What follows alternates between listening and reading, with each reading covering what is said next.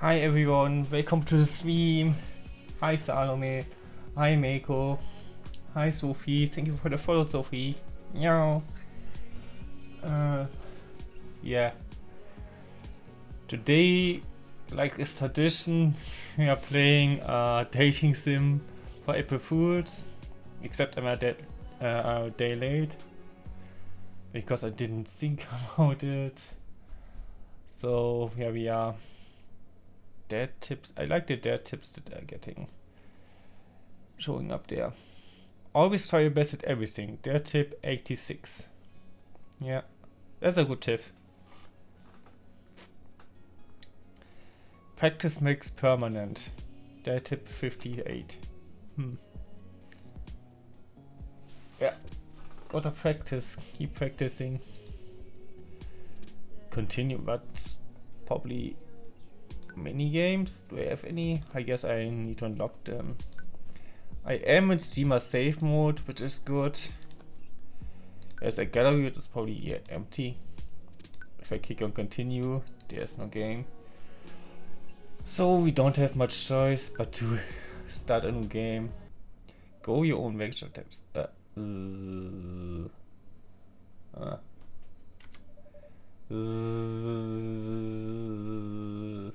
wanted to comment on the dads a bit in the screen and comment on who I want to date maybe, but I guess I'm late for that now.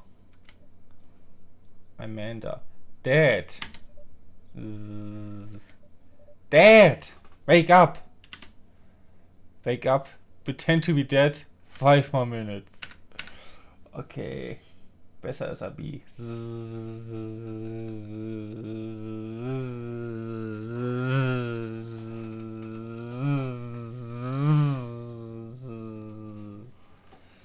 Was that a good B impression?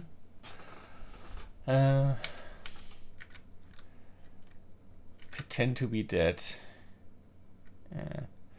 I'm not sure what I'm going for right now. I'm going for the funny option. I let my tongue out of my mouth and stop breathing. Amanda shakes me. Come on, Dad. This hadn't worked on me since I was 6. Okay, yeah, about the first time, I guess. I'm sorry, Amanda. This is the end for me. Dad, I swear to God. Amanda, I bequeath to you all of my earthly possessions. Spread my ashes over my recliner. You like bees? I don't really, they sting. Okay, well, your course better get into the moving van, because it's leaving soon. Are we moving? I finally open my eyes and sit up. I'm lying in the middle of the living room, spooning a moving box. I yawn and stretch, yeah. Okay, we're dating the box. Okay, that's my final choice. Can't be any of those boxes because I don't think we are spooning any of them. Must be like out of view right now. But we are dating the box. I want to get bitten but not stinged. Who's told you I want to get bitten? Also stung, I think. That's the morning, Manda Panda. Yikes, that was. Go brush your teeth. I like her little things here. She has a lot of pins. And generally, the outfit is cute. This is like a military vest, military style. I like it. And a little hairband, yeah. The place. I guess we're not staying here if it's full of moving. Or did we just move in? Yeah, we might just move in and not move out. But actually, he said the moving van comes, so we're moving out probably. You're not here to learn English, but you will. Don't worry. Why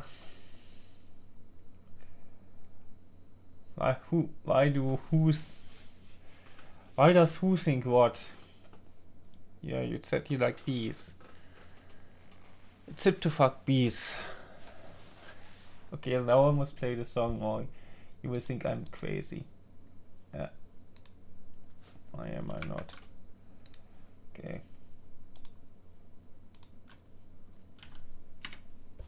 play this song.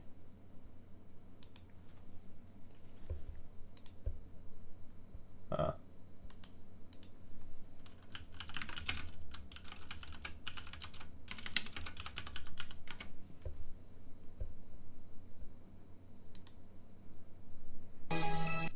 Yeah. I am crazy, yeah. But what's this? That's the wrong song.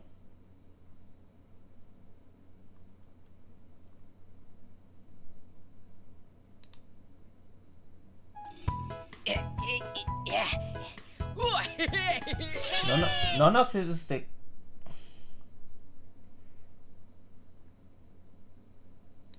None of this is the right song.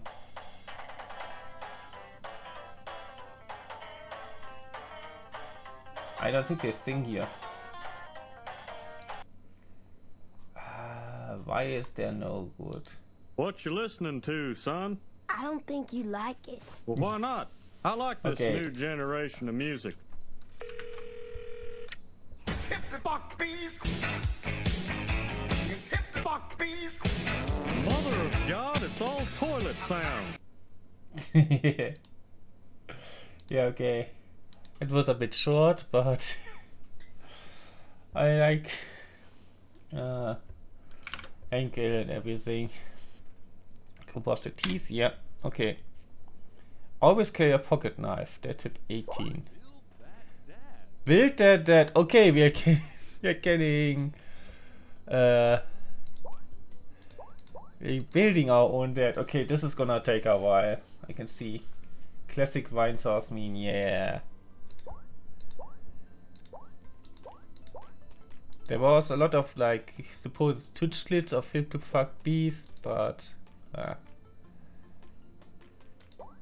tank binder bot. Oh, this is just a different. Okay, we have 3 different body types, and we can like go belly free or like fully covered, basically. Can you date a daughter? Only she's over 18. She's probably not. She's probably not the right age. She's probably too young. Can like, but I probably like make it as pale as me, which is probably this is the right paleness. I don't know. I probably we go with belly out. I think that we have to do. Thick binder board, slim binder board, less thick. I mean, the game is a few years old, so she might be over 18 now. But in the game, it will forever not be. You want big belly? Yeah, I kind of was looking through that. Anyway, diamond head, hard head, oval head. Yeah, are we going for a chat chin? I don't like this much.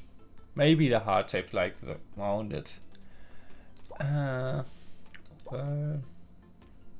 Mount. Square. I think this fits. Oh, I get a beard shadow. I'm not sure I want this right now. Does it look better with other stuff? We're leaving it out for now. I do want hair, but not sure what. This is not a game for you? Why? Don't you like it? Don't you like the dad bots? Not into dads? We can go for the Son Goku hair, Space Warrior hair, okay. Probably not that.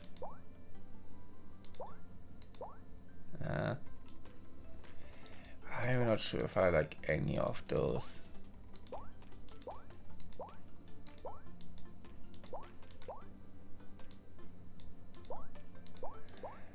Damn. Also, scrolling is really slow here for some reason.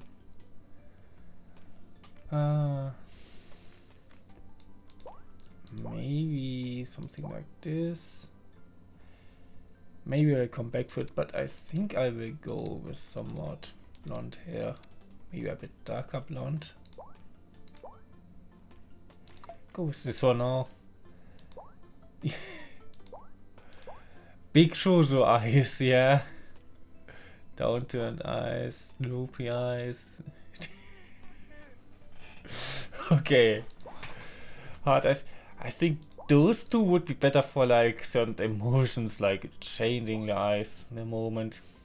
Hooded eyes, monolith eyes, salty eyes, shiny eyes, snake eyes, space boy eyes, yeah. For the anime, for the Son Goku look. Can't play games where you have to do things like date or struggle with dialogues. Yeah. Tintin eyes.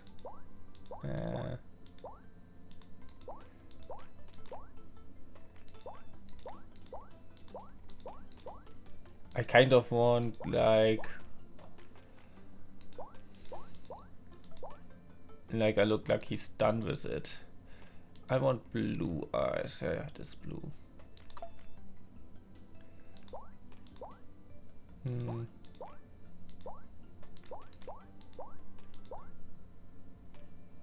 I'm not sure.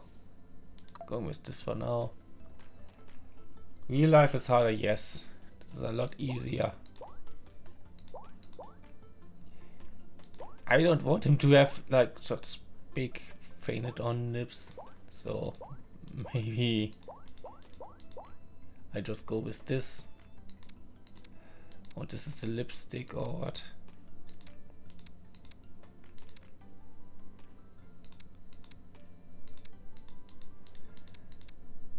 Yeah, but there's not like skin color. This is the closest of skin color.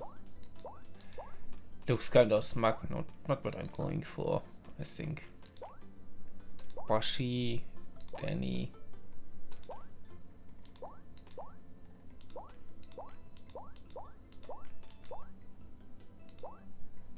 Wizard eyebrows. Let's go with this one up. We could like go for really silly looks.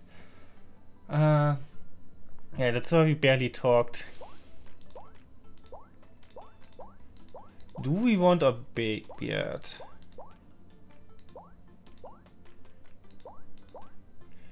If I take something like this, the mouse doesn't matter at all, because we never see it. There isn't like the option like for just a goatee. Need to have something on the upper lips, I guess. We go with this for now. I will go over this again, maybe. I want him to have glasses just like me, probably those ones. Piercings. This looks a bit silly in the beard. Yeah, but I think I will go with no piercings. I like this. This is really great. But let's go over all the other stuff. This is also silly. Those are all very dead closes. I can see it. But I think I will go with the hamburger. The happy hamburger. Looking good, Daddy. Anyone has any suggestions what I should go for here? Anything you don't like? I'm pretty happy with him right now. That looks like a dad.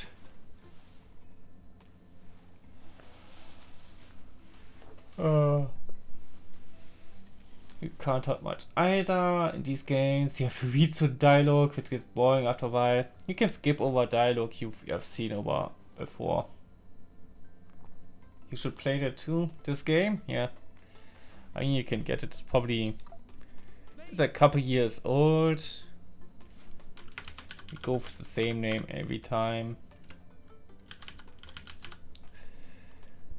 be that dad. It's probably on sale often. When changing a tire, make sure to tighten the bolts in a starfish pattern.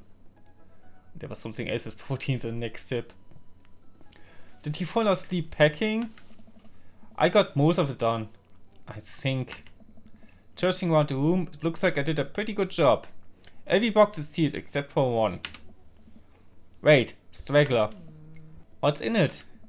Looking into the box, I see a bunch of old photos and little photo albums. Wow, I haven't seen these in years.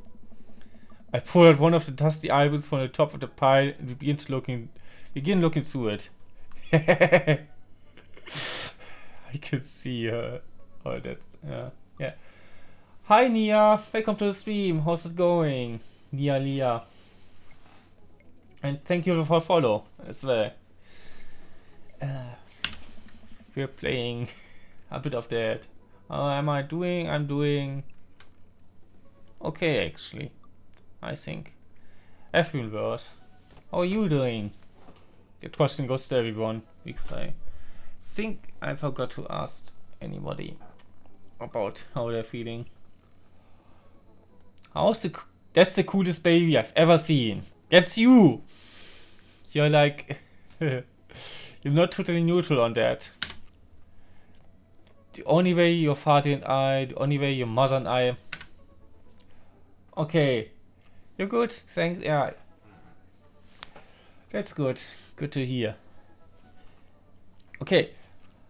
Were we already with like a father with her, or were we do we have a mother before?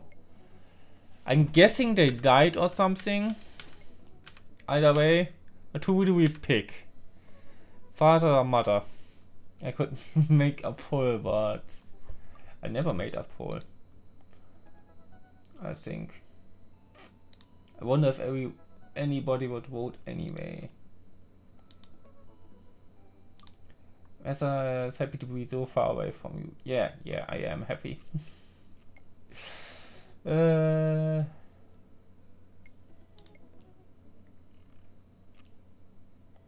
How do I make a poll? Now I just want to find out.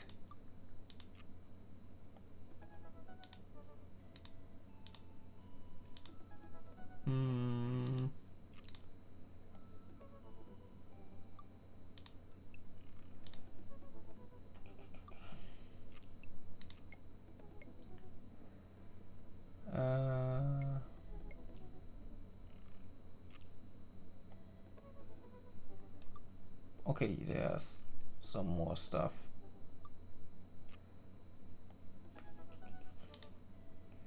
Isn't it just a... Do I need to be affiliate to make polls? That's... makes some amount of sense, I guess, because you need a couple of viewers to actually make that work. Want this to make sense, but annoying. Okay. The only way your father and I... Okay, father or mother? The first one who says anything, I will pick that. 2 dads or 1 mother. And 1 dad also. Who do we pick? Dad, okay.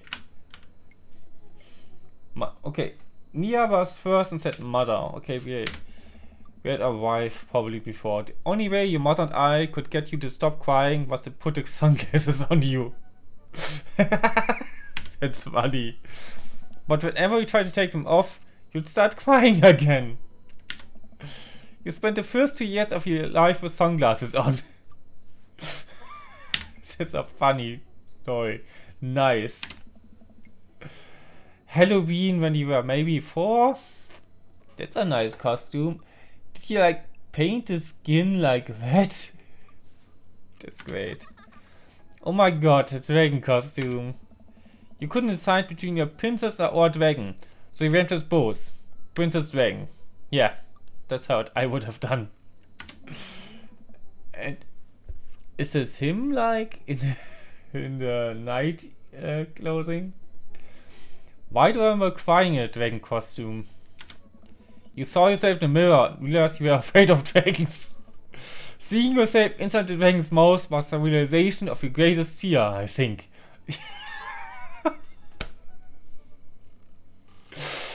They have the funniest baby stories. I guess he's not a baby there anymore, but... Right? Yup. Definitely repressed memory. And this was you in your horse face. Ha! She had a horse face. Yeah. Look how many horses he's drawn. Yeah.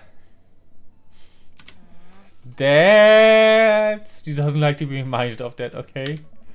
I believe he named the plush horse the Horsing and the Brave. I don't think this was his. Amanda longs for the photo, but I quickly snatched it away and hold it above her head with my superior dad arms. Yeah, superior dad arms. Yeah. You should write baby stories of the raccoons? Yeah, do that. Nice try. But this is important blackmail for later down the road. It is. Go ahead and try me. I've seen pictures of you in your scar band. Oh, ouch, kid. Yeah, okay. That's rough. The Scammonist Manifesto had a chance back in the day. Scammonist, okay. Scammonist. I look off in the distance and I'm missing about that red horn section. Hey, it's Emma P. Ah, childhood friend. No, Dad, it's Emma R. I didn't meet Emma P until high school. Ah, he confuses Emmas. Honey, I promised you, wholeheartedly, that will never stop. I will never stop mixing those two up. Yeah. Yeah. Dad, Emma asked me my best friend since I was 7. Give it like a little bit of effort. Alright. Emma P was the one who tried to steal people's pets, fired a flaming tennis ball at the police station, pooped her pants during a sleepover. I think the last one is a bit I want to go for like really crime stuff, I think. So flying tennis ball probably. This is a bit depressing. This is funny. Lighter fluid, tennis ball, tennis racket, right? Dad, that was you. What did I do? What? Oh right. I was a wild child. Apparently. I was 6 when you did it.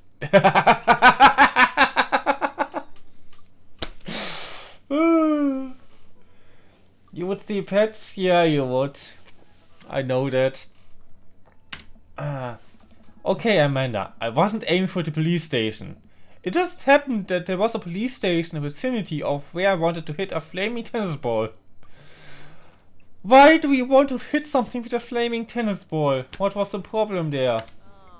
Yeah, I remember you explaining that to the police. They didn't believe me either. Anyway, I got the chills to MR later. She get a kick out of it. The first photography award you ever won.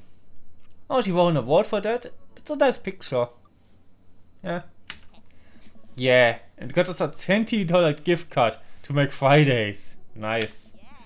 And then you got food poisoning from the cheesy tostada blast. You can imagine me shooting flaming balls and stuff.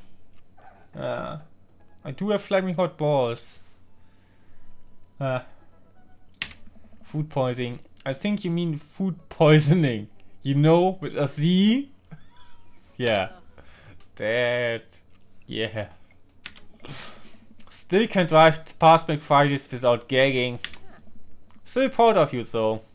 Proud of that photo. Okay, this was me saying that. Amanda reaches down into the box and pulled out one last photo. Oh, it's Mom. Neither of us say a word. We stare at the photo for a long moment. Look at her face. Yeah. I love you, Amanda. I finally decided to break the silence. That was the day we were born. That was the day we adopted you. Okay. Another question. is she our like biological child, or was she adopted? You can say pick that.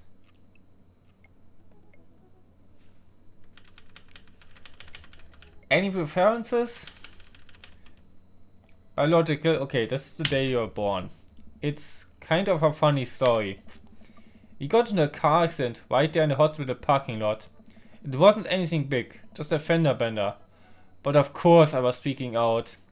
And the little old lady who crashed into us was freaking out. And I didn't know what to do. Old ladies. But your mother. Oh man. She holds my hand and looks me directly in the eyes. The calmest I've ever seen her. She says, "It's okay. It's all gonna be okay." I guess not everything was okay. She was right, you know. Kind of. I stare at the picture for longer.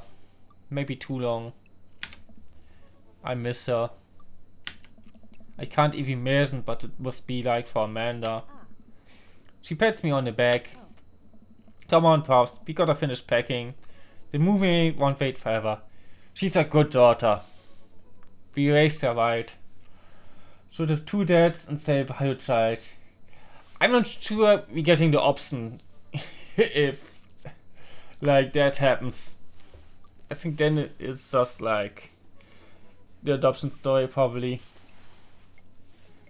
Yeah. You're right. Also actually let me look something up here for a second.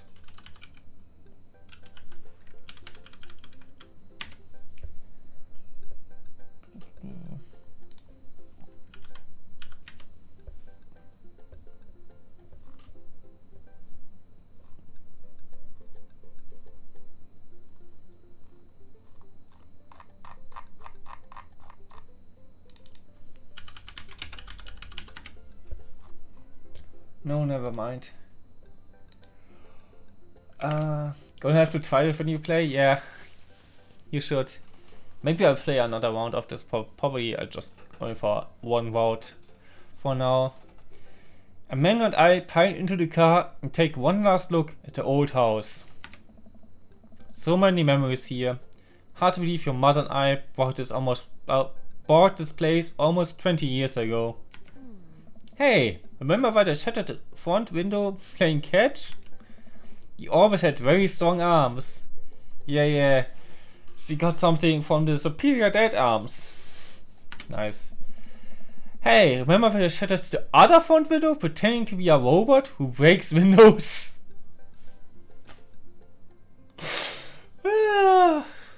She's great. You were a very imaginative child. She was. Hey, remember when I walked the back window? We get it, Amanda. You break stuff. And there will be plenty more stuff for me to bake in a new place. Nice. Memories to make and stuff to break. You ready? We sit in silence for a moment. I watched my daughter grow up in this house. It will forever hold a place in my heart. But it stings a little bit to leave it behind. I'm ready. The movie begins to pull away, and I get the car in position to follow it. I watch our house, our old house, disappear in the rearview mirror. So what? So save me on our cool new pet. Yeah. Both are good at baking stuff. Yeah, probably. I'll clear my throat and do my best cheesy announcer voice. Nested and beautiful, scenic downtown Maple Bay. Our new home features wash and dryer hookups, a 2-car garage, multiple places to sleep. What's like the exciting stuff here?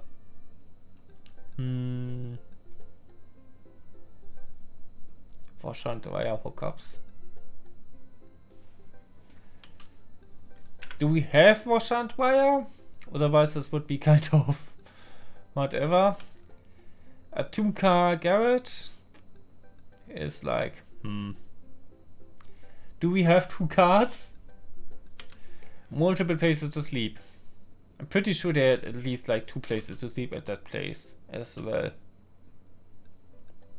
I'm actually not sure. I'm gonna go with this. Not only are there bedrooms for your sleeping pleasure, but couches and floor space where you can, yes, catch a wink. What a deal. I mean, sleep for the week. Yeah, sleep is for the week. She's my girl. You sleep more than anyone I know. I admit my faults, pups. I keep it real. Anyway, it's also smaller than our last home. Cozier, one might argue. Yeah. I guess there are only like 2 people right now, so makes sense to go for something smaller. Good spin. I think it's great. Won't we be closer to a lot of cool stuff that we can walk to? So we don't have to waste gas? And I mean, trying to park downtown is, you know... Amanda, you know you're gonna have to learn how to parallel park at some point, right? Not gonna happen, Pops. I think someone needs to do a 3-point turn on their attitude. Okay, is she 18? She can drive? That's what I was so tired. Why was I so tired? Because I broke stuff? Because I just sleep a lot? I don't know how to do that either. Okay, no changing attitude. Have you met the neighbors yet? Not yet, but the neighborhood seems pretty quiet. So you won't have to chase any rowdy teens off your lawn? Maybe, actually. Sleep is for the week. Yeah. My words. Staying up all night. Yeah, last night I was like... Took my time to go to bed. Yeah. But I think there will be rowdy teens. You are the very teen you mock when you say that, honey. True. I'm not sure how old she is. I'm in my last year of high school. I'm practically dust. Okay, last year of high school. She might be 18 actually. Huh. Yeah, you are real. Don't you dare. Senior. Dad jokes. Nice. Actually, I'm gonna check up. How long does high school last?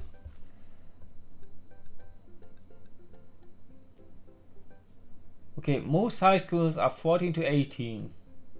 Okay. It kind of depends. So she's like right on the edge. She could be 18 or she could be 17. I think she's unlikely to be 16. But yeah. Dad, I know where this is going. Citizen. I'm just gonna ignore that. Dad jokes, I love them. But I won't forget it. So what's number 1 on the new house agenda?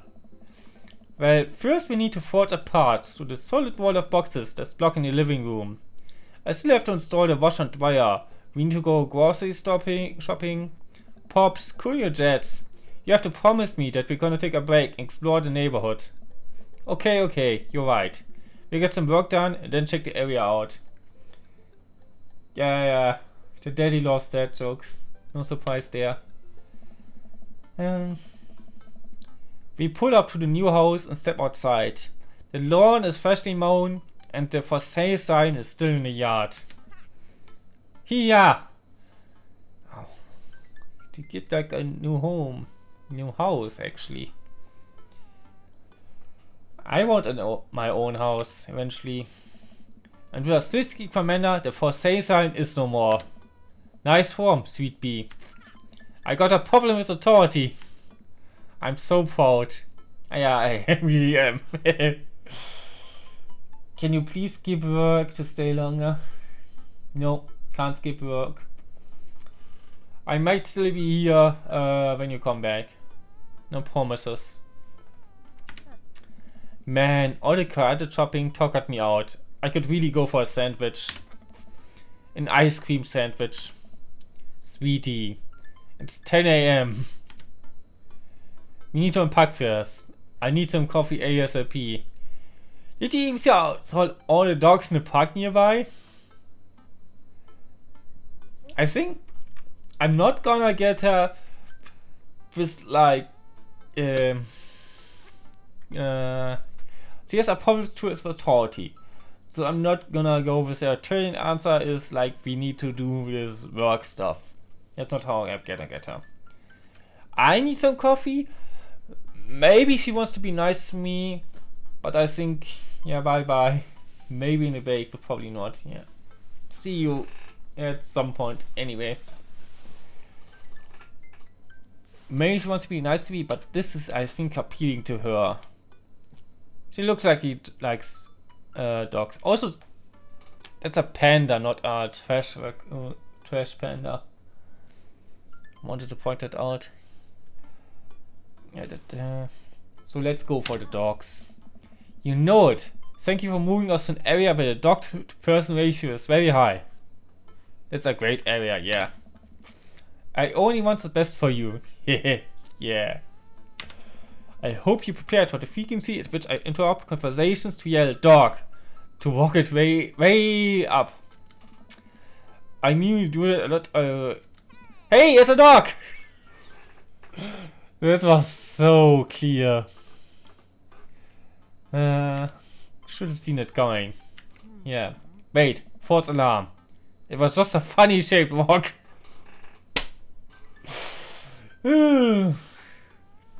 I like the humor of this game. If you wanna see the real dog so bad, let's go to that park around the corner. Stand up for yourself. Okay, I already loaded. A man and I begin to stroll through the neighborhood. I can't believe how beautiful it is outside. Kids are playing in the street, flowers are in bloom, and the faint smell of a nearby barbecue drifts through the air. I need something to drink. All this talking makes my throat feel dry.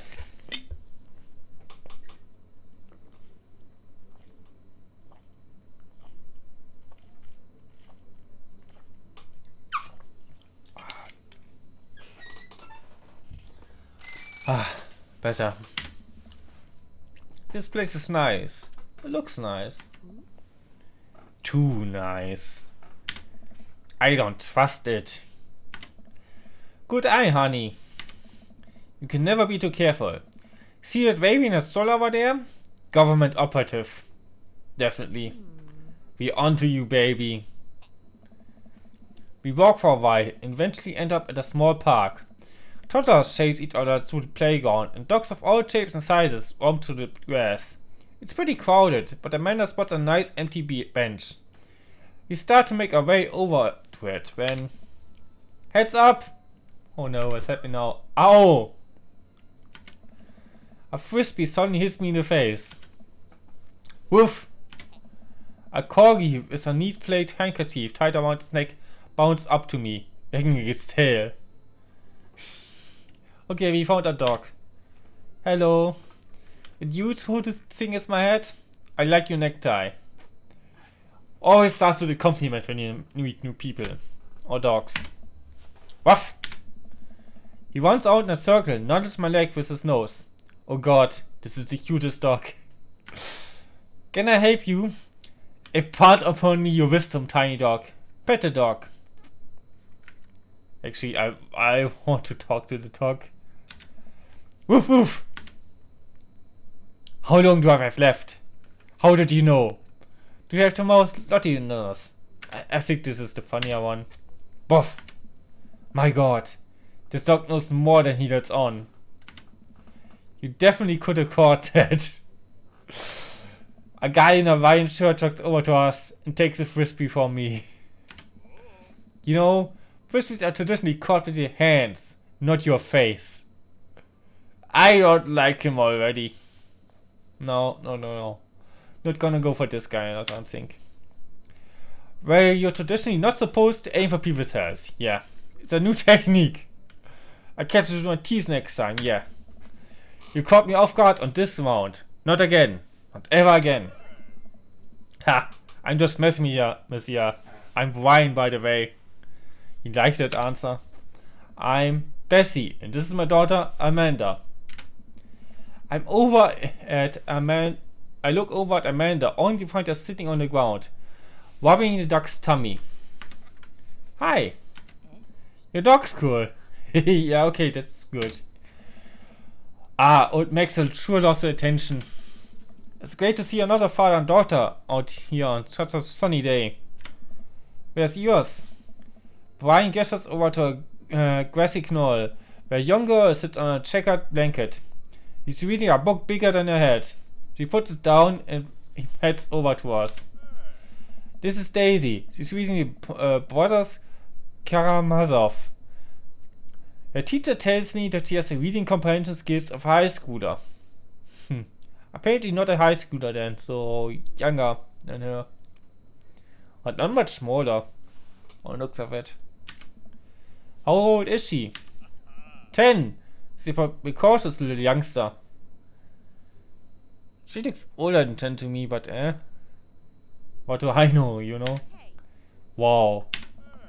My natural dad instincts kick in. I must brag about my child's accomplishments. Okay. Oh no, it's happening. What's that sound? Boy. Okay, I love this game. Go on, Daisy. Tell them about yourself. Okay. That's my girl. Amanda, get in there. Doing a little Deadmon battle here. Okay. Precis HP 80. Price HP 80. Okay. Back. Yeah, TR. What's that? Can't choose daughters. Amanda is your only daughter. Okay, yeah, okay. Ah, it's short for daughter. Yeah, right. I think in Pokemon it's PKMM. I think. Because you have limited characters to work with here, I guess. But I like this is Pokemon Red Blue vibes. Amanda here just recently won a local photography award. Wow, congratulations! File loses 10 HP. Yeah! Hit him hard. Daisy actually just won a statewide poetry contest. You lost 15 HP. Basic HP, okay. Ah, not great. What do I have for items? Grade card, band-aids, spelling bee photo, child art. Can I go back? Doesn't look like it. See? I guess I get over the grade card. You pull a wrinkled copy of Amanda's last grade card out of your back pocket. That! Awesome grades! Brian loses 25 XP. You really carry that around everywhere? Yeah, of course. Ouch. Maybe it is kind of weird. Lose 5 XP. Daisy just started a weekly chess club at the elementary school computer lab. Oof. She's the president too, of course. Yeah, dang, my high school doesn't have a chess club or a computer lab. You lose 10 HP. Okay, now I'm ahead on HP, that's nice. Do you have anything else? Band-aid, child art, spelling bee photo. Yeah, I think both of those are still embarrassing. I'm going for child art. You unfurled your wallet to read a tiny copy of a drawing of a cornucopia Amanda did in first grade. Cute! It is. It isn't very impressive, but Amanda genuinely appreciates you holding on to it. Brian loses 10 HP. You gain 20 HP. Yeah, nice. Daisy sold enough candy bars this year to get the top prize. A canoe. We're taking it out next weekend. Nice. How is it even possible? Amanda could barely get one of those sticky hand things. It's extra powerful. You lose 20 HP. But yeah, it's looking good here. Last week, unprompted, Amanda helped an old woman with her grocery bags. It's extra powerful. Brian loses 20 HP, yeah. Did I mention Daisy said her first verse in 10 months? Daddy. Amanda was potty. Still cute, but maybe this isn't the time to bring it up. You lose 10 HP. Okay. If I do like 1 good damage. I think that one that I have. You have to go. Bye, Meiko. See you around. Everybody goes now. Yeah. What do we have yet? Because I don't want to open this up because then I can't go back. We had the great card and the drawing. What else was there? We're going to back again. Amanda's an all honors class this semester. Brian loses 10 HP. He's almost down. Oh really? I'm actually talking to Daisy's teachers about having her skip a grade. Even Amanda kind of whistles at that one. He loses 20 HP. Okay. Now, do we go another one? I think the one that I have could damage me as well by embarrassing Amanda a bit, so we're gonna break again. A few months back, Amanda started volunteering at the homeless shelter in our old neighborhood. Brian loses 10 HP. He's down. I've got him on the ropes. You two seem to have such a good relationship. It warms my heart. Ugh, why do you have to be such a good loser? So, I take it you guys are new to the neighborhood? We just moved in. Do we live around here? Do we always get a Pokemon battle like that? When we meet a new dad? I kind of want it. Yeah, we live in the cul-de-sac down next to the coffee shop. What a coincidence. That's where we live too. Ah. Small world. Yeah, Daisy and I and that little ranch-style house on the corner. Ranch-style. Okay, I know that house. It's just like ours, but slightly bigger and better landscapes. Does this guy have to outdo me at everything? What a lovely place. Well, I don't want to take up any more of your time. Really nice meeting you guys. You have to stop by at some point. Yeah, definitely. Bye. Bye and Daisy walk further into the park with Maxwell happily trotting along its hall. Do you get a feeling that he was trying to one-up us? Trying and succeeding. I can't believe the kid's only 10. What was I even doing at her age? I believe it a bit of a thing for horses. That was a horse race. Shame that didn't pan out. Could have majored in comparative horse studies. It's not too late to minor in horse creative writing. Too close to the truth that. Let us never speak again of the fantastic adventures of the Horsican the Brave. An epic in 7 parts by Amanda Vesey. Oh, love it. We laugh off the horse epic and walk out the park a bit more, enjoying the day. Go to coffee shop, go unpack, take a nap. We haven't gotten any work done so far, so I think we're going to unpack now.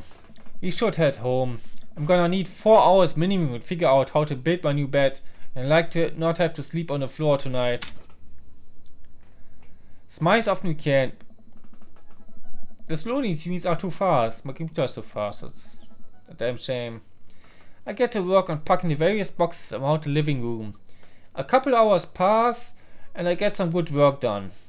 The washer dryer is both washing and drying, and we can actually walk through the living room without tripping over boxes. First visitor already? I walk over to the door and open it. Hello! A handsome, clean-cut man stood at my door, brandishing a plate of cookies. Hello? I like him, he comes with cookies. Okay, you get plus points already. Welcome gifts. Oh, where are my manners? My name is Joseph. I'm your next door neighbor. Oh, yes, hi, I'm Bessie. That's what my name is. He's a little one bit over there. Also, let's go with the background a bit.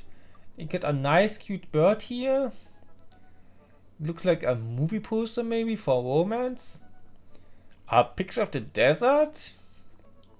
That's a leftover from the horse face, I guess.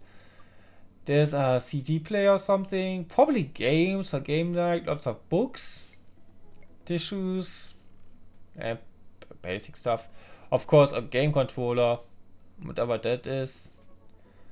All sorts of assortments. TV control. Are those Amanda shoes? Doesn't look like her style. Doesn't look like my... Maybe it is my style, actually. Also, I just noticed we both have like pink shirts. Maybe I will romance him. But maybe he's similar to me. Is this a new player? Okay. This is a bit beaten up. That looks cozy. Yeah, some players. And that's, I think, my backup shirt probably. I saw the moving van. Okay, there's also some laundry. Okay, I saw the moving van and thought I'd bring over some cookies. My daughter Christy wanted me to let you know she baked them herself. Christy, okay. Joseph leans in and whispers. But between you and me, she just sprinkled in the chocolate chips. Yeah, we both share lots. Kids, right? Oh, cookies, huh? So nice to meet you. Joseph enters the place of cookie with a smile. Dot dot dot. Well, take some cookies. Amanda disappears with the cookies. Amanda, and she's gone. That's my daughter. Her name is Amanda. She's a charmer. It was very charming. Daughters are tough. Sons are also tough. Children are just tough.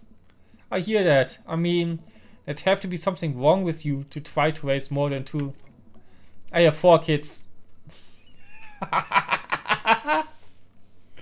We simply just do everything wrong. I love it. What have you done? What have I done? Oh, I meant... Don't worry, you didn't mean to be rude. Oh no, it's the first one I've met. My social life is already in tailspin. I wonder if it's late to move again. Yeah, okay. Is the missus around? No, not anymore. She died. Oh. I'm sorry for your loss. No, it's alright. Wow, this is uncomfortable. We stand there quietly for a moment, acutely aware of how awkward we both made things. At least we both make mistakes, so I think that's something to bond over. I'm sorry, can you close the door real quick? I look at Joseph quickly but comply. After a second, I hear a knock on the door. Opening it, I see Joseph standing there with a huge smile. A new introduction! Hey, I'm your new neighbor Joseph. I promise to not talk about your dead spouse this time. I'm throwing a barbecue for the curious sack. I'd love for you to come by and meet the rest of the neighbors in our community. What do you say, Paul? That sounds great. My daughter Amanda and I would love to stop by. Also, 4 kids is a perfectly normal amount of children to have. We shake hands to seal the deal. Well, neighbor, I see you at 3 p.m. sharp on Saturday. Sure thing, neighbor. Joseph starts walking away, but stops to think for a second and turns around. Hey, in all seriousness, raising a kid on your own can't be easy.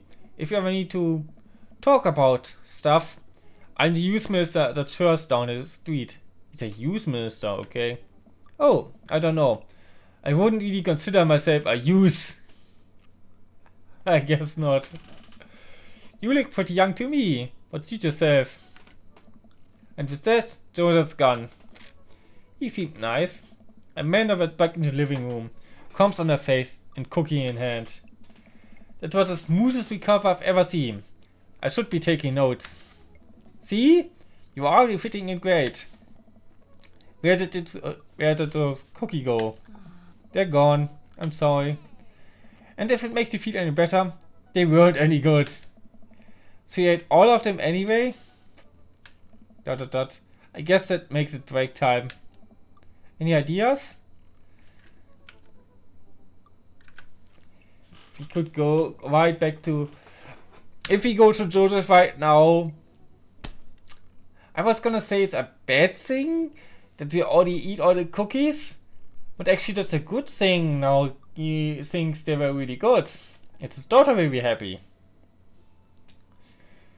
But the real meta question here is... Do we want to go for Joseph? Because if we do, we can bring his cape plate back. And that would give us more time with him. But I think at this point, I just want to meet all the other people for now. I'm feeling a little sluggish, and coffee seems like the more responsible option than just taking a nap. I'm proud of you. You can't beat the Whammy bar. We walk down the street to the coffee spoon. Sorry. A cute little place on the corner. Man, this is just a convenient walking distance from our place. I mean, I guess. What's wrong? Why would I go somewhere else and drink coffee on a couch when I could just drink better coffee at home on my own couch, not have to make awkward eye contact with other people? That's me, yeah. Except I don't drink coffee, but the rest of this. At least when I'm home, some random guy isn't gonna come up and sit on the recliner next to me, and I won't feel like a little weird about it. Because technically, he's not sitting at my tail, but he's very much within my personal zone. That. And what's the etiquette when you have a dirty mug? Is there a bin? Do you go set it up on the counter because you don't know where else to put it? Or do you leave it there and feel your face was hot with shame? As you consider the possibility, there is in fact a bin somewhere just outside. Now you dead jerk who left your mug. Dad, are you just afraid to meet new people? Yes, I am. Definitely. Yes, Amanda. Yeah. I got it. You walk inside. Okay, that's the barista possibly. Or a guest. We don't know that yet. The inside of a coffee shop is incredibly warm and inviting. Vinyl records line the walls, and patrons lounge around in well-worn couches. Some cool tunes spin on a record player next to a little stage. Okay, the vinyls are actually good. We had one new player at home, so this feels nice. Breakfast, lunch. I'm not sure what you can buy for this money. I guess the prices don't seem outrageous. If we can get what for 125, the most expensive item is like 8. Whatever the currency is, but it's probably dollars. Welcome to Coffee Spoon, guys. How's it going? What's with the name? Oh, it's kinda dumb. It gets mentioned in this poem I like, and I thought it was a good idea at the time. And I suppose now it's still a good idea because like the business is still running. But people ask me the question all the time. I give them the same answer every time. Now I'm standing here rambling, and I'm sure we're all getting more and more uncomfortable the more I keep talking about it. But man, we're in it now, and I can't stop. Okay, we're both awkward around people. Okay, I also like him. ... So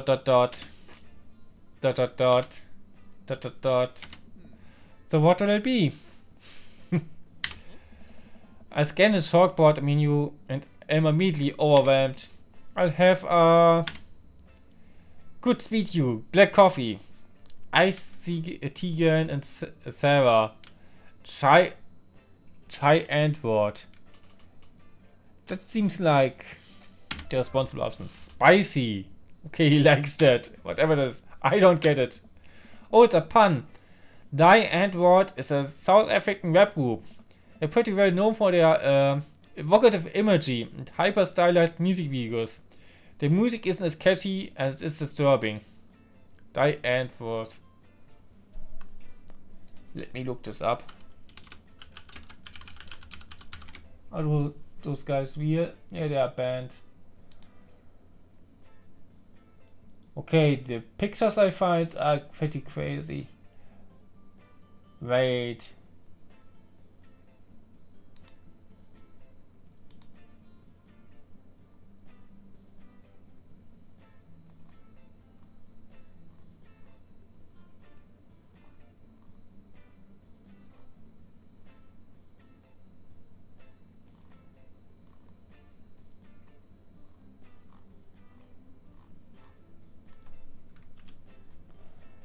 Let me look something up.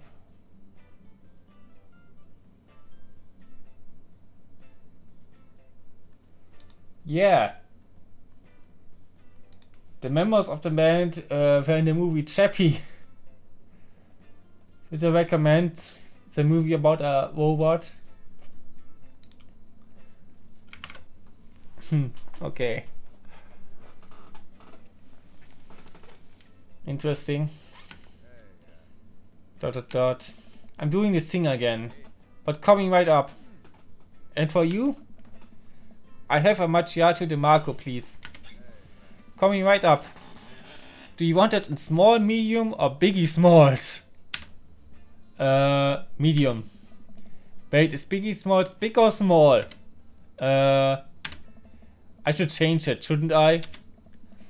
Matt sets to making our drinks and Amanda and I take a seat on one of the couches. Yeah. What's his deal? Let the man make his puns. They're cooler bands than you listen to anyway. Hey. Hey! Scar was cool once. This couch is actually pretty comfy. Maybe not comfy on our couch, but it's alright. Good lumbar support. You sink right into it. I need to drink something again. I wonder if you make it to our route today.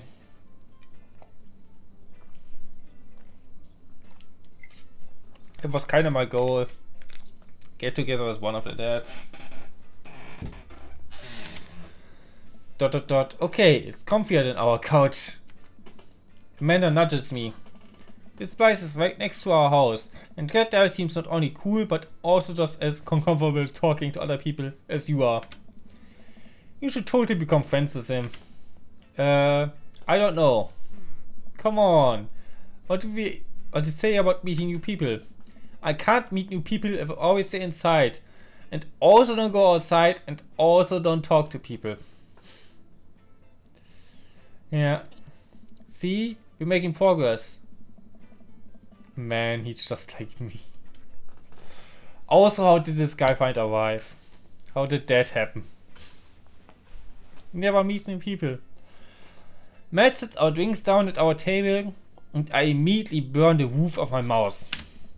Good one. Hi, you're new to the neighborhood. I'm Amanda. And this is my dad, Bessie. Oh, right on. Pleased to meet you both. You ought to come by when my daughter's hanging around the shop. You two might get along. Yeah, I'm sure we may be coming from time to time. Amanda kissed my leg from under the table. I'm sure we'll be here a lot. You know what? Let me get you guys' opinion or something. Matt goes on the back, comes out with a fresh plate or something that smells amazing. I'm working on a new banana bread recipe. I need help coming up with a name for it. Well, I think we have to taste it first so we can get the full flavor profile of, you know, really appreciate the flavor sensations of Amanda nods vigorously. She knows this game. Yeah, we need to give the banana bread a taste if you want us doing some free created labor. I think that would be commensurate with, I've taught her well. We have trained for this day. Free bread. Free bread. I was just gonna give you guys free banana bread anyway. Right, yes, that. Matt serves us each a piece. Amanda and I happily chow down. This is amazing. Do we get to pick a name now? This would be nice. Thanks, the secret ingredient is bananas. The secret? So, any ideas? I'm stumped. Well, I think I might only be able to give you that band puns, but I give it a shot. Banana bread Kennedys. Grateful banana bread. White said banana bread. I think banana bread Kennedys is nice. You know, like the punk band? I think you liked that. I thought you said you only knew dead band cunts. I'm a hard dad. Dad actually has a nice ring to it. I'm hard. God. Oh, why does he have to say it like that? Really? Yeah, banana bread Kennedys. Strong decisions. That's art, baby. ... I wanted to say baby because I thought it would sound cool, but once I said it, I realized it just doesn't sound good coming out of my mouth. Maybe I should leave saying baby to professionals. ... Enjoy your coffee. I like him. Thanks, baby. See? It sounds good when you say it. Ah, I like that. Across the way, a man catches my eye. He sits by himself, brooding over a cup of coffee. Our eyes meet, just for a moment. He looks like he could murder me. I like him. ... I hastily look away, hoping he didn't catch me staring. Who is that? We finish up our drinks and head out. Yeah, we meet him at some point. Like, properly. Thanks for stopping in. Take care. Okay, now that we're full of caffeine, where to? Need a nap. Okay, it's the only option we have. We just had coffee. Have you ever known me to play by the rules? Your father's a rebel, sweetie. Now all about the train. Sleepy time, Johnson. Train to leave sleep. It's okay to cry. Yeah, like this thing I have. I want to show a picture, but don't have it on me right now. I did show it in Discord if you want to have a look. It's okay to cry. We're walking home. I hear heavy footsteps coming up behind us. Bessie, bro! Ooh, what? I turn around and greeted by a familiar face jogging up to us. Oh, we know this guy already? Craig? Bro! Bro! Holy, wow. I haven't seen Craig in forever.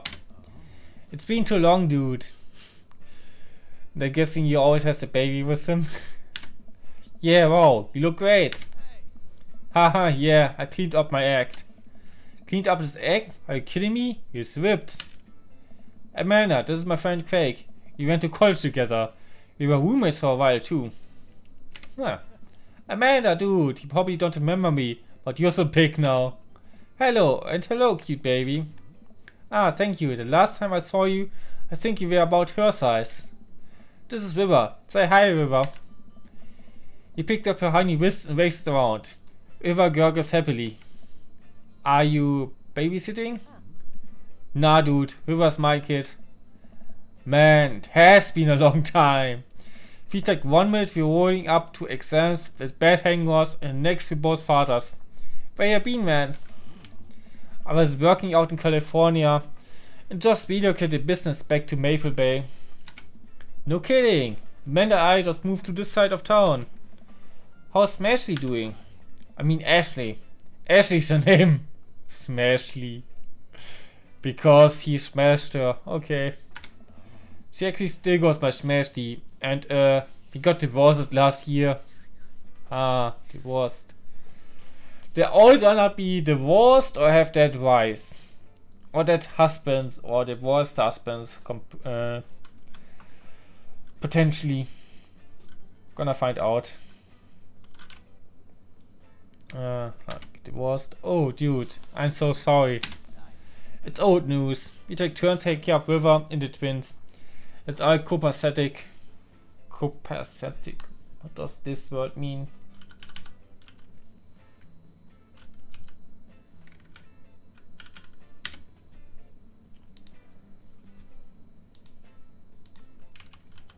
Copacetic.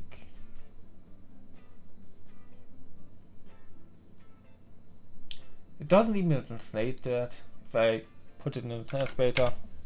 Twins? You have 3 kids? Ain't life something, bro, right? Caxton Craig is a father of 3. Caxton Craig? Oh, haha, yeah, it was my old college nickname. He got it because he did a lot of keg stands. It's that thing where you do a handstand on a keg and then drink from the keg. Right. He was very good at it. Ha, bro. I hate to be that guy, but I'm in the middle of my daily jog and I really gotta keep up my heart rate. But we're along for, resistance training. You jog daily, I jog yearly. I should jog again. On January 1st, when I promised myself that I'm gonna jog daily for the rest of the year, but give up after 30 minutes and just walk home. A 30-minute jog is okay, actually. But it's never too late to get back into it, dude. You should join me sometime. Ha, I don't know. Come on, it will be fun. You should grab breakfast afterwards. Get up. We could do a bro brunch like the good old days. Alright, sure. Sounds great. Great. Let's get that going soon. I better get moving. Good to see you guys. Craig waves a little, puts his earbuds back in, and jogs off. I can't believe Craig is ripped and has kids. I'm reeling. Why is that? The Craig I knew is not fit to be responsible for any living thing, including and especially himself. One time I watched him drink entire jar of Mariana sauce for dinner. Wow. Amanda, he opened up a new jar of marinara sauce and then drank it like it was a thing that normal people do. It was unholy. And then I asked him what the hell he was doing, and he said, I quote, "It's basically a smoothie, bro." I mean, technically, he's not wrong.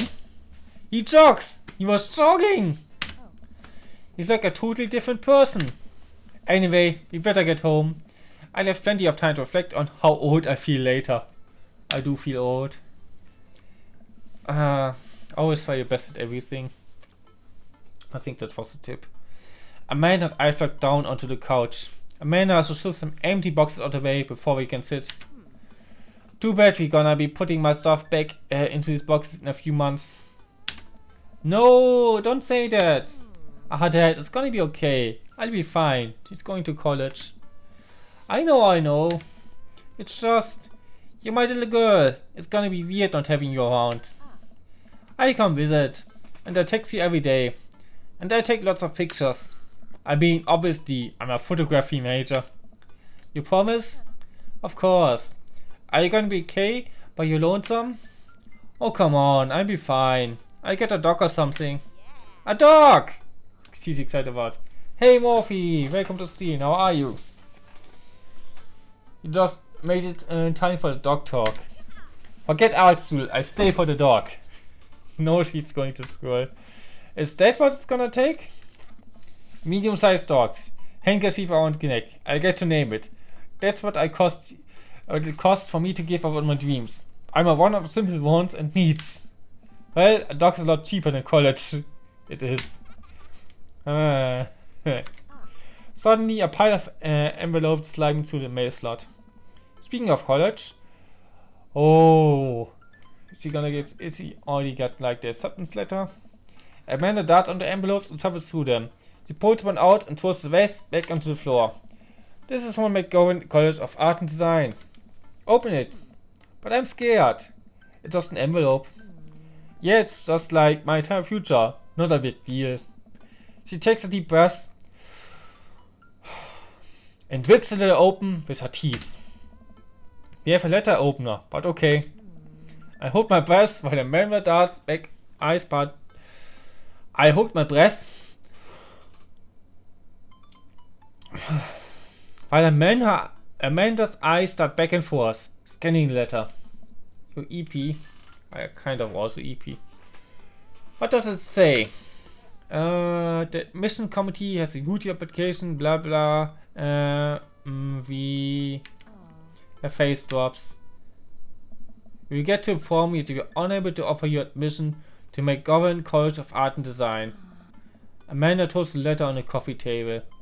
Oh, sweetie. It's okay, I kinda saw it coming. I knew I shouldn't have put that experimental stuff in my portfolio. The admissions officer told me they just want to see portraits or whatever.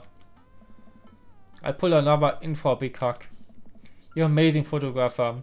I know how much work you put into your portfolio, So mother school is gone. I want to catch shit you up for sure. Yeah, I know. It's fine. Are you actually fine, or are you just saying that? Was this the Green College and all the other ones are like, yeah, the emerging options? I'm fine, really. My face is the opposite, but I probably shouldn't push you on this. Oh, and before I forget, Emma R and Emma P are sleeping over tonight. So, you need me out of the way because I'm painfully uncool. I would choose more delicate phrasing, but yes. Well, I have you know that I conveniently already have plans for tonight. So you have the new place for yourself.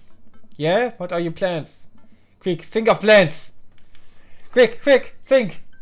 What? What am I thinking, doing? I'm seeking the payoff this plan. I gotta attend the union meeting. I'm going clubbing.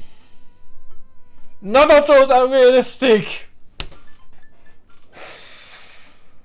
I'm not going clubbing, she's not gonna buy this. She would rather buy this, I'm a mayor. I think the union meeting, maybe. What? I have no idea what he works. What is his job? But it could be an option, I don't know. Bossman's been riding us poles too hard. It's time to rise up for rights. Dad, you're not even gonna invite me to the riot? I'm sorry, sweetie. It's an honest day's work for an honest day's riot. I'm not kidding. I'm actually going to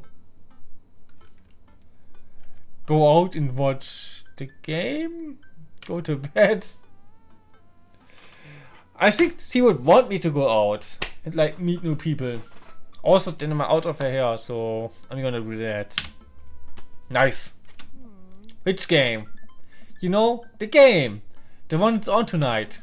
The game on TV. At somewhere other than here. Okay, cool. While you do it, I'm gonna do drugs and commit some light arson with the Emmas. As long as it's only light arson, that's fine. I'm concerned you're hanging with the wrong crowd. Amanda shrugs. I would have expected you guys to be up to white collar crime by this point. Maybe money laundering is at least. I'm a street rat, pups. Yeah. You're kidding about doing drugs and crime, right? Yes, Dad. Just making sure. I'll give you a pat on the head. Have fun with your sports. Are you being sarcastic? No, making fun of sports is played out. Alright then. I do some light cleaning around the house and decide to clear out right before Amanda's friends arrive. Before I leave, Amanda stops me. Hey, don't forget you have that meeting with my English teacher tomorrow. Oh right, Mr. Vega. Yep, totally remembered. I'll be there. Is he also a romantic option? We haven't met all of them yet, I think. Don't trust the gas station accent, which is, yeah, don't trust them. Wow, I really didn't think this plan through. I'm not entirely sure where the closest bar is. Amanda still didn't show me how to use the GPS on my phone, so I'm gonna pick a direction for it. Why do you need your daughter for that? Okay, we know he doesn't work in IT or something. Yeah. Let's go this way. Cool, okay, we're marching. We're marching in the direction of the game. Any game, really. In the distance. Could it be Jim and Kim's? Huh. A big burnt out neon sign tells about a tiny dive bar. Jim and Kim's, huh? Alright, it'll do. The bar is small and dimly lit. The crack of pool balls sounds in the back as patrons laugh and joke. A swing of multicolored Christmas lights hover above the bartender. I can't tell if it's Jim or Kim. I pull up a seat at the bar. What will it be? One beer, please. Okay, the Jims and Kims are not options, it seems. Just saying, boss. The bartender slides me an ice cold beer. I take a sip and enjoy the refreshing taste. I think we might meet the guy we met at the cafe earlier here. He seems like the kind of guy to go to bars, but could also be a completely different guy. Seems like his kind of joints. Kids get over this a bit. Lots of neon signs for Texas. A moose. A cocktail. The cocktail makes the most sense here, but also a fish. A boar. Portrait of some kind. Lots of small photos. No, whatever that is. Okay, beer. It's a donkey maybe? Beer. It's a bar, right? Say, are you Jim or Kim? I'm Neil. Oh. I awkwardly turn my attention to the game. It is playing on one of the TVs on the wall. As luck would have it, my team of preference is not only playing, but is currently in the lead, which is always a good thing. A brightly colored mascot, which is some kind of animal, does cartwheels. I signed this year on my favorite team, hoping that I don't get into any confrontational arguments with a fan of the opposing team. I like how they phrase this. Like, whoever made this doesn't know anything about sports. Not a big fan. Several people in this bar are wearing the distinctive colors of the team I dislike. Also, I believe from that member that, like me, the passion for the team is all in good fun. A middle-aged woman holding a nearly empty wine glass slides up to the bar and sits uncomfortably close to me. We are not here to date women. We want to date bats. Go away. Hey, sailor. Oh, hello. Good to see fresh meat in here. I'm Mary. Come here often? Oh no, I actually just moved to this part of town today. I'm Bessie, by the way. Are you watching the game? The game. Yeah, my fair team is in the lead. If they keep this up, they win the game with ease. I like how vague they phrase it. I'm fresh meat? Yeah, I'm very fresh. Oh, I love that team. And I also love that game. I love someone who knows their ways around boards.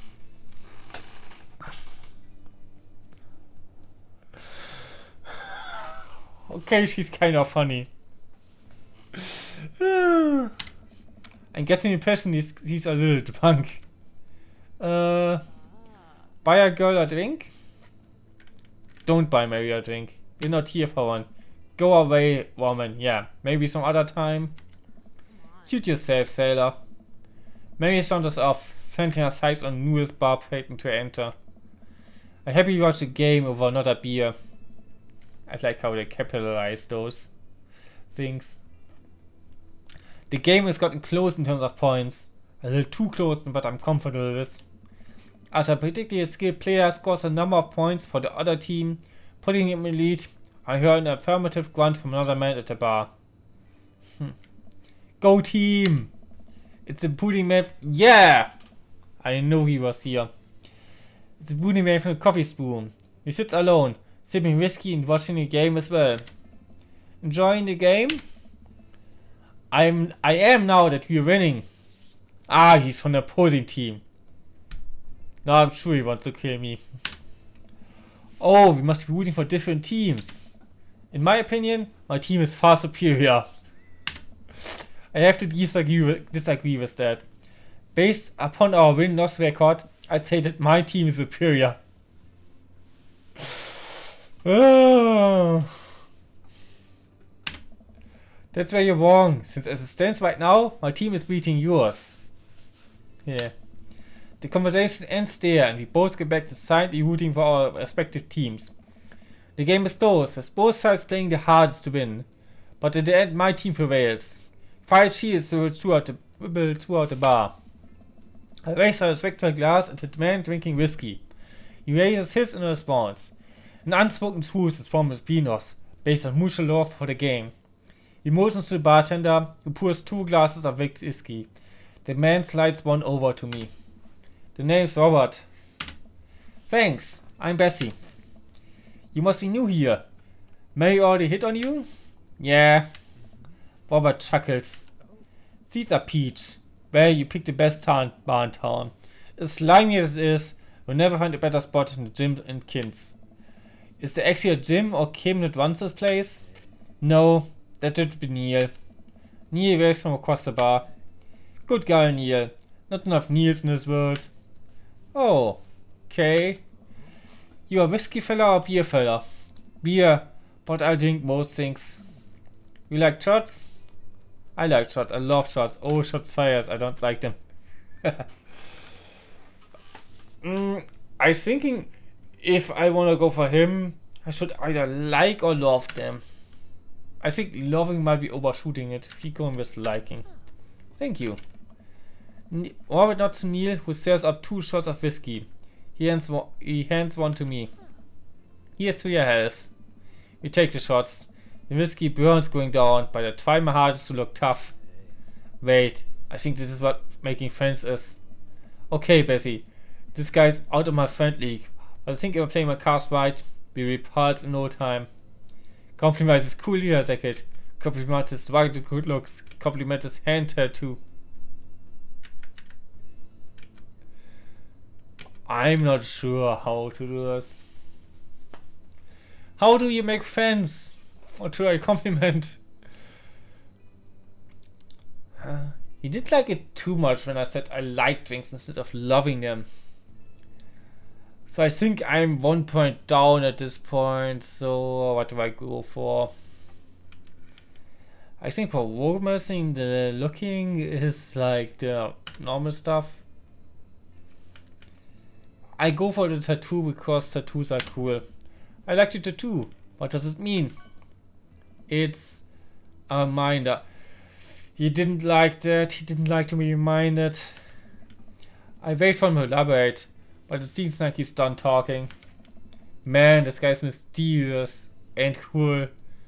Out of my league. Way cooler than I am, at least. Robert signals the bartender for another round. What are you doing here tonight? My daughter kicked me out of the house. Running from my province. Trying to make friends.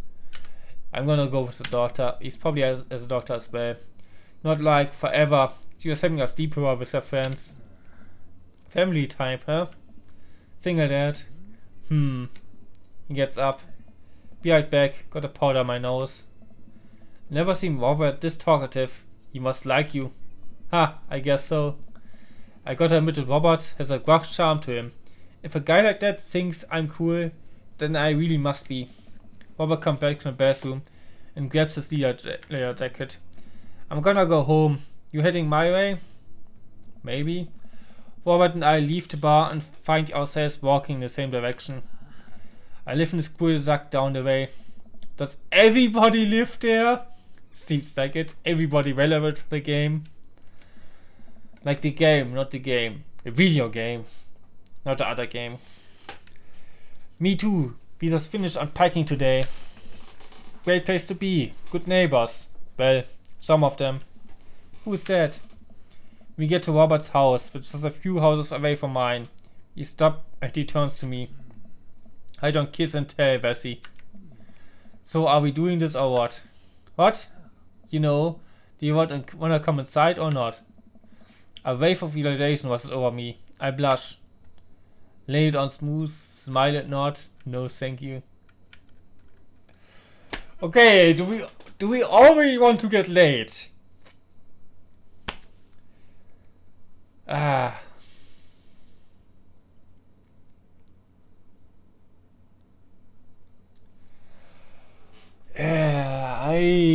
don't know. I don't think we have even met everyone yet. I think there are 1 or 2 left that we have to see, or was it like all of them by now? Okay, let's go over them. We met the one guy at the park, I forgot his name. Joseph, I somehow remember. Who is like the youth minister. The barista. I forgot his name and him.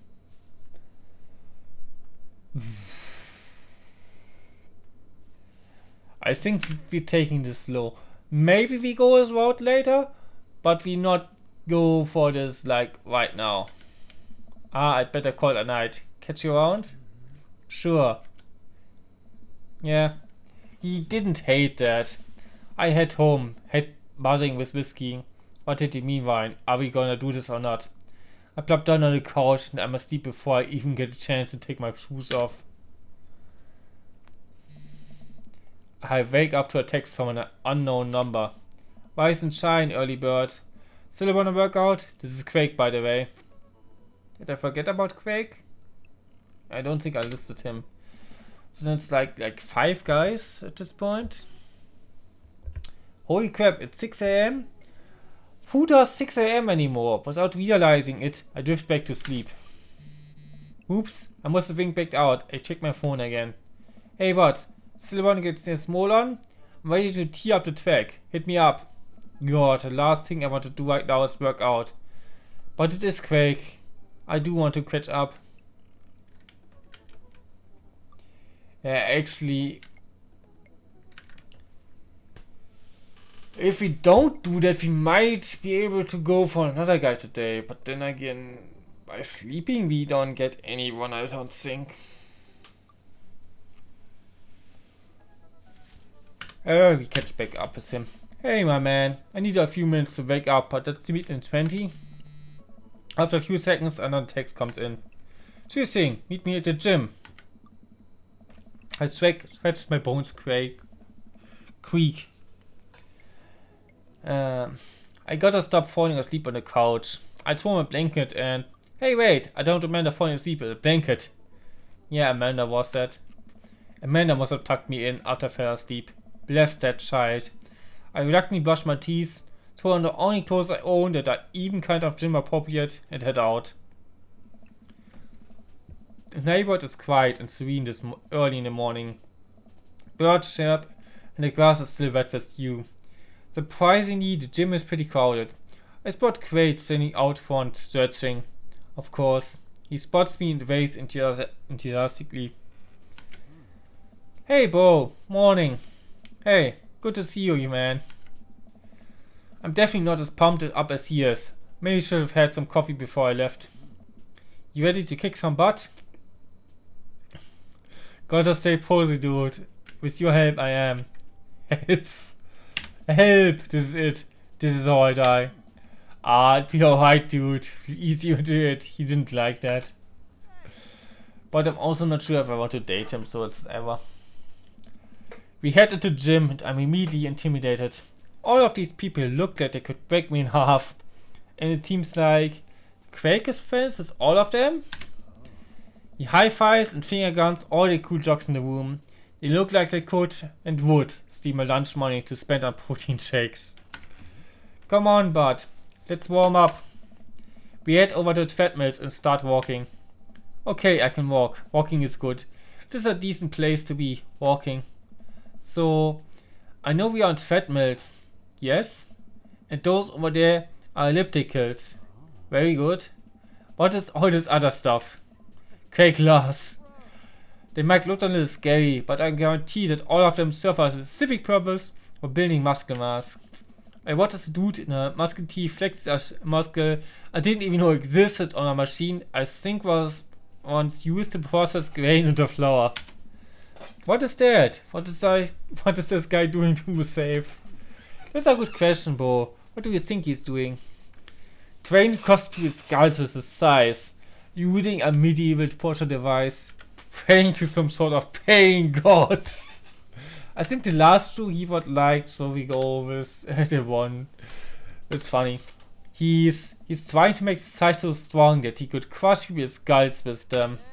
Yeah, that's pretty much the only reason I work out. Oh no, Quake is going up to speed. I better do the same. How long have you been doing the buff thing? Couple years. And what do you do when you're not dadding or working or buffing? Oh, I coach my twins softball team. That still counts both of dadding and buffing. Ah, I keep busy. What do you do for fun? I love learning. I try to live my life as close to Jimmy with his song as possible. I check out my hot butt. I think I'm going with the last one here, the funny option. I spent most of the time in front of the mirror, admiring my Adonis-like figure that I've worked so hard to sculpt. Ha! He liked that. By that I mean lay horizontal and watch bad television. We're jogging now. Oh god, we're jogging now. I look over to Quake, who hasn't even broken a sweat. How is he doing this so effortlessly? I'm dying. I can feel my life force straying to every orifice of my body. Hey, remember when my fish died in college? Huff. No? I don't like the story. Oh my god, is he really bumping up the speed again? I guess I better do it too. Oh, this is fast. This is very fast. Don't do this. If you're not regularly working out, start slowly. Like, this is like the worst mistake to make. You will get better with time, that's how working out does. But start slowly. And we were at a party, and you roll to make me feel better. You tell me to create a distraction. So of course I do a sick keg stand and get everyone cheering. And then I, Huff, try to steal a fish from a fish tank at a party with some bare hands, like an idiot. And then you drop the fish and it's flopping around and you panic. So you run up to me post keg stand with a dying, dirty fish in your hands that you scooped off of the ground, and you're telling me that we have to leave.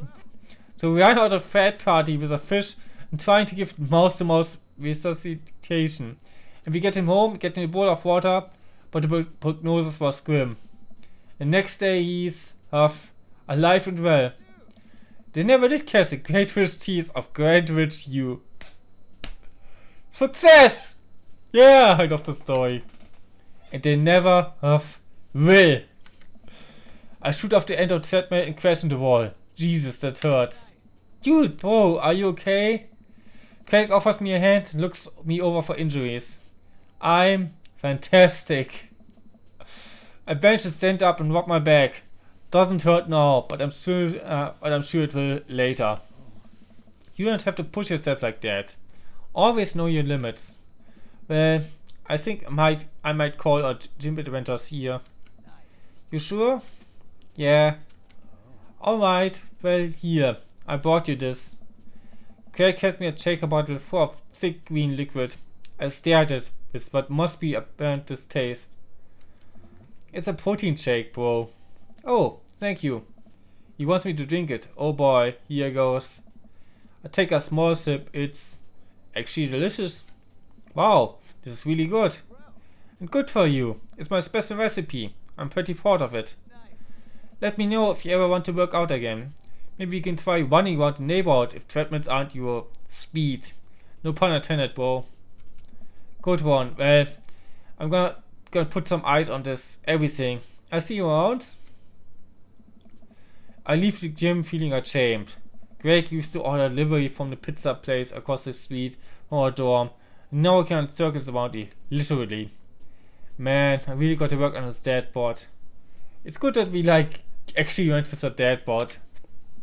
Then I get home and lie down on the couch. It hurts to move.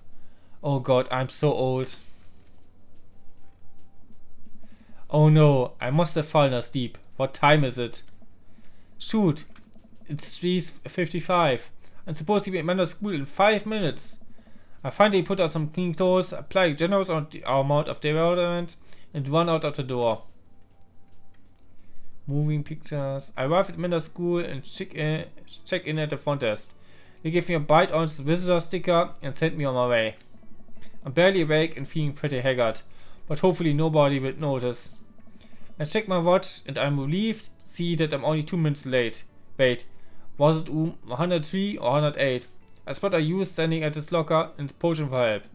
Excuse me, do you know where Mr. Vika's classroom is? The youth turns around, looks me up and down with heavily lined eyes. Come on kid, I'm late for a meeting. Mr. Who? Mr. Vega. I don't know, have you tried the exit? Okay wise guys, are you gonna help me or not? Fine. Up those stairs and to the left, can't miss him. I head up the stairs and walk around. I will find Mr. Vega's class anywhere. He's definitely a child of one of the guys. Not sure who yet, but we will find out. After a couple minutes of searching, I head back downstairs. That punk youth sent me on a wild goose chase. I get back to where that low-end shared way is standing, fully ready to give me my peace of mind, when suddenly a head pops out of Scare's room next to his locker. Lucian, don't you have a third period to get to? Fine, Mr. Vega. Wow. Now I'm officially 10 minutes late. I glare at him as he walks away. We're not cool. You must be Bessie. This period is almost over. Would you mind waiting in the back? Mr. Vega leads me in and I take a seat in one of the currently small students' desks in the back. I might get stuck in this. Hey Lycos, I'm not old. I'm a little young. I'm old. Shrug like Daddy. I should call you Daddy? No, I won't. I think I like this game, but not because I like daddies. Mr. Vega leads me in and I take a seat in one of the comic yards soon. Yeah, I might get stuck. Alright, where were we? Now, who can tell me about the unreliability of the narrator and JD sailing just catches in a while? Yes, Colin? Colin stands up and does this thing where he blows into the crook of his elbow to make fart noises. The whole class erupts in laughter. Yeah, that's a good one. Alright, everybody. Very funny, Colin. Please sit down. Now, Holden Caulfield is an audible narrator in the sense that the bell for the end of the period rings. All the students immediately get up and make a break for the door. I think he's the last that we have here. Remember to do the reading, answer the response questions on page 194 in your textbook. Nobody's listening. Of course not. Or not, I guess. Mr. Vega turns to me and sighs. Middle schoolers, right? Don't you teach high schoolers? I don't know. Both, you know? Budget cuts. Right. Yeah. American education. Thanks so much for coming in. No problem, Mr. Vega. Please, call me Hugo. I don't normally do this impromptu parent-teacher meetings, but as I'm sure you know, Amanda's a very bright student and I'm concerned about her recent behavior. What's going on? I don't know. Amanda has never been the most engaged student, but I know she cares. Recently too, she's been falling behind. She's not completing assignment and has been doing rather poorly on tests. I normally try to up this up to senioritis, but this is strange. I thought Amanda always shared everything with me. It hadn't even crossed my mind that something might be wrong. Damn. I need something to drink again.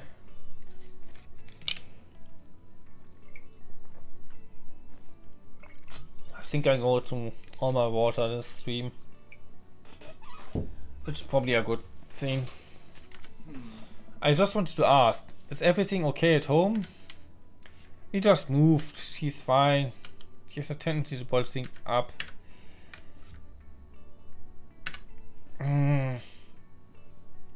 I don't think it's a moving thing, because yeah, it literally just happened. And it feels like now concerning about this, probably going off a bit later. So I think it's her bottling things up. I haven't noticed anything different about her, but she always tends to put on a happy face no matter what. See if you can talk to her about it. I know she values you a great deal and would appreciate your guidance. If she keeps heading down this road, I know how important art school is to her, and I would hate to see her miss out on her scholarship money that she clearly deserves. I make sure to talk to Amanda. Thanks for letting me know, Hugo. Anytime. On my way out, I stop, thinking for a moment. I turn to Hugo. Hey, Hugo? Yes? Did you ever catch that Y? Yes. I leave the classroom, make my way out of the school. I'm still a little bit in shock that Amanda was able to hide this so well from me. She's always been such a force of positivity in my life, especially after we lost her mother. Amanda must be done with classes for the day by now. I'm sure she would appreciate a ride home. Maybe I can talk to her about what's going on. I pull up to the carpool and Amanda hops in the passenger seat. So, did you have fun gossiping about me? Mr. Vega and I actually just gossiped about your celebrity crushes. So you talked about Miss Mario Batali the whole time? Who is that? Who the fuck is Mario Batali? Okay. American Chef, weiter Informer, Restaurateur. Okay, is he making fun of me for eating like a pig? Maybe. It was a very productive meeting. I'm pretty hungry. Can we get some dinner? That's why she brought up the chef. She's hungry. Sure thing. We can make something at home. Let's go to the mall food court. I think that's probably hazier stuff to make at home.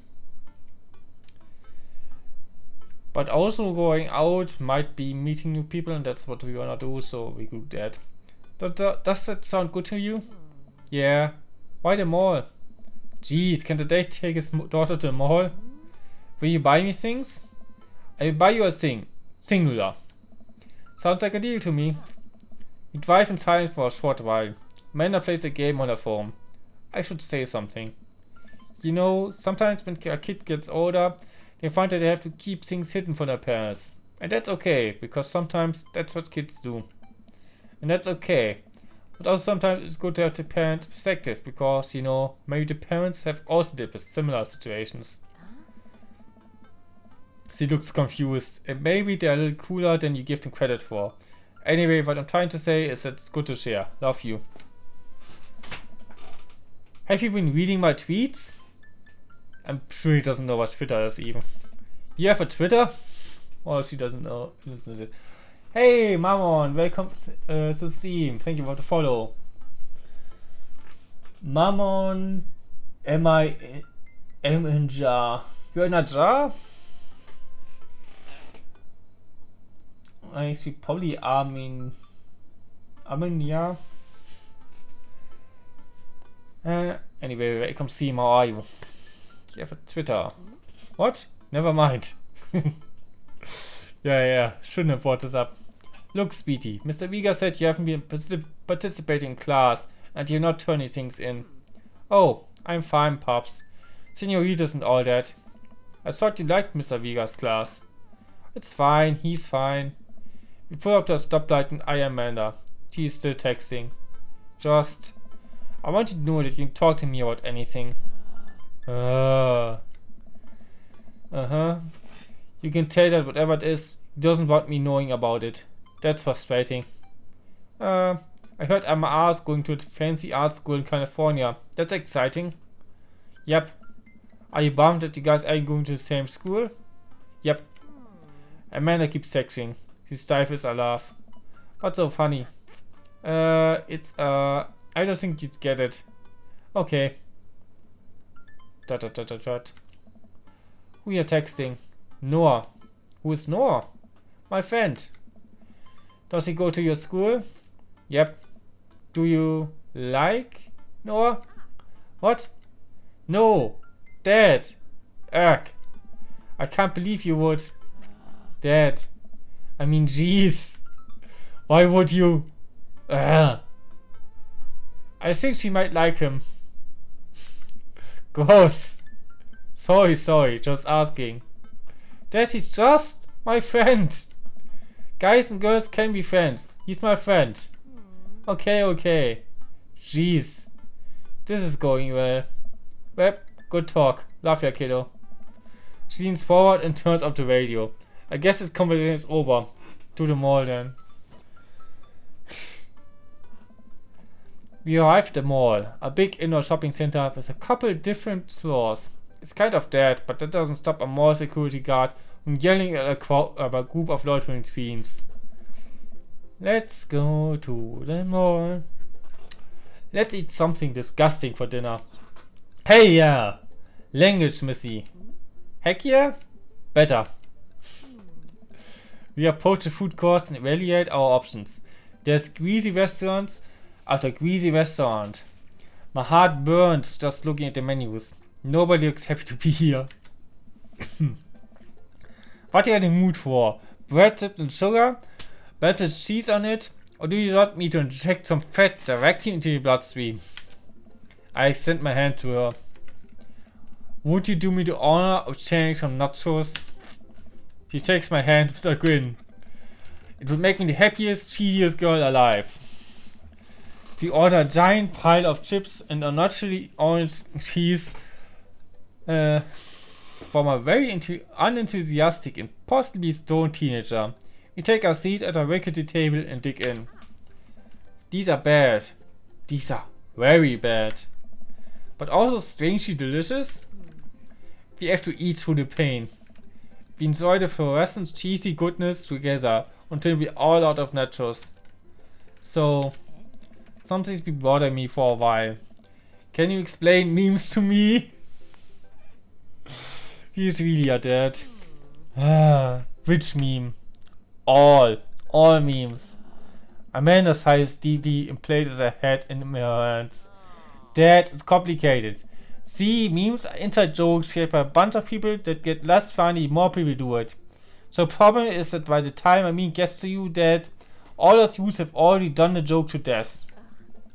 And what's worse than that is that movies and video games will try to jump in on a meme train.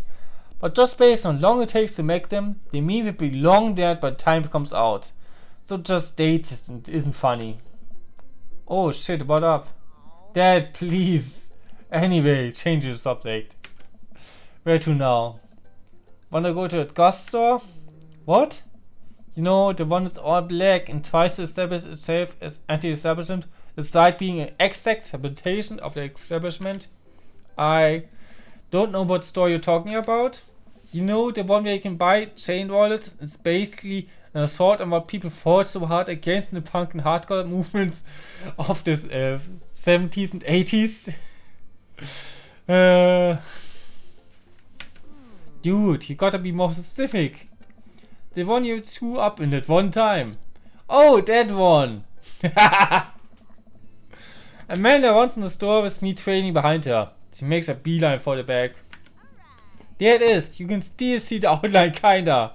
I'm so proud. Speech. Amanda. Speech. Alright, I do it if you stop chanting. Amanda stops immediately. I clear my throat. Let me take a sip.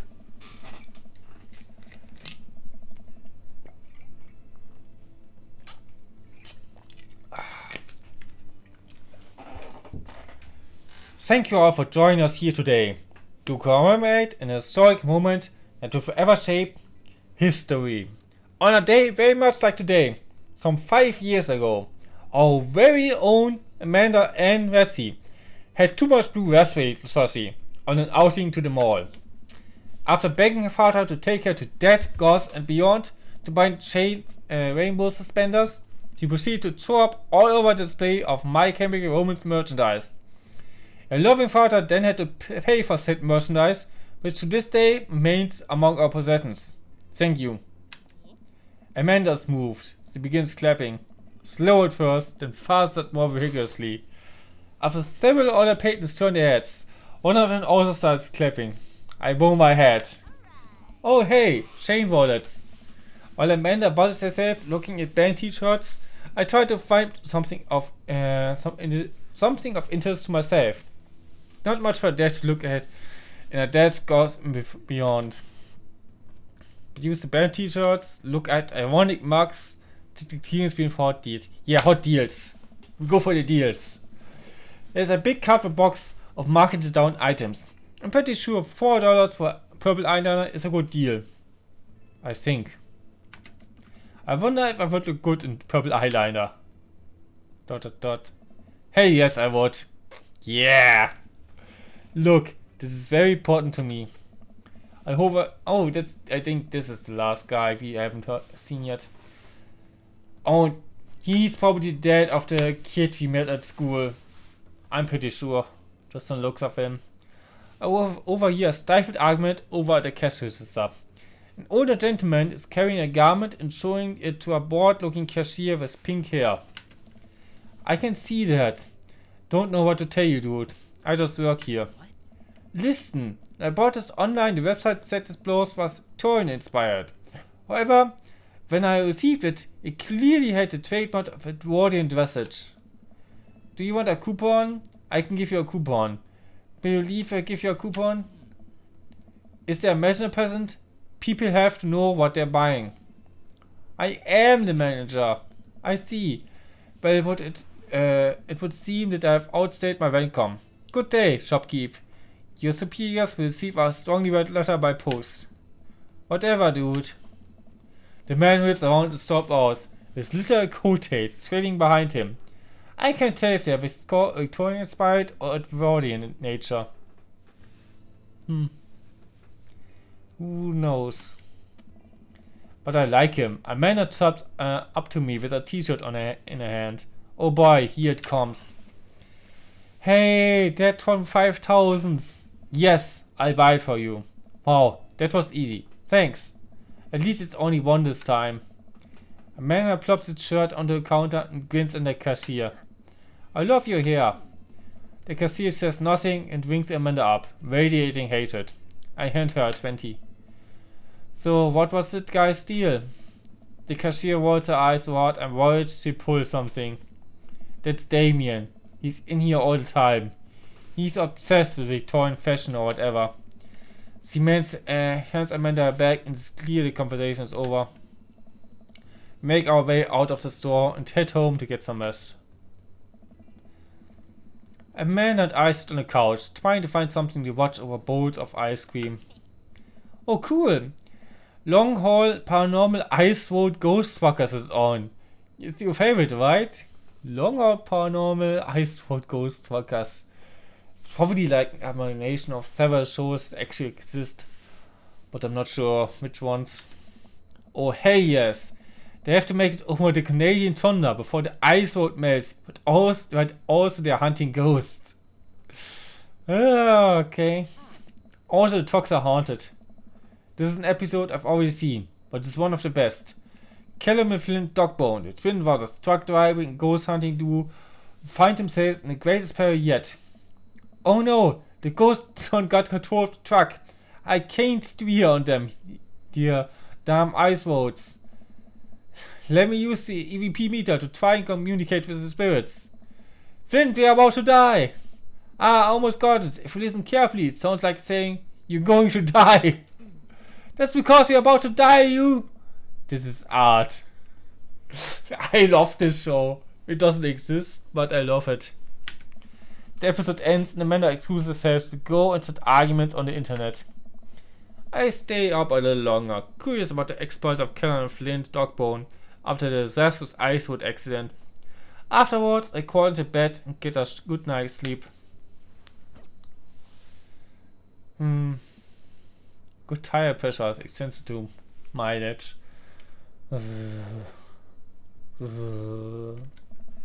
Morning, sleepyhead. 5 more minutes. You have never ever let me have 5 more minutes, so get up. Fine. Also, he's never waking up. You have cereal for breakfast and spent the morning putting together furniture. Amanda is much better at interpreting the tiny manuals. Be able to put together a few shelves and one desk, but I'm pretty sure it was supposed to be a bookcase. Yeah, possibly. So, you excited for the cookout today? Excited to beef up my grilling skills. If there's food, I'm excited. I'm excited. I'm not over those terrible store-bought sugar cookies that everyone brings to parties. Yeah, those are bad. Which means they are more for me. Don't you want to meet some of the people in the neighborhood? I probably end up standing uncomfortably in the corner with a plate of food and hope that nobody talks to me. Dad, your beautiful work in progress. We will get a butterfly to emerge from the cocoon. You will not. The show's a butterfly. Well, we better start getting ready. We definitely don't want to be late. What? No. We have to be fashionably late. Who should up to a cookout on time? You know what? We're going early. Just because you said that. I head out the door and Amanda reluctantly follows. We walk across the street to Joseph's house with a store-bought veggie plate. I'm a terrible cook if it doesn't involve a grill. I guess we're not as early as we thought we were.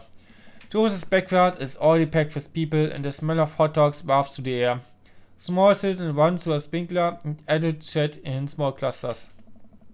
I set our veggie plate down on a table next to 2 other veggie plates. Huh. Hey, there's Joseph.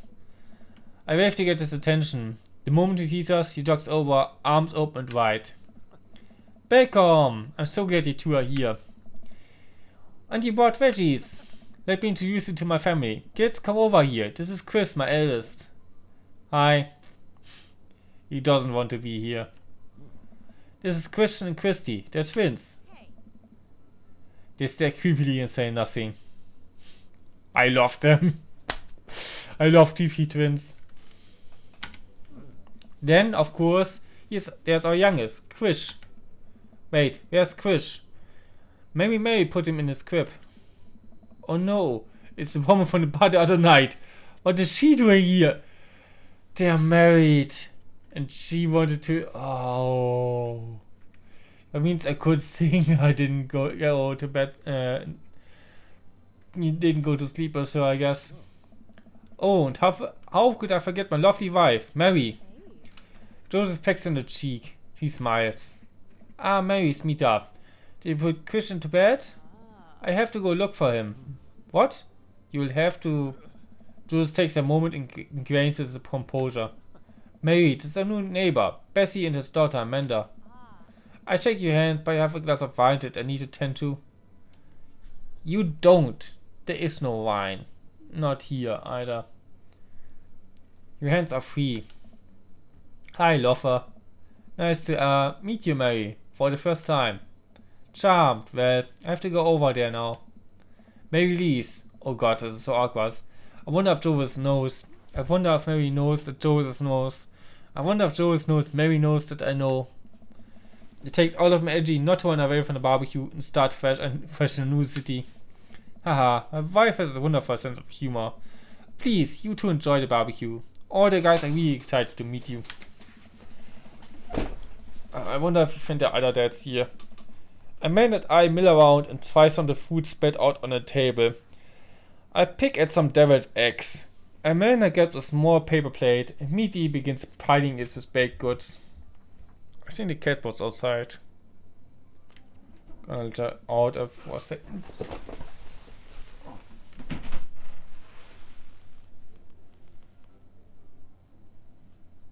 Do you want outside or not? Yeah, you want outside.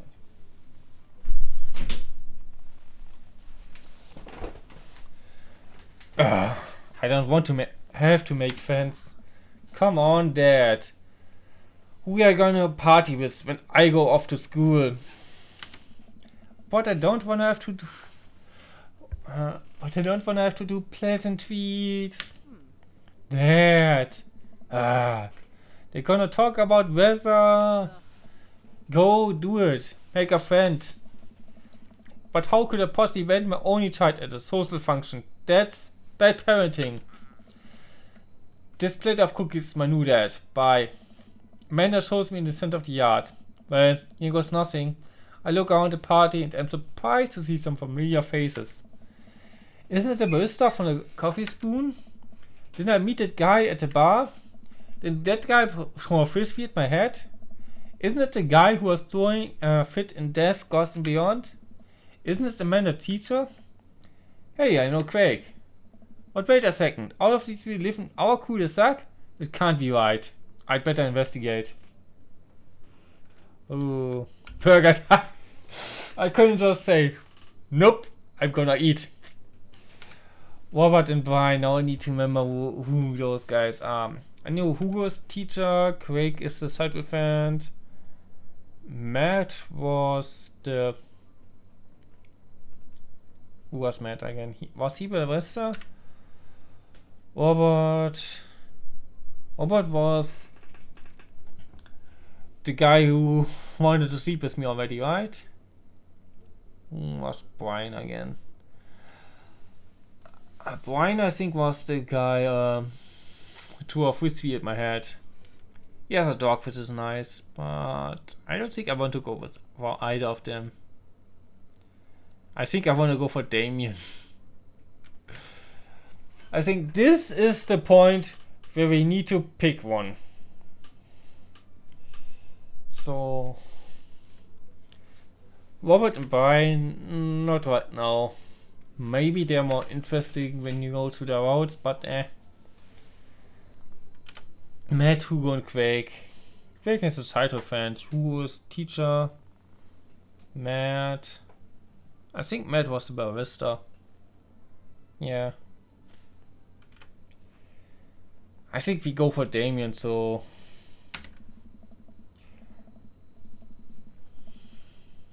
Gonna see what they do. I spot Joseph sitting with the guy from the Dead Gods Beyond by the grill.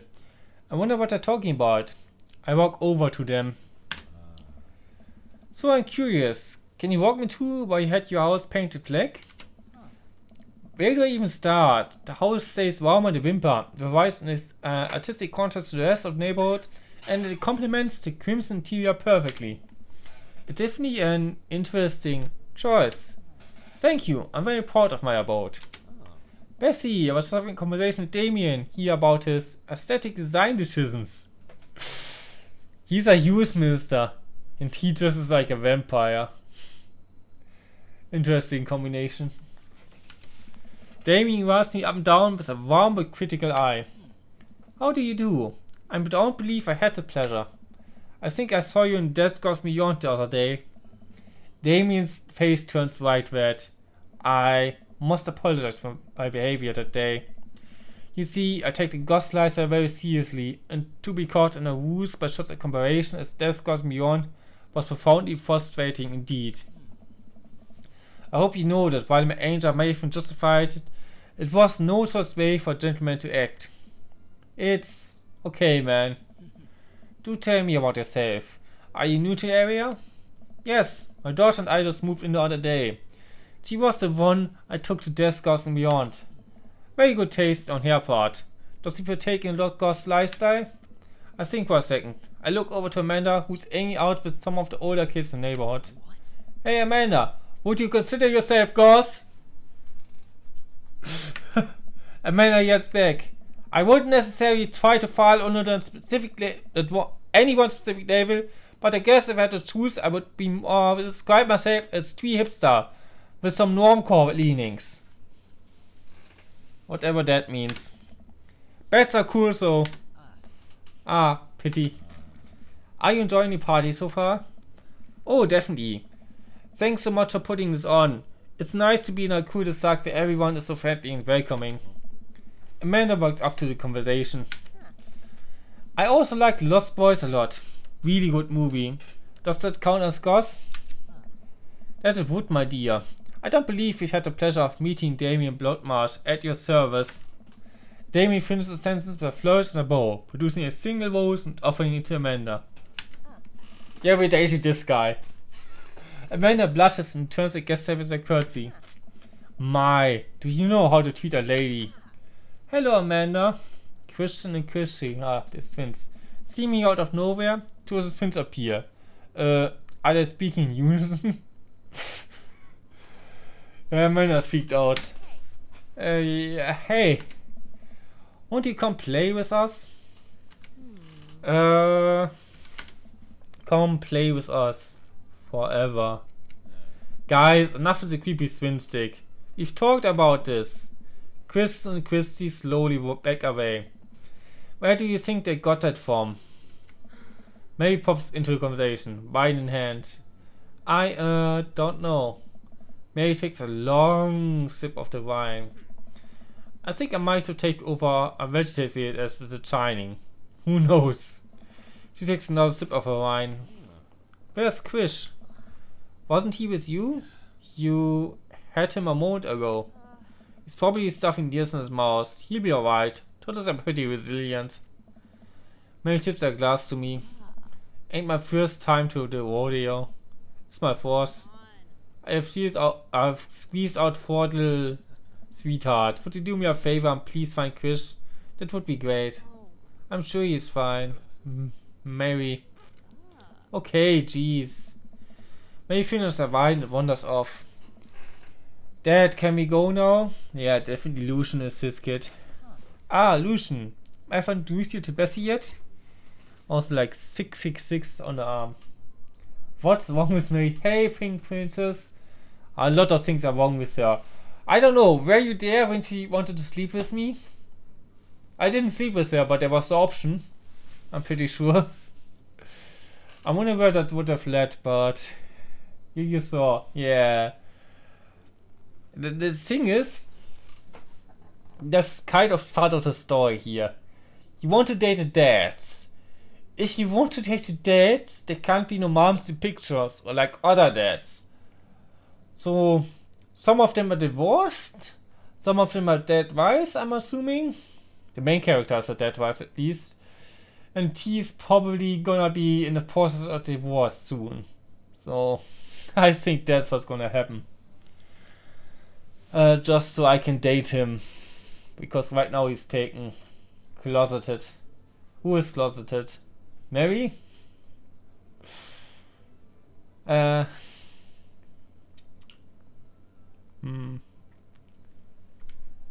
He might be closeted. Joseph.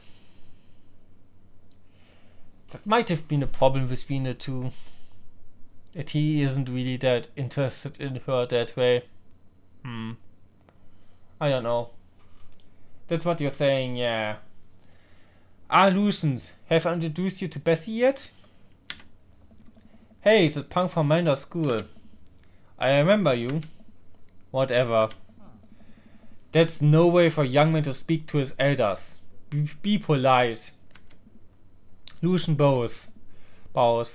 Whatever. Sir. Lucian bows again. Mr. Christensen. May I have a veggie burger, sir? Coming right up, bud. Are you vegetarian? Yep. Make it 2 veggie burgers. Did you know that some people in the Victorian era were vegetarians? They described kind of versatile people as blood lepers. That. That's really interesting, Damien. Joseph turns to the grill. There's a hint of the tattoo peeks out from underneath his sleeve. I can't believe I didn't notice it before. It looked like the bottom of an anchor. Joseph had a tattoo? Huh. He must have had a wild youth. Wow. Is that a tattoo? Now he respects him more. Yes. Yep. I wasn't always a youth pastor, you know? That's so cool. Wanna see mine? What? Lucian pulls back some water blazes, reading a lopsided 666 in black ink. And Damien didn't knew about that? My buddy gave me a stick and poke tattoo last week. I think it's healing up pretty good. Oof, that sounds rough.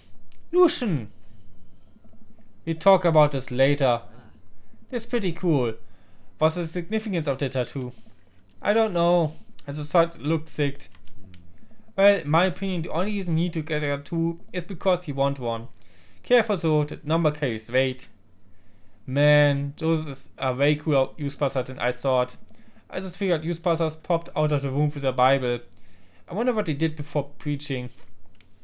Something different. I'm going through all of them anyway. I want to talk with Craig a bit more.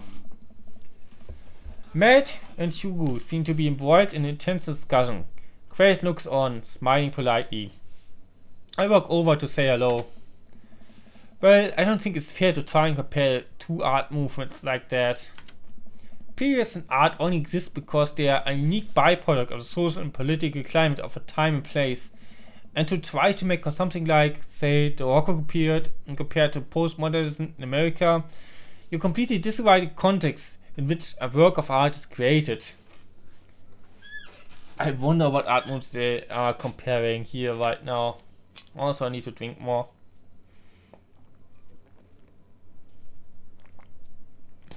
Almost out of water.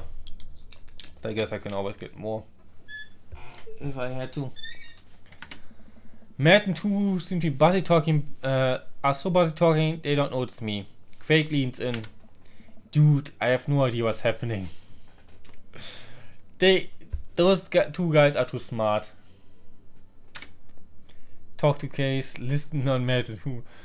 I kind of want to listen in. I said I wanted to talk to Quake more, but I think Matt and Tugu I'm interested now. This kind of comparison just eliminates the reason art movements are so important in the first place. You're not wrong, but I think there's no harm comparing one work of art to another. You can definitely say one painting is better than another if you're evaluating technical skill from a purely formalist standpoint. If I showed you a Matisse and then something by Dutch masters, which one would you say shows more technical prowess? I'm so lost right now. I shoot a boy glance over to Craig, who turns it. Well, sure, you could say the Dutch masters were technically more skilled, but I would argue that while Dutch masters were better painters, Matisse had better paintings overall. Haha, I have no idea what you guys are talking about. Very subjective. Art is dead. Listen, you guys can navigate all you want about art and periods, but real art died long before we were ever born. Before the original masters picked up their brushes, before Prometheus received fire from the gods. Everything we do on this planet is born of a fear of death. Art is just a way for humans to try to live forever. But it doesn't matter, nothing matters. One day we will all be dust. Wow. Everyone stares at me. Anyway, we were just discussing the report of context when talking about artwork. Listen, all I asked if you liked Van Gogh or Picasso better. Hugo throws up his hand in frustration. But there were two completely different art movements. How could I possibly choose between the thick, creamy impasto of post-impressionism and the spectronist beauty of cubism? Yeah, I guess. Man, it's all above my head. Me too. Ha, it's all good, man. It's all good, man. The cool thing about art is we all perceive it differently. A single piece could have a totally different effect on each person that looks at it. And that's awesome. Just one moment about that. Hugo, please. Sorry, I get really fired up about art stuff. Bessie, how are you liking the neighborhood? It's pretty nice. Everybody's been super friendly. Now I get a hiccup a bit. Seems like your daughter's fitting in just fine. Madpoint and Castellanos, Amanda, Daisy, and another young girl are playing. They're all sitting cross-legged in the grass, picking weeds and weaving them into little flower crowns. It's pretty adorable. The girl I don't recognize walks over to us. What is it, sweetheart? Ah, that's Matt's daughter. She's cute. It's a flower crown. I thought you'd look cute in it. Yeah. Well, there's only one way to find out. Matt takes the flower crown and places it on top of his head. Am I cool now? Yeah. The girl stares at him, thinking it over. Nope. But you're slightly less uncool than we were before I put it on. Ha, Bessie, this is my daughter. Hello. I'm Carmen Zeta. Amanda comes over with Daisy in tow. Dad, look, I'm making friends. Are you making friends? You better be making friends. Yeah, actually, Amanda. You remember the cool barista from the coffee shop? And my old college friend and, your teacher. Oh, hi, Mr. Vega. I didn't realize we are neighbors. Yep. You still gonna get me that overdue return paper? Haha, great seeing you. Yeah, Amanda finger guns her way out of the conversation like a chap. She learned the finger guns move from me. I'm very proud. She's definitely a charmer. Speaking of which, where did my son go? Who looks around the party? You must finally spot him, because his eyes go wide. Ernest Hemingway Vega. Are you smoking? Of course he names his son Ernest Hemingway. Ernest is holding a lit cigar. Nope. I see Ernest across the way. He casually takes a long drag of a cigarette and then flicks it into a gutter. Unbelievable. Excuse me. Hugo marches over to Ernest and I turn my attention to Matt and Craig. Kids, right? Man, I do not envy Hugo. The last barbecue we had, Ernest tried to shove a sparkler down the his pants. Nearly burnt down half the yard. Man. And the barbecue we had before that, he actually burnt down half the yard. And then he spread onto my lawn and burnt down half my yard too. Hugo walks back over to us and practically dragging Ernest behind him. That's Ernest. Okay. Yeah, I can see. Hey everybody, sorry about that. Bessie, this is my son, Ernest. Hello. Ernest looks away, sulking, his hand shoved deep in his pockets. ... Hugo nudges him impatiently. ... Hey. Nice to meet you, Ernest. What grade are you in? Does it matter? Ernest. Okay, I'm in 8th grade. God, are you happy now? I'm sure you was dying to know. Yeah, good for you. Can I go now? I'm tired of talking to old dudes who blame my generation for the failing economy. Ouch. Ernest! Oh yeah, because I'm totally embarrassing you. Ernest puts earbuds in and storms off to stand in the corner. Well, that was certainly something. Yeah. He seems nice. Who puts his hands and sighs. I'm so sorry. He's having a really rough time. As much as I want to be the cool dad, I have to be a Torian dad, and he clearly resents me for it. I mean, I think as a dad and a teacher, that's about as authoritarian as you can get. Honestly, are any of us cool dads? Is it even possible to be a cool dad? What? I'm cool as a cucumber. See? That right there. You can't say that. My kid thinks I'm cool. But for a long, Quake, how long do we get to be the cool dads? I don't know. I think we just have to accept the fact that as dads, we've become the machine we once waged against and accept our fate to unironically wear socks with sandals. You kids may think you're cool now, but the moment they hit puberty, you're doomed. Yeah. Amanda's 18 and she still thinks I'm cool. Okay, she's 18. She's legal. Okay, so Salome can hit on her. Huh. I yell across the yard to my daughter. Amanda, I'm cool, right? Amanda just laughs. She keeps laughing. I see your point. As much as we all want it, I don't think it's as important to be a cool dad as it is to be a good dad. You can't all be best friends with our kids. It just doesn't work. I mean, look at me and Ernest. Our job as parents is to make sure our kids turn out okay. Yeah, you're right. But it'd be nice to have it both ways. Hearing these guys talk about this makes me think of my relationship with Amanda.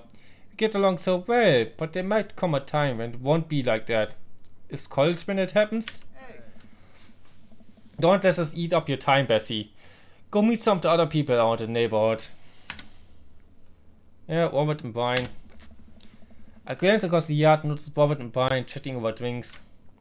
Man, I don't think I want to deal with being one up by Brian or whatever happened with Robert last night. Oh no, they caught me staring. Oh no, Brian's waving me over. Shoot. I flash a smile and walk over to them. Hey, guys. Bessie, how the heck are ya? Settling into the neighborhood alright? Oh, you betcha. Got a living room in order at least. It's great to hear.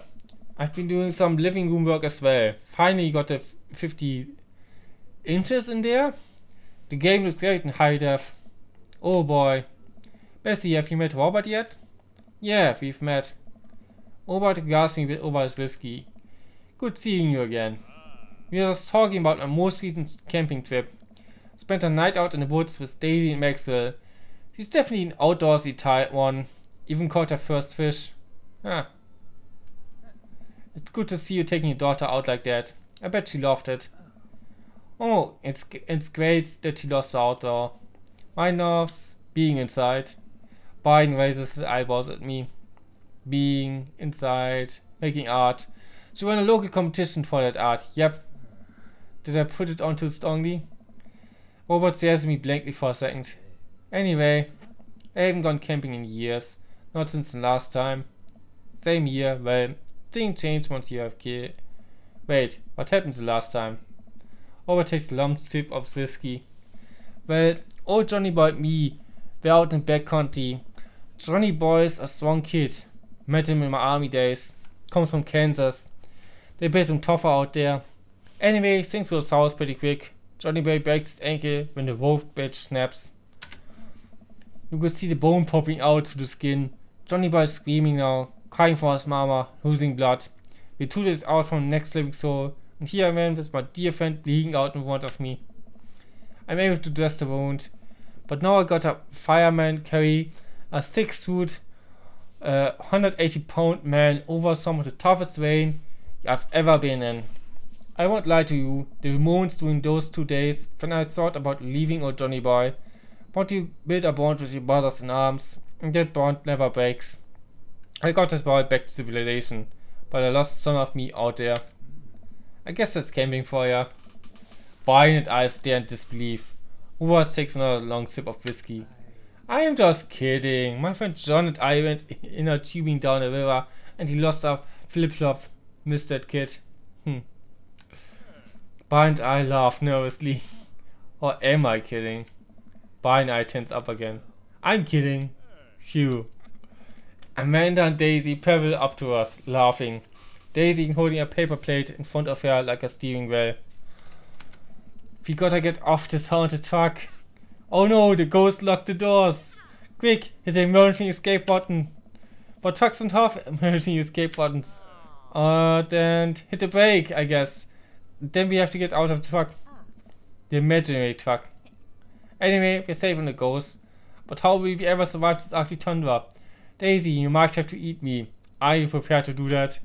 I'm prepared to do anything to survive. That's cold-blooded. I like that. Also, I'm not sure if I have the materials required to properly cook you. You know, that reminds me of the last time we went skiing. What? Wait a second. Are you guys playing Long Haul Ice Road Paranormal Ghost Truckers? He's a fan. Yeah. Amanda, I love that show. It's the best, especially the episode where Callum hides Flint's keys and Flint retaliates by breaking Asian Curse urn and sending his spirit after him. Yeah, it's just it's a quality reality television. I don't watch a whole lot of television, but I do enjoy that show. That and war dog commentaries. Alright, Daisy. I found us a couple of bugs. They're gonna make a great meal. Lots of protein. Don't keep us from starving out here in this harsh, icy wasteland. But there's a whole table of food right over there. Daisy, it's a game. We're playing pretend. It's what kids do. Live a little. Alena gives Daisy a handful of gummy worms from the snack table. They eat them with mock disgust. Let's go find kindling for fire. Okay, but not an actual fire. Because they're playing pretend? Now you're getting it. Daisy and Mano run off. What a cute couple of kids. Yeah, nice to get along. Man, we haven't seen Robert's kid yet. He must have a kid. Man, I've never seen her get along with anyone so quickly. I guess Amanda just sort of has her way with kids. That's kind of amazing. Daisy doesn't really get along with kids her age. It's nice to see not trying to one-up me this time. Maybe we can have a regular friendship after all. Really? She just kind of keeps her safe. The teacher says she spends every recess in the library. I think the other kids are intimidated by her intelligence. There it is. I wouldn't worry about too much. Amanda was shy at Daisy's age too. She used to have a habit of crawling on the tables and crying every time we took her to the restaurant. Oof. I should drink the rest of my water.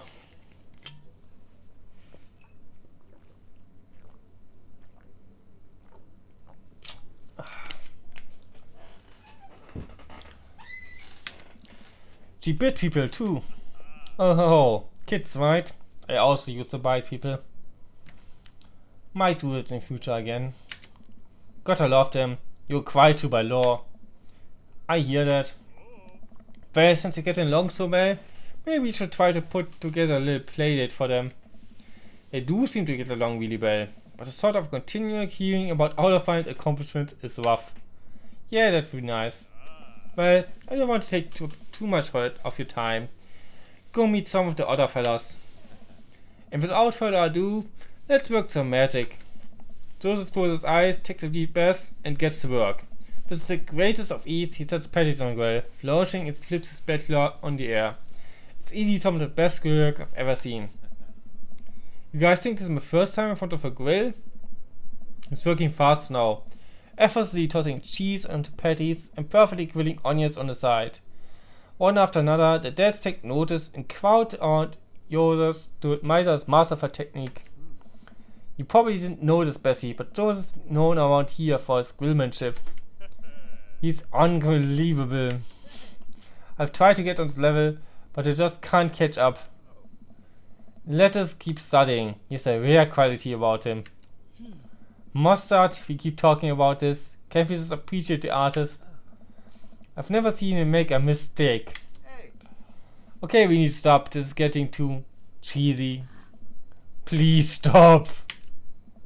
All the children at the party boo the clothes of their pants in unison. Alright guys, food's ready. Please form an orderly barbecue. Okay, he continues. Amanda groans. We all grab our food and hang out, enjoying perfectly cooked cheeseburgers. Man, it's right how all of us dads live in the same cul-de-sac. Kinda nice, isn't it? It looks like there's a real community here. Totally adventurous, a single dad trying to raise a kid. Be happy to have you here, man. I think you're gonna like this neighborhood a lot. Yeah. Plus, Amanda seems to get along with all of the kids. If she decides to get into babysitting game, she really make a killing. Hey, why don't you add us all on that book? That book? Yeah, it's a great social network for dads to keep in touch with each other. We're all on it, so if you ever need to reach out to anyone, that's the simplest way to do it. Is this real in this game? Sorry, I'm just an old-fashioned dad. Choose me goes way over my head sometimes. Don't worry, pups, I hope you figured out. Death of barbecue goes smoothly, and we all trade stories and drink beer as our kids play on the lawn. Amanda breaks up a fight between Carmencita and those two weird twins. I think they wanted her soul. Yeah, probably. Successfully complete chapter 1. Okay, that was chapter 1 so far. Amanda and I walk back to our place at sunsets over the neighborhood. I wonder how many chapters it has. I'm gonna Google this. I want to know if it's realistic to beat it today.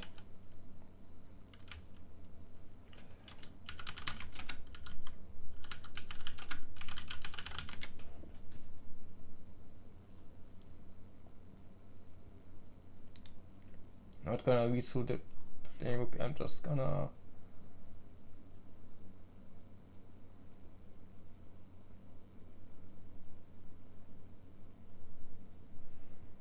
okay. Looks like you have like 3 days with like all of you guys.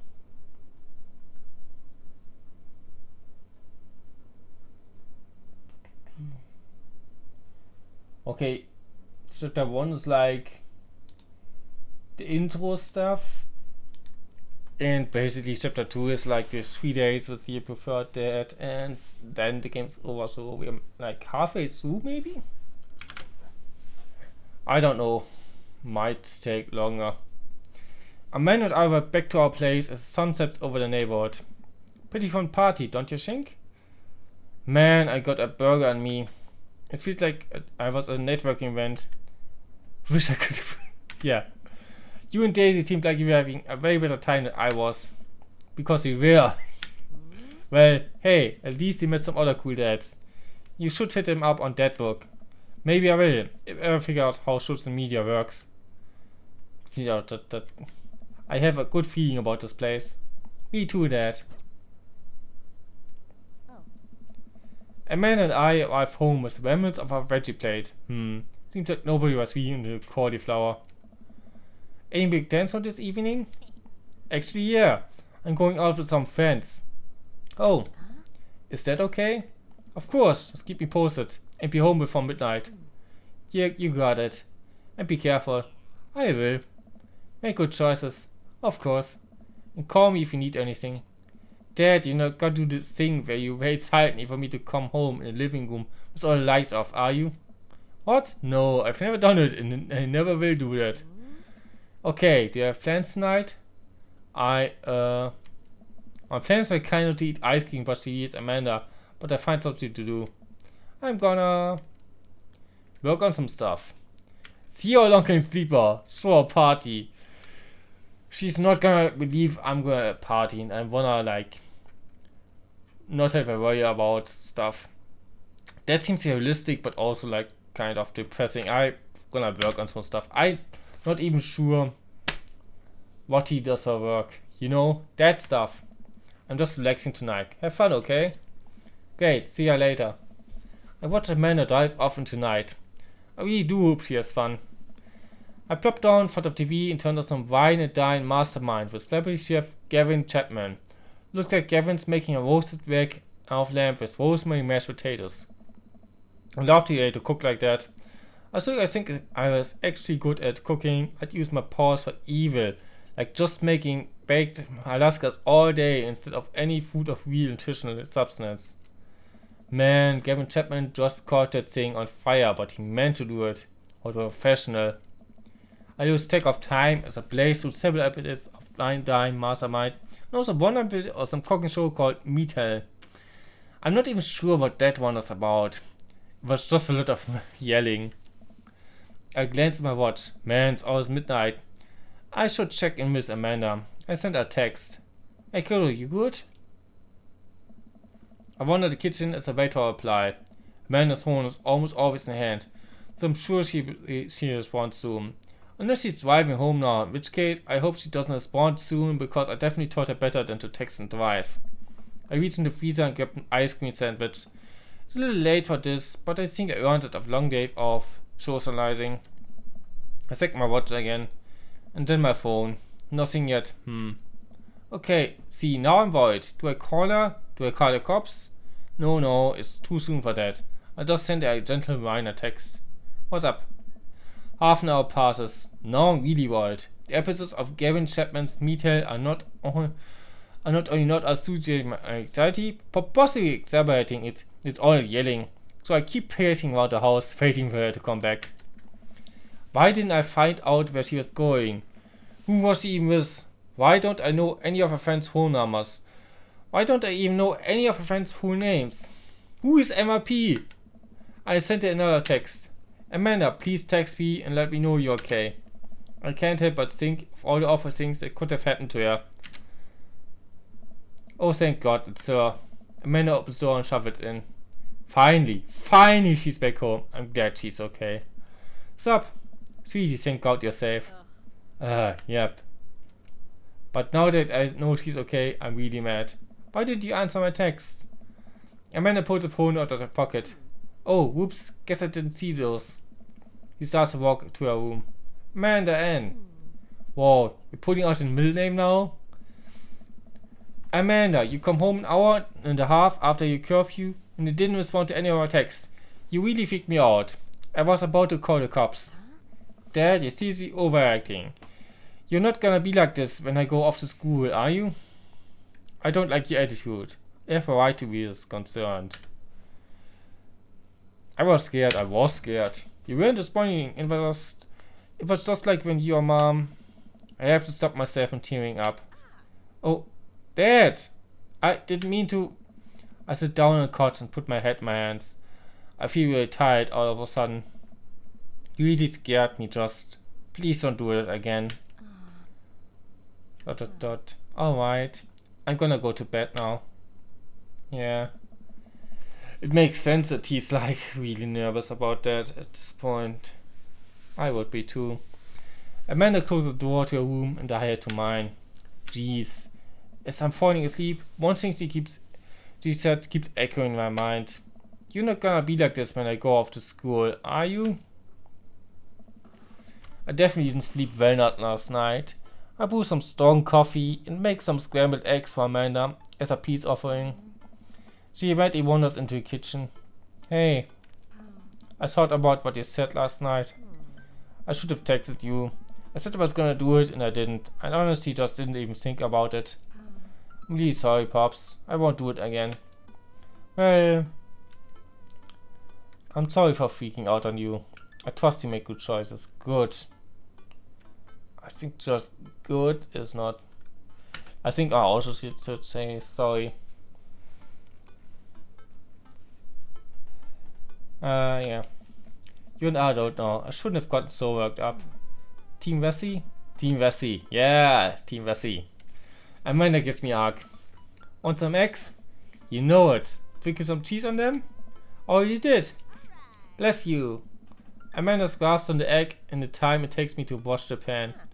Alright, I'm off to school. Smell you later. Wait, one more thing before you go. What? What's that book? The social media platform. Wait, what? What's a social media platform? Dad, I have to go to school. Come on, Amanda, I'm an old man. I can't put together a guidebook profile on my own. Alright, I hope you sound interesting on the internet. Amanda spends the next couple minutes setting up a profile on that book, which as it turned out the place that dads can get together and talk about fatherhood. Alright, Parts, we gotta fill out your profile. Let's get some likes and dislikes. On a Friday night, you're most likely to Netflix and grill, baby. I like that. Paul doesn't sort my coin collection. Fall asleep watching his story saying it. Torment my children with dead puns. Sink on the blissful oblivion. Sleep. The thing is, who's our goal? We're going to go for Damien, I think. So what does he find most interesting? I don't think the coin collection is it. I don't think it's Netflix and grill from him. It's maybe watching History Channel because of all the Victorian stuff, but also not necessarily really. Taunt my children with dead puns. I think that goes for everyone, but kind of not specifically when. Think into Bliss for Oblivion. To say this, the way this is like phrased, sounds like more like Damien. Yeah, go with that. If you had one thing to take with you onto a desert island, what would it be? My trusty grill. The lost shaker of salt. Castaway or DVD for instructional purposes. A boat, obviously. I don't need anything. My subscribers have taken me for this day. I think we go for the Smarty-Pants answers. And yeah, so what are your turn-ons? Strong dead aunts, tennis shoes with long white socks, well-manicured lawns, street smarts, top-tier grillmanship, comfortable with crying. None of those really seem like Damien answers to me. I don't think there's strong arms or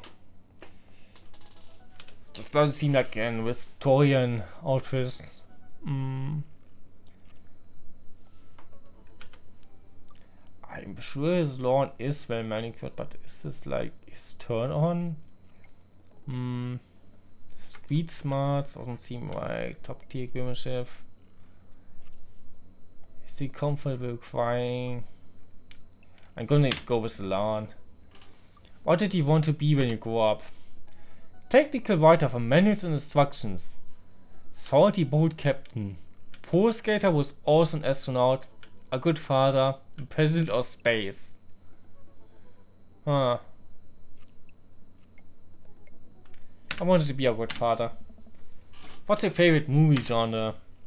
War documentaries? I think that's for Robert. Sean Connery's entire filmography? Yeah. Anything on Laserdisc? Romantic comedies? Whatever will make me cry. Old comedies have aged well.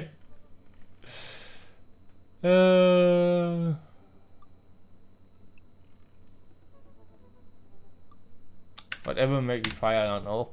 What's your ideal date? Napping together, doing a 1000-piece puzzle together, eating a healthy dinner at 4 p.m, trying to geocache but getting hopelessly lost, arson, being emotionally vulnerable. I wonder who's like who you're going for if you go with emotionally vulnerable one all the time.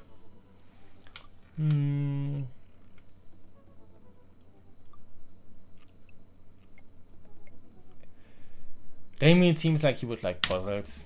Maybe I'm wrong about that. What do you never leave home without? A sensible cardigan, my sick vape, my book of words jumbled in a pen, a cool knife, my crippling low self-esteem. That's too real. Why did you have attacked me like that, game? I frequently forget my phone's keys and wallet at home. Sometimes. I'm thinking either of those. And I think knives are just cool. But actually it's probably not the Damien answer. I spent a lot of time thinking about conspiracy theories. I'm proud of am of my child. Potential ends of the world. If I'll ever be able to love myself as much as I love my grill. When I can next get a cup of coffee. That's the rest of the guy. Lawnmower modifications. I don't think it's there. I'm thinking I'm picking all the wrong answers here. Potential ends of the world. Hofer complete. See, that wasn't so bad. Yeah, that was actually kind of fun. I could have spent all day on here just looking at people's profiles. You should have messaged one of them. Or more than one of them. All of these devs seems pretty interesting. Okay, I promise I'll make some friends. Amanda gives me a hug. Go get them, Dad. Welcome. You got dads. You got dads. Oh, Amanda's writing me here. Hi Bessie, it's me, your dear old friend from way back in the day, Dad Panda. I'm delighted to see you signed up for that book. The reason ain't just exciting messenger service, so you may find yourself receiving messages from other dads like myself. Take care not to miss them. Dad Amanda. Amanda, is that you? What are you doing on that book? Why, Bessie, I never. We've known each other since business school. How could you possibly give music for your amazing, talented, and easy to buy things for a daughter? So I am of course flattered. You should buy Amanda more things. Amanda, you know I didn't go to business school. I barely even managed to get out of my degree. Wait. No.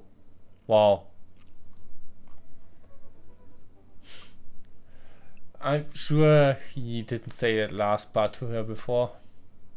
Also, business school is like the easier school. From what I heard. Barely anyone gets like that make it through that. I didn't say that. You never heard that.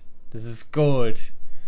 I was such a great student I swear. I graduated at the top of my class because I worked hard and ate all my vegetables. Told you onto this for later. Wait, do you even remember what I majored in? I declined to comment. Cool.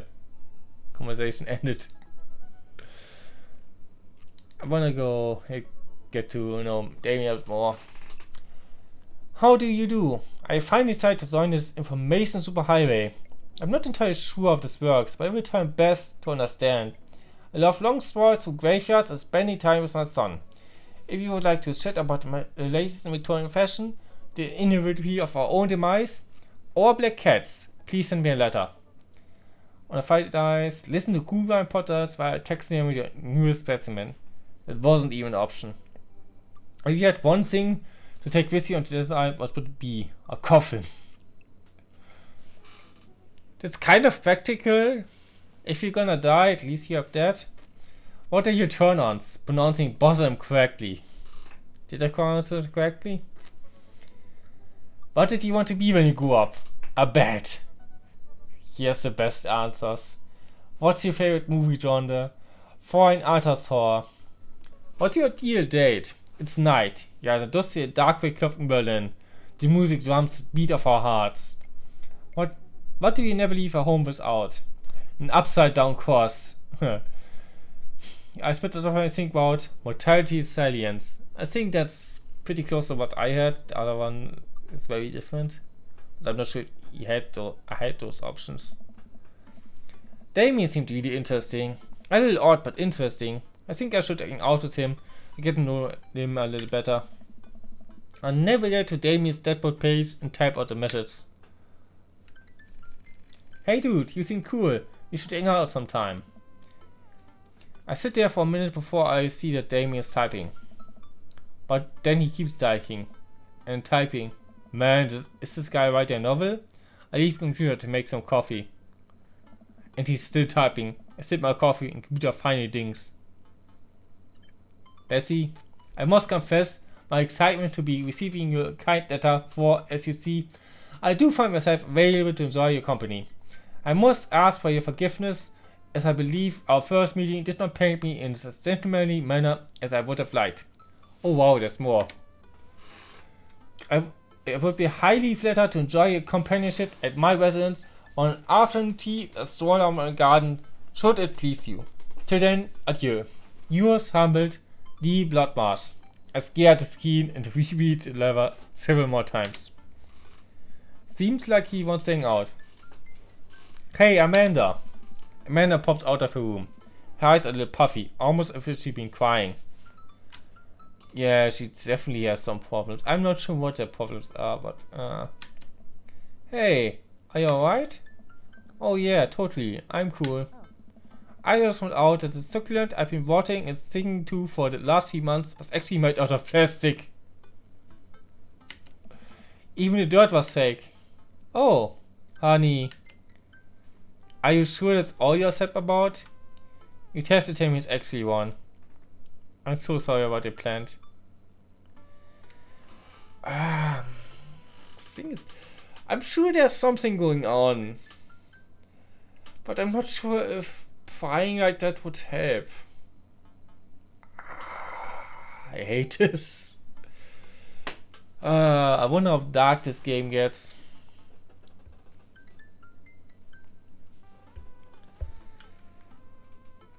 That's like gentlifying, that's like really harshifying, that's like not bothering her. But I think if I don't bother her at all, I won't find out about this. I'm not sure I'm playing this. If there's, anything going on, I just want to know that I'm here for you. And I'll always be here for you. Whether you need a shoulder to cry on or a strong dad to kick someone's butt, I'm only a phone call away. Thanks, Dad. I appreciate that. But I'm fine, really.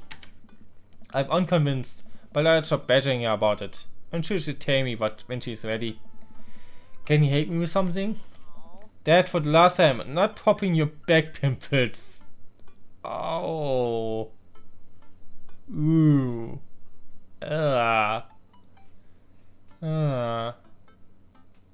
Moving on. No, can you interpret this for me? I turn the computer to Amanda. He squints at Damien's messages. I just don't understand net speak. Like, is this how you kids communicate with each other now? Oh, totally. This is a newer thing. See that kids got over saying lol and lemao or whatever and decided that what they needed to do was bring it back to the 1800s. So what do?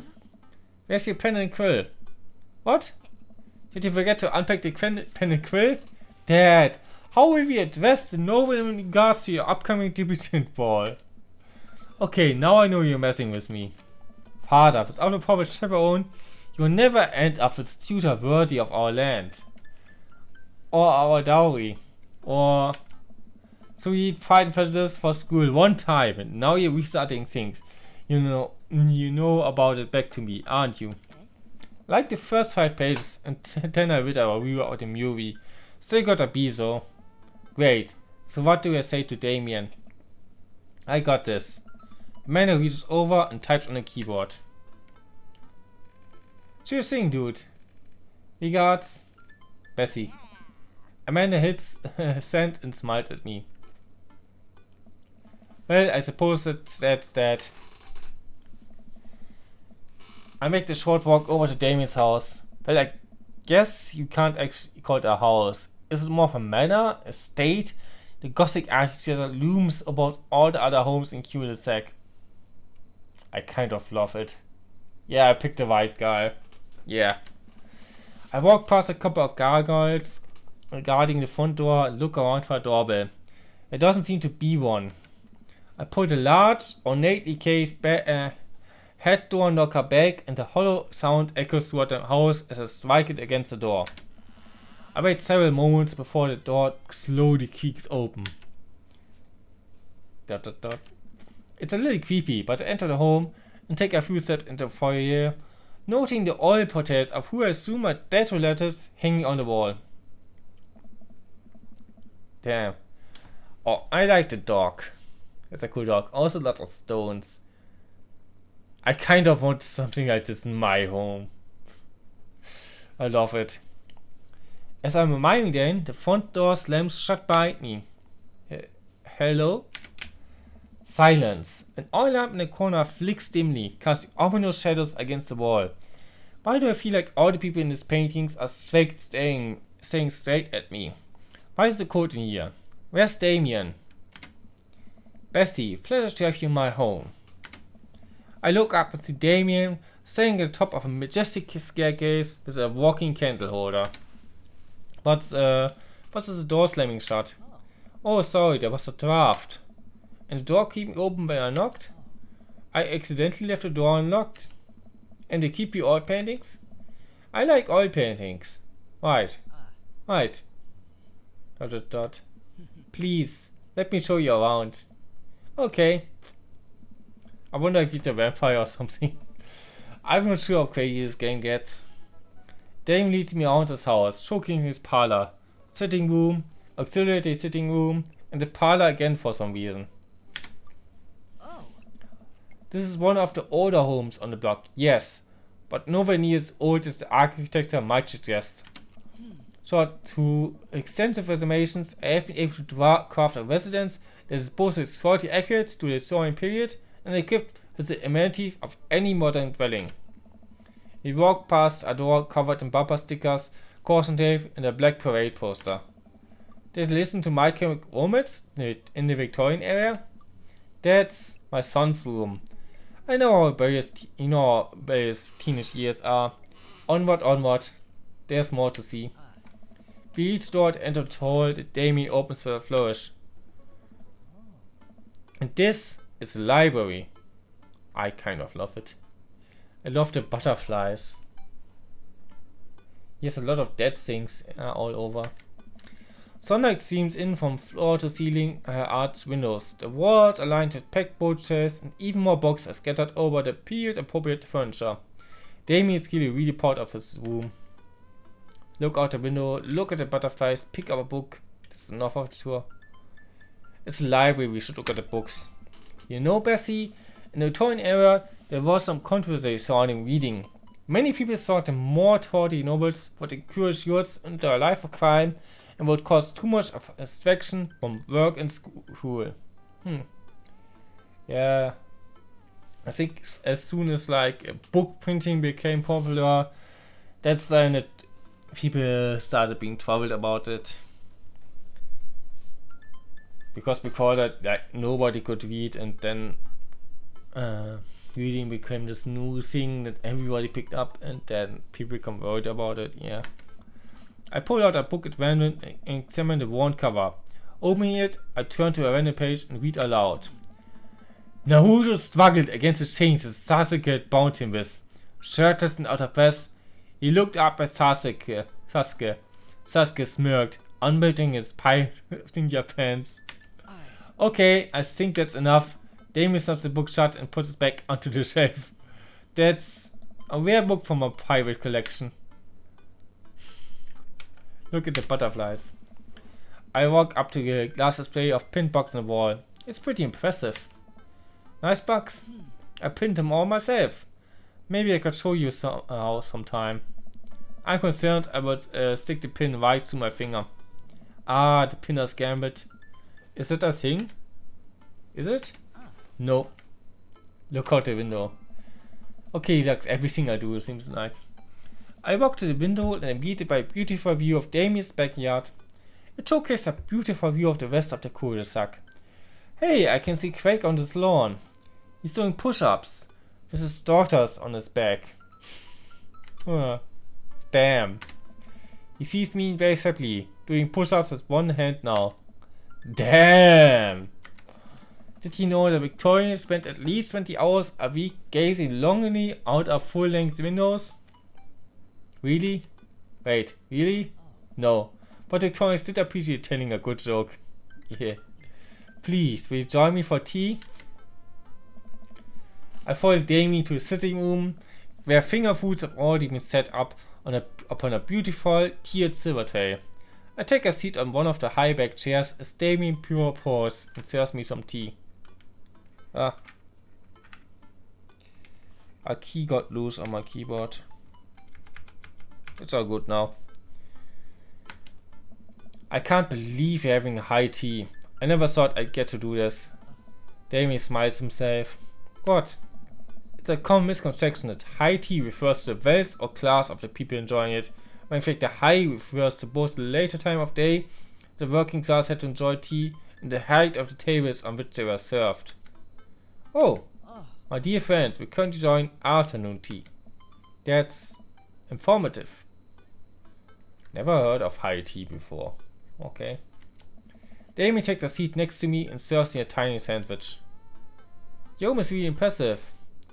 I love cosmetic, I like your cape. Let's compliment his clothing. I think he likes this. Yeah. It's a cloak actually, but thank you. Victorian fashion is very important to me. You pulled it off quite well. Oh, thank you.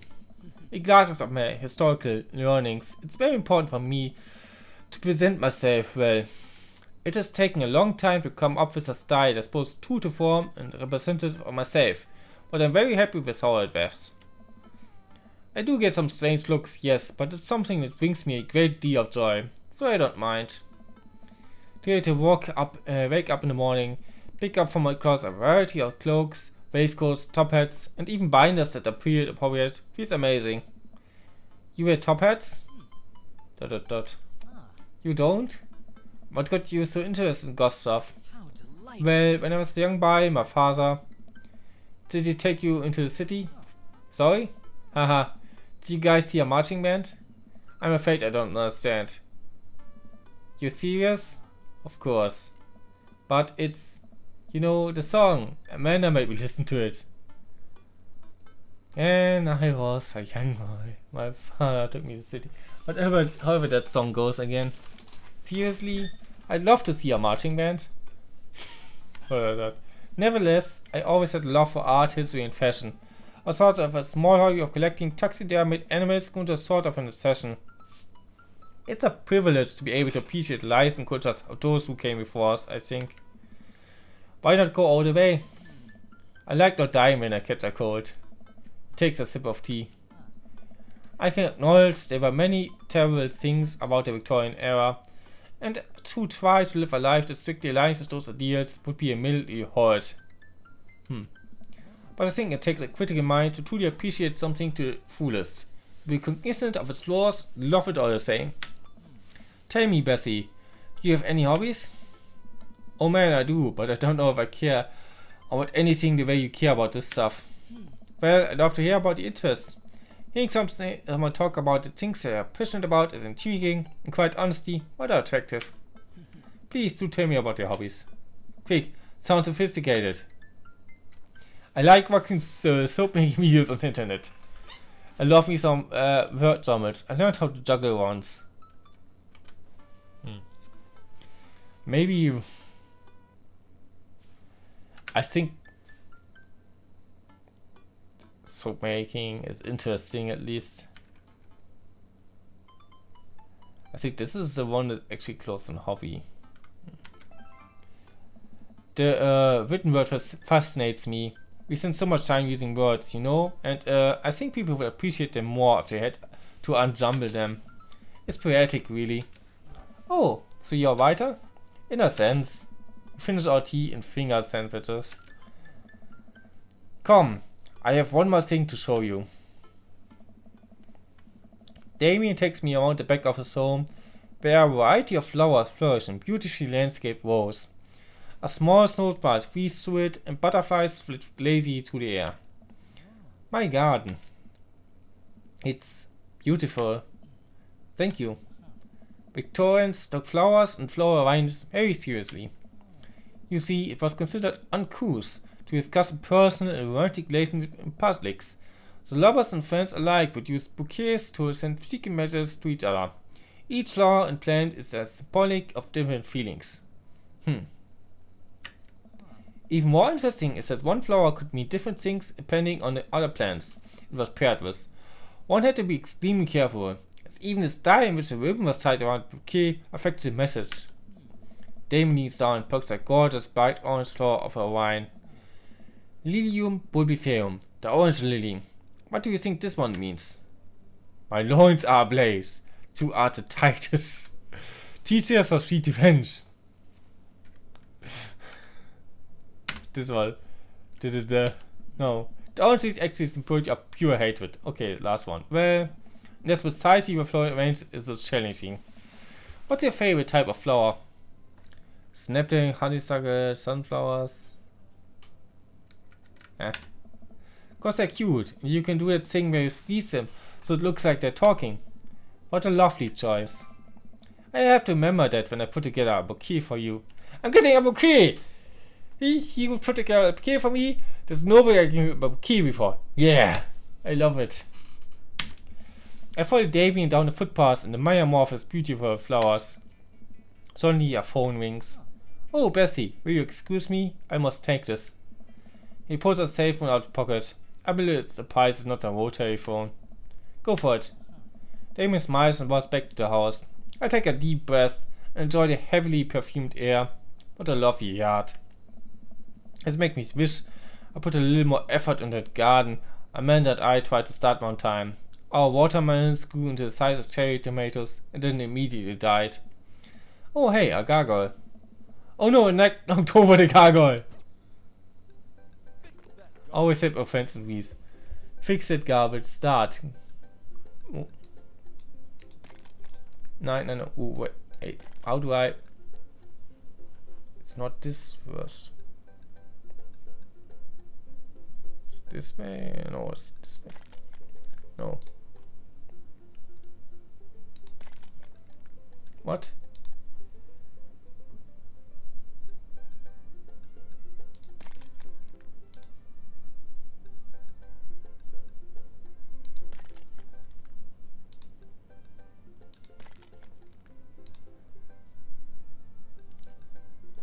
It must be this part here, but it's not fitting.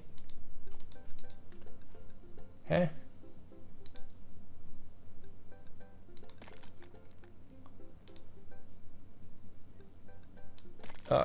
Wait. Can I? Yeah, flip it the other way around. Yeah, this is. It's too late. Busted.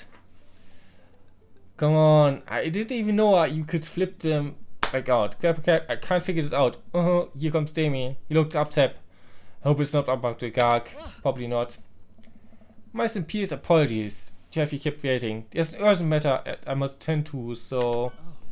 Bessie, did you break my gargoyle? All I did was lean on it. What? I just had it installed last week. No matter. I suppose I will give it a chance to work on my masonry skills. Now, if you excuse me, I'm afraid I must take my leave.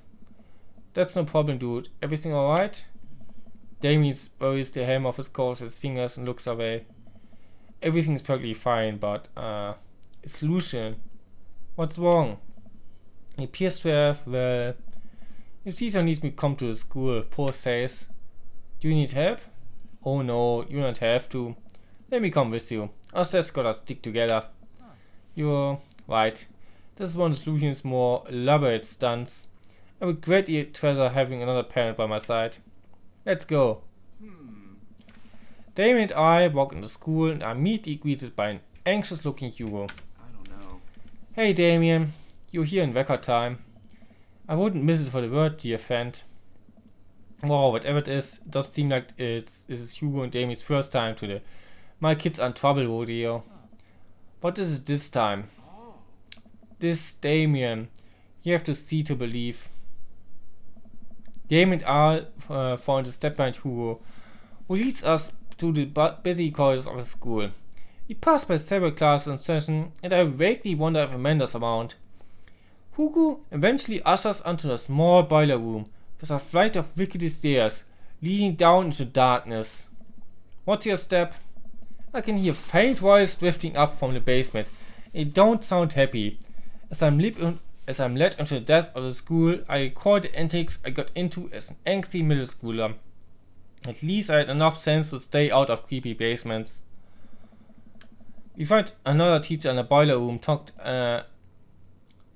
away in the back of the basement. With him are Lucy and Ernest, Hugo's son. Lucian has a bloody nose. Did they fight? Thanks for coming. I can't make heads or tails of this. I look around the scene of the crime and see a bunch of pigs and some masonry tools scattered around. What happened here? Ernest punched me. Lucius tried to kill me. What?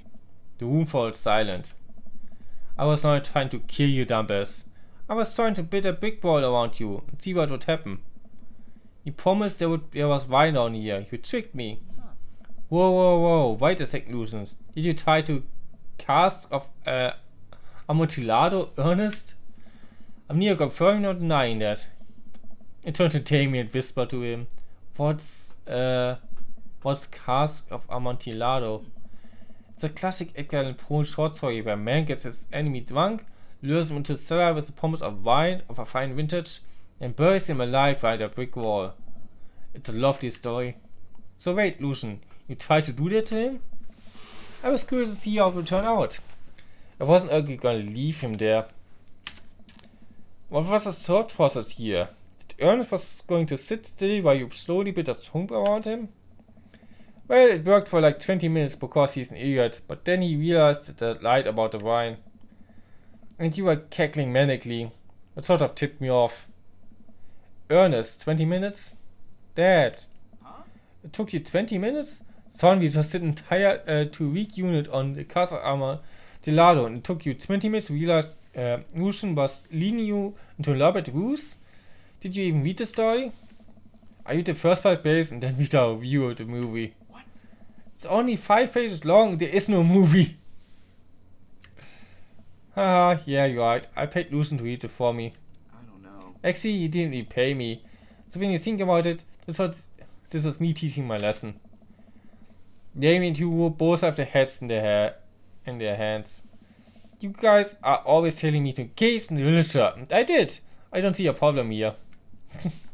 He was really like engaged. Alright, I'm finding this on the what the hell?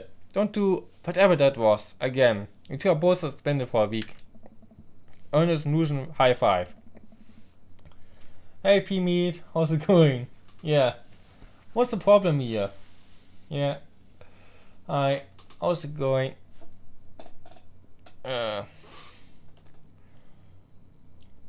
Yeah, what's the problem with like burying your enemies alive? There's no problem. We all do it, right? A teacher starts to stomp up the stairs. Hugo, cover your class. Take your son home. Mr. Bloodbrush, you too. Thank you for the mediation. We all head up the stairs and out of school in tense silence. Lucian, Damien, all pile in my car and begin to drive home. Lucian immediately puts his hood up and stares out the window angrily. I'm not going to therapy again. He has a hood? He doesn't have one. I know, son, it's slightly up to you whether or not you want to go. But I care about you and I can see that you're struggling. So if you do decide that we would like to speak to a professional about your feelings, we can do that too. Maybe you can spend this time next week looking for a summer job, I know how much you want your own car. I can't believe Damie's keeping his cool. I'm impressed. Lucian.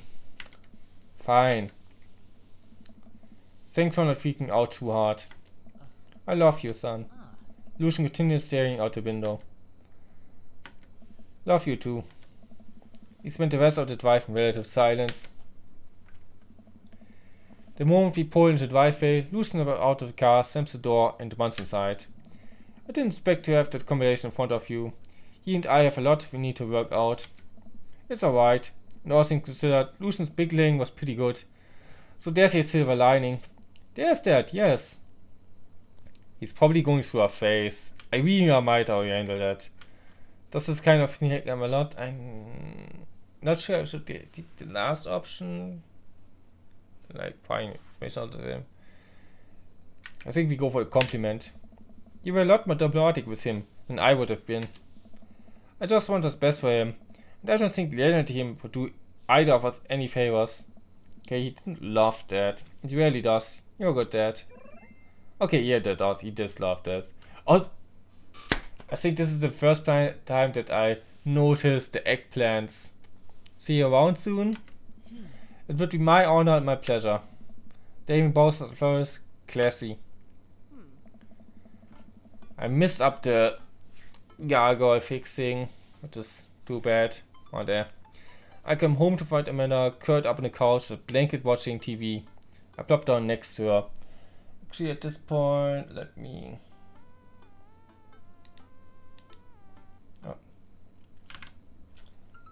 go for a quick back. I'll be back in a second. I'm just getting some water.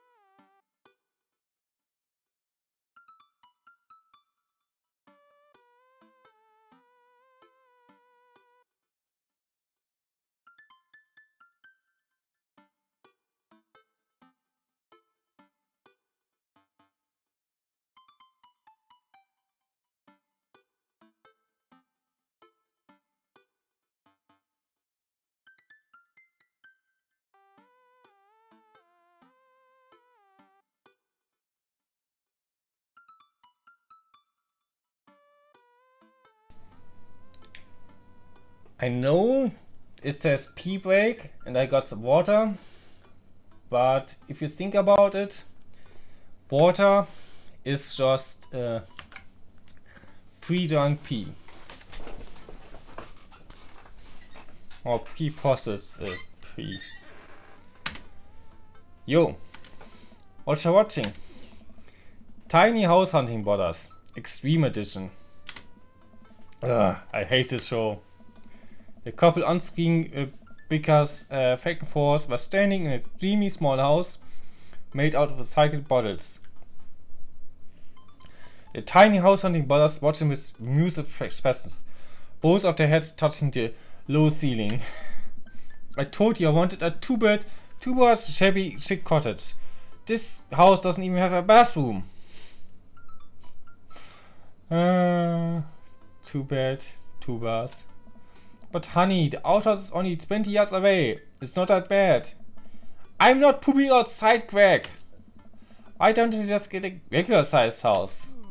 I don't know. How'd the afternoon tea go? Okay, a really stupid show. It got strange. We had to go to school to pick up Lucian since he lured Ernst down the cellar with a promise of a 5 minutes and then tried to pick him to the wall, right? How did you know that? Has everyone in the story except me? Lucent live streamed the entire thing. This entire day is really on me. He's a streamer, I like him. But otherwise, it was a fun day. The Damie guy's a character, but he's really good company. And it's a pioneer diplomatic dad. What is that? Good. What's good? I dig his style. You know what? Me too. Yeah. Make sure to sweep on your sand so you don't sleep on rocks. Yeah.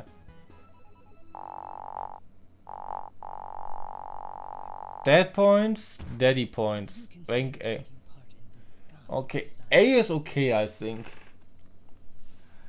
I don't think I have a worthwhile hobby. Seems like cargo short, Victorian bed, pool, basement. Dad points and daddy points. What's the difference? I think make A is okay.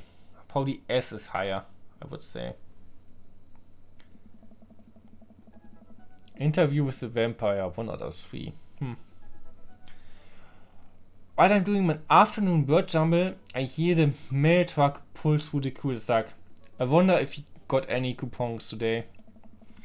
The nice mail person slides a couple letters in a large yellow envelope to the slot. It takes a couple of tries for them to get it in. Hey, my coupons.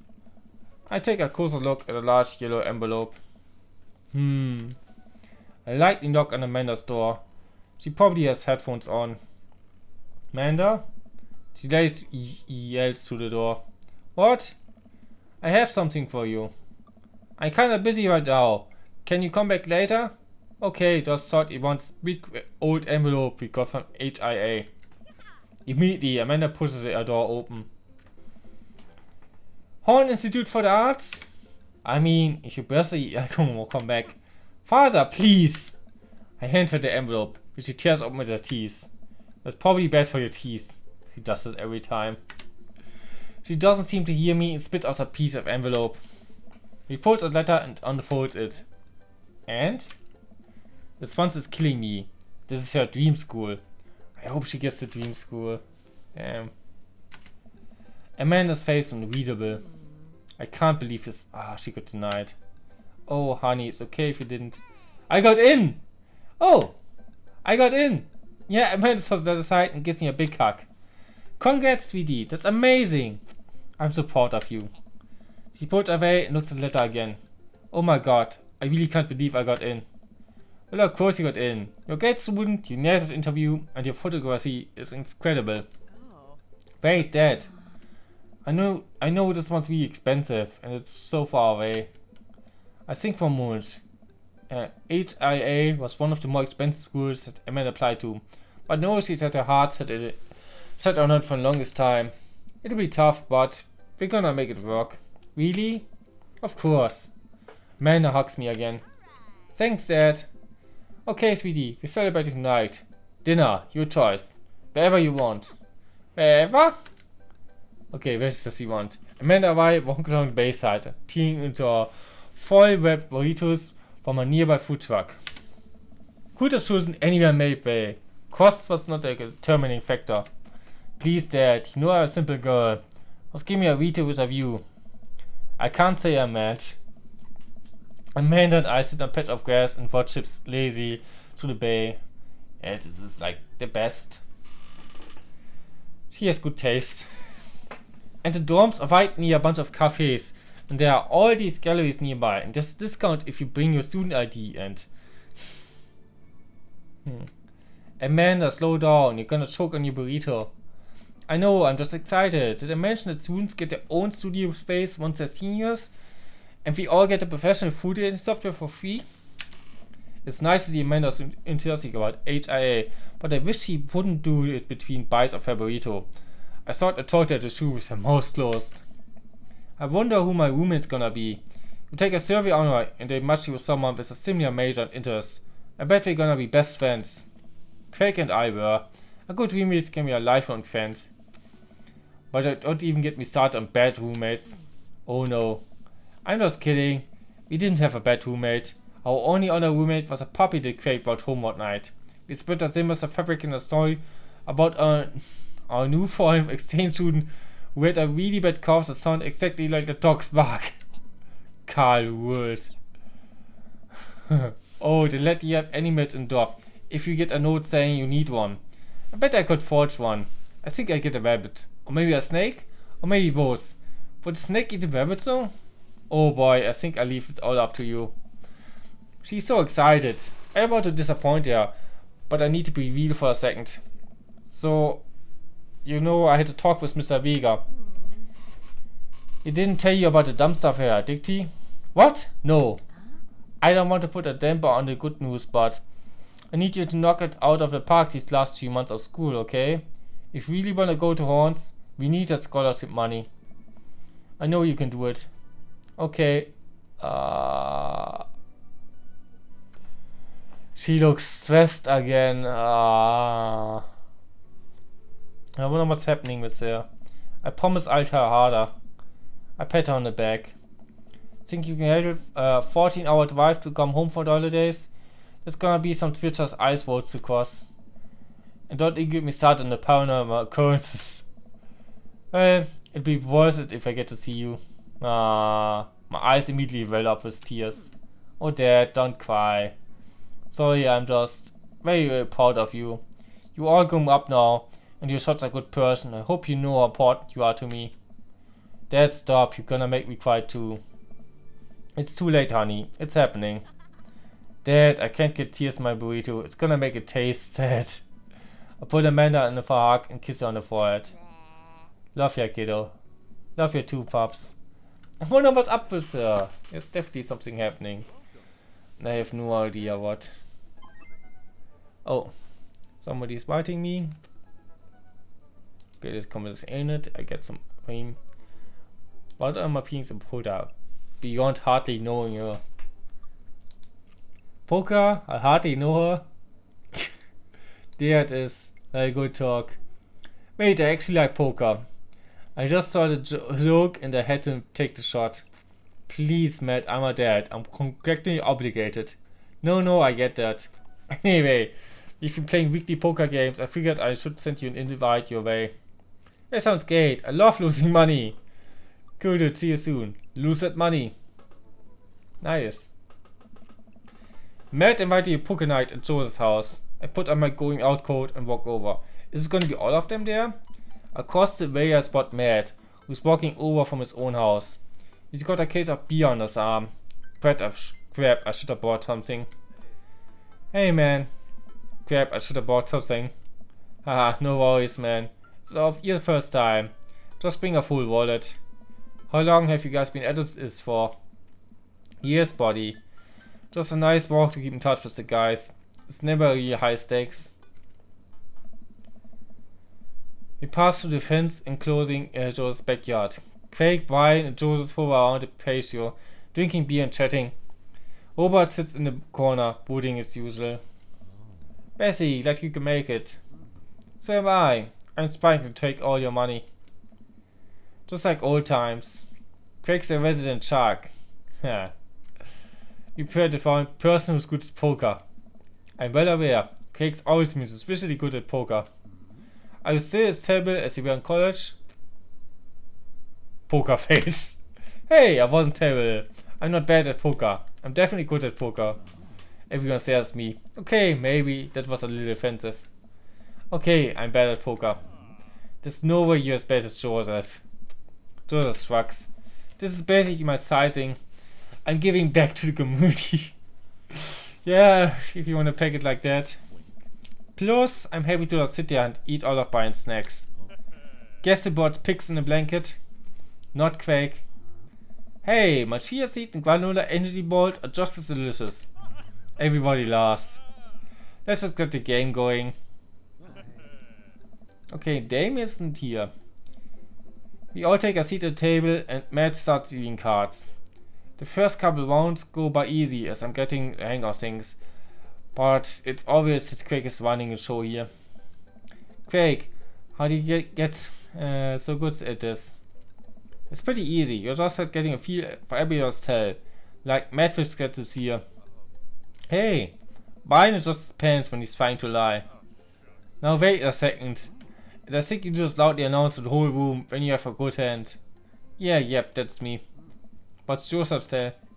Everything, literally everything. The man is an open book. He couldn't lie if he tried. Well, at least I've got on my side. See, you can't even say that with a straight face. What about Robert? ...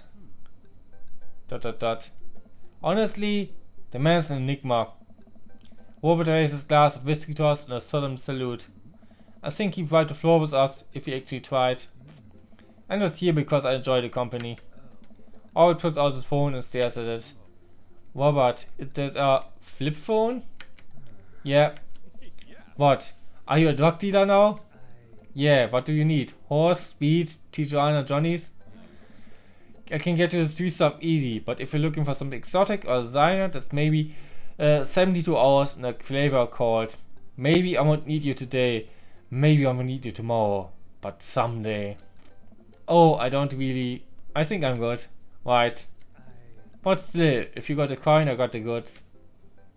That's a joke. I dropped my phone in the toilet and this is a backup and I can get it replaced on a warranty.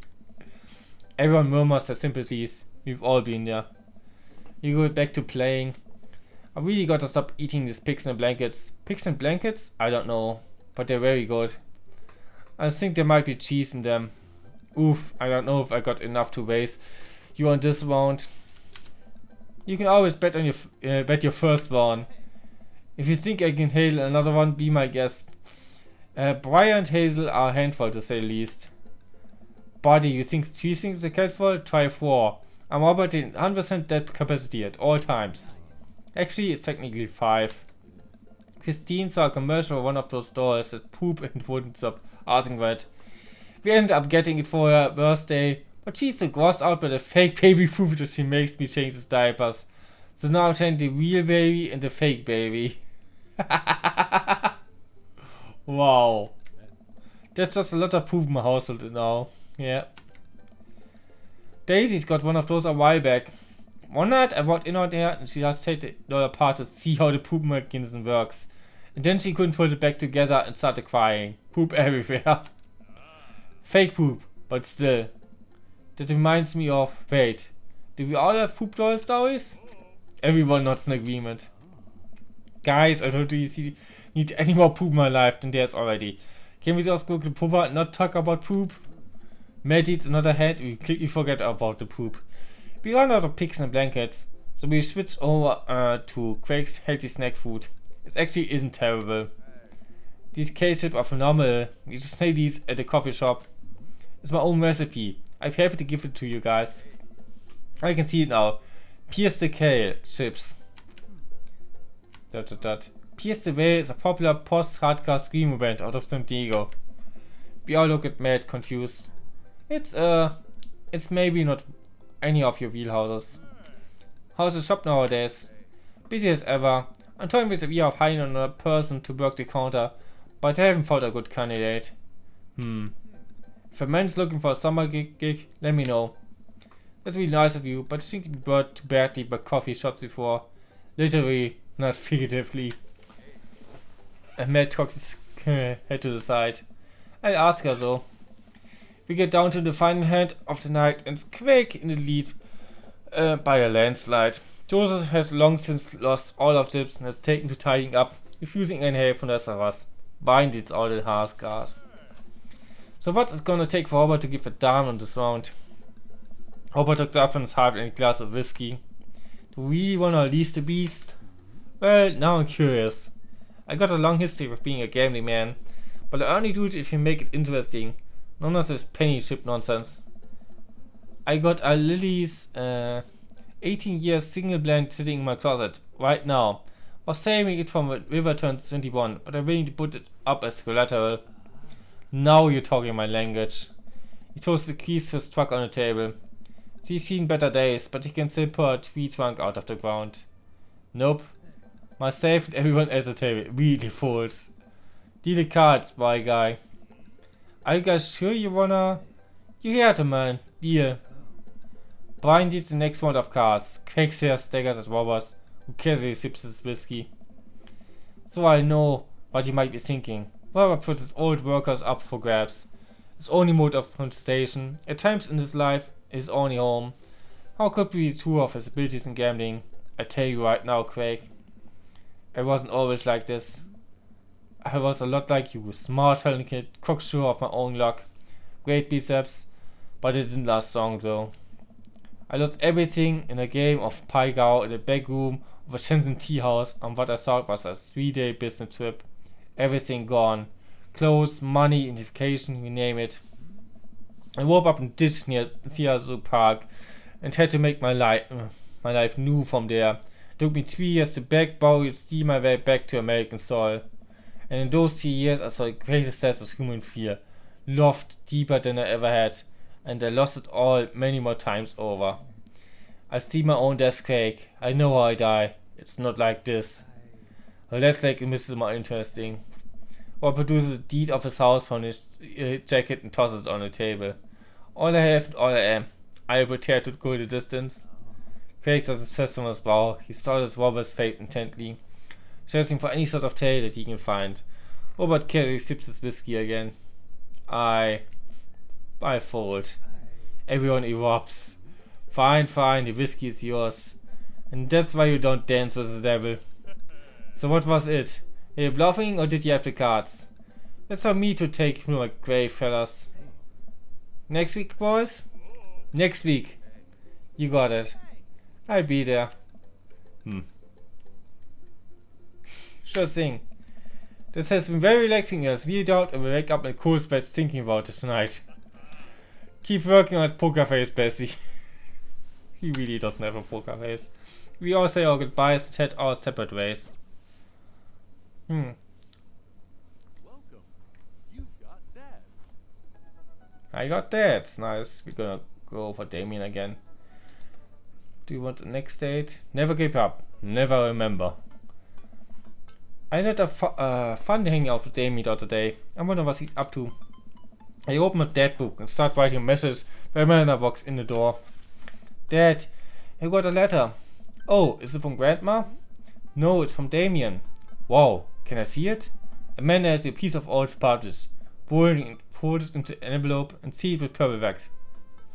Damn, the dude goes all out.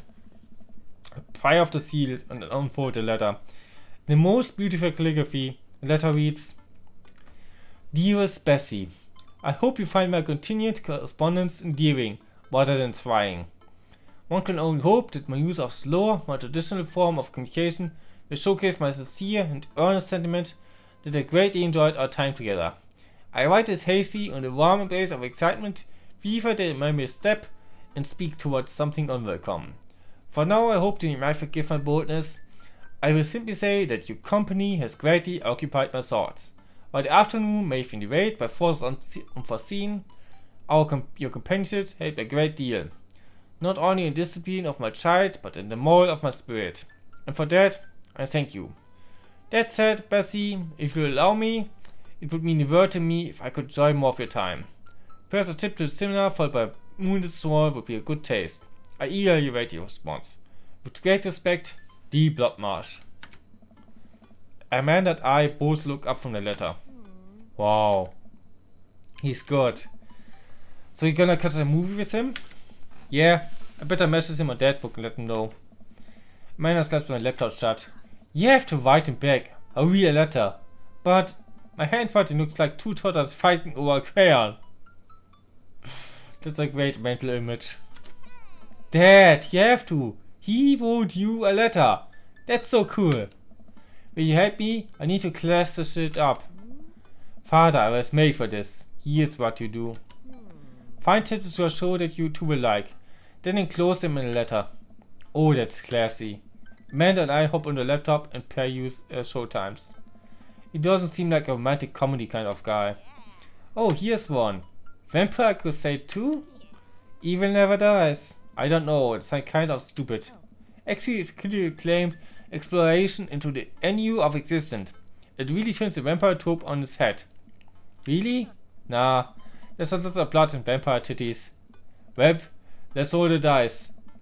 I purchase the tickets and put them out, and sit down at the table with Amanda to try drafting a nice letter. I start writing. Damien. I hope this letter finds you good health. Hey. Good morrow to you on this fine eve. I think we'll go for the classic one. Good one. What's next? Hey, remember we tried to cast... Son tried to cast a Amontillado kid? You been good? I must conflict on my amateur control of the written word. Yeah, that is good. D scared. Have some faith in yourselves. Yeah, but okay. You're talking a lot. Let him know how you're feeling. You find me in good spirits, for I felt very much the same after our last encounter. I did very much enjoy the winter we found ourselves on the last we met. The earnestness was pretty messed up. Yeah, I think this was a good one. Nice. Asking getting out already. 2 art takes time, Amanda. While I was saying the to my events, I found myself enamored with the Asian at hand. Like previous landscape with fire echoes, I found myself lost in details. Let me get at that. That? Wow. I saw it on TV. I'm not actually a intelligent person. Bring it home, Pops. Let me take you out. I got 2 kids in the movie. I would very much enjoy your company. Accompany me to the cinema. It would bring me great pleasure to escort you to the cinema. Yeah. Smooth. Calling it the cinema is a classy move. Enclosed you find 2 tickets to Vampire Crusade 2, Evil Never Dies, which I'm sure you'll find both titillating and enjoyable. Best wishes, heart dabs, namaste, we carry on, best wishes. And then sign my name, my full name, fancy that way. Bessie. Is this okay? Amanda reads over my sloppy handwriting. Damien, I do hope this letter finds you in good health. I must consent of my amateur control of the written word, as well as even more amateur penmanship. Your letter found me in good spirits, for I felt very much the same after our last encounter. like gorgeous landscapes with the fall of Icarus. I find myself lost in your details. It would bring me great pleasure to escort you to the cinema. Enclosed, you find 2 tickets to the Vampire Crusade 2, Evil Never Dies, which I'm sure you will find both titillating and enjoyable. Best wishes, Bessie Bessie. You spelled his name wrong. What? Nah, just trying to keep you on your toes. Now all I have to do is seal it and put it in his mailbox. Can seal with tape? That's not authentic enough. I have an idea. I'll be right back. Amanda leaves the room and returns a candle, a lighter, and a small piece of wood. You gotta have a wax seal. She likes the candle, which starts to burn down and form a pool of melted wax. What's the other thing? Amanda pours some of the wax onto the folded letter and expertly presses the small piece of wood into it. She lets it dry for a second and pulls the wood away, revealing, here it is, your sigil. A little kitten with a bow on his head. Awesome. Scrapbooking stuff always comes in clutch. Well, I guess all there is to deliver is to the doorstep now, huh? Oh, I thought we were getting a carrier pigeon to do it. I already called my guy. ... I have a pigeon guy. Marcus has the good pigeons. ... Don't get a pigeon from Anthony. They're no good. ... I don't want to know if any of this is true. Nothing of this is true. I head outside and walk over to Damien's house. I slip the letter into the slot on his door and go back home. Mission accomplished? Yeah. Now we play the waiting game. The night finally rolls around. We are supposed to meet with Damien. Next day, he had left another beautifully crafted letter thanking me for mine and agreeing to do evening. Amanda has to pick out a nice outfit and I show up to the theater a little bit early. It's a chilly night and the theater is kinda crowded, but it's still nice. How do you do? I jumped at the sound of his voice and turned around to see Damien right behind me. You almost gave me a heart attack. How long were you there for? I don't know, I just walked up, but apologies for frightening you. Was it thunder? Is it gonna rain soon? I didn't hear anything. What? ... What? Regardless, the hour goes close. Shall we take our seats in the cinema? I must thank you again for purchasing our tickets. Please allow me to pay lead in Sour Patch Kids or perhaps Milk Duds. Let's do it. We get in line to buy snacks. As we're waiting, I hear a familiar voice behind us. My dad's here. I turn around to find Lucian standing a few feet behind us with a gaggle of other Gus kids. Lucianov, nice to see you. I didn't know you were coming to the theater. And yet to spend quality time with your friends. Whatever, Dad. And what movie will we be attending tonight? My friends are making me see some kids movie about talking animals. I don't really care about it. Well, I do hope you'll join the evening. We'll be watching Vampire Crusade 2, Evil Never Dies. What? You watching that? Yeah, I thought Damien would enjoy that. Ha, good luck with that, Dad. Lucian rejoins his friends and I look over to Damien. Good luck with what? It's nothing, my son lost his teeth. We wait in line for a little longer and Damien buys our snacks. He seems a little nervous. I wonder what's wrong. Is he like scared? Scared of stuff there? Damien and I take our seats and settle in for previews. Glancing at him, I can see that he's sweating profusely and gripping his armrest. Vampires, huh? Ah yes, the winged creatures of the mist. I fear them not, for I know the night as well as the... I'm so excited for this film. I'm a devoted patron of the arts, especially scary arts. The scary arts, the better. He gets really scared. Do you have a favorite horror movie? Of course I have a favorite horror movie. Mine is Halloween Town. Terrifying. Oh, interesting. That's odd. I don't remember Halloween Town being that scary. I would expect him to bring up some sort of a strange foreign horror film that I never heard of. Damien's knuckles are turning white. Looks like he's about to rip the armrest off. Wait a second. Damien, are you afraid of horror movies? What? You must be joking. I love horror movies. He's so afraid, so scared. That's cute. He likes Dim for the film. Damien screams. I apologize. I was thinking about something far scarier than this movie, but it's not scary at all. We settle in as the film starts. I offer Damien some licorice and he takes one. I take note of how much it shakes. His hands are shaking. The title flashes across the screen in bloody letters. Vampire Crusade 2. Evil never dies. A pale man with long silver hair, glittering red eyes, and well-oiled abs sits up in a coffin. Awaken, my coven. Romulus Blackblood. I love that name. Two more vampires slide the tops of their stone coffins onto the floor. Bother, is it time? Demetrius Morvant. Carmella von Wuden. Yes, husband, but also mortal enemy. Is it time? Husband, but also mortal enemy, yeah. The three look at each other, and then to the camera. For the Vampire Crusade. This rules. The trio of vampires fly off in the night as foreboding era music plays in the distance. I somehow got lost in the movie. As dumb as it sounds, it's actually a pretty fun flick. We get to a tense moment of the movie where Romulus Two-Blood sits at a truce meeting with the general of the human army, whose wife Romulus has fallen in love with. Romulus, it's good to finally meet you. General, I agree. It's good to finally blood you. Romulus leads out and slashes General's throat. Blood splatters over everything, including the camera. Damien screams again, reflexively grasping my hand. I immediately blush, forgetting about any vapors of blood or vampiric blood. Hand holding! Before marriage? No, can't do that. Need to drink a bit more.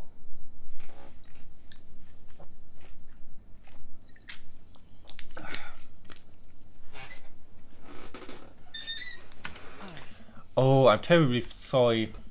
Damien takes his hand and places it back in his lap. I was writing a novel in my head about blood magic and got to an extremely scary section. Damien goes back to silently stressing out of the movie. It's kind of cute that he won't admit that he's afraid of it. Yeah, he is cute. I like him. Glad I decided to date him. I wish he would hold my hand again. I wish. Maybe I can do something to try to make him feel more comfortable. I've got it. I do what all do best. All that's do best. Talk to him in the movie. I think ask what's happening is gonna focus on one movie. That's the worst answer. Point out a plot hole. I think kind of the same problem with ask what's happening. But maybe makes him like see it's not real, even if he knows it's not real. I just think I'm going for the dad joke here. He lost that. Where does the dog go when it loses its tail? Where? To the retail store. I yelled last part a little too loud for the crowded movie theater, but I could see a smile form on Damien's face. Good one, Bessie. The rest of the movie goes by relatively smoothly. There's only a few whimpers from Damien. Maybe he would have liked the romantic comedy better. We go to the final scene of the movie. Romulus, Badblood, and the General's wives embrace each other in his crypt. It appears that true Vampire Crusade was the Vampire Crusade in our hearts. Our cold, unbeating hearts. Romulus and General's wife begin making out. Hard. The film fades to black and the end appears on the screen. But then it hard cuts to Demetrius and his rival lover Carmella, who watch the two from afar. Oh no, twist ending. Our bloodline has been pure for 1,000 years. Romulus betrayed us by loving a human woman. It will only be a short time before the next Vampire Crusade 3. Evil must die again. More thunder, more ominous organs. The movie is out again and a bloody question mark now accompanies the end.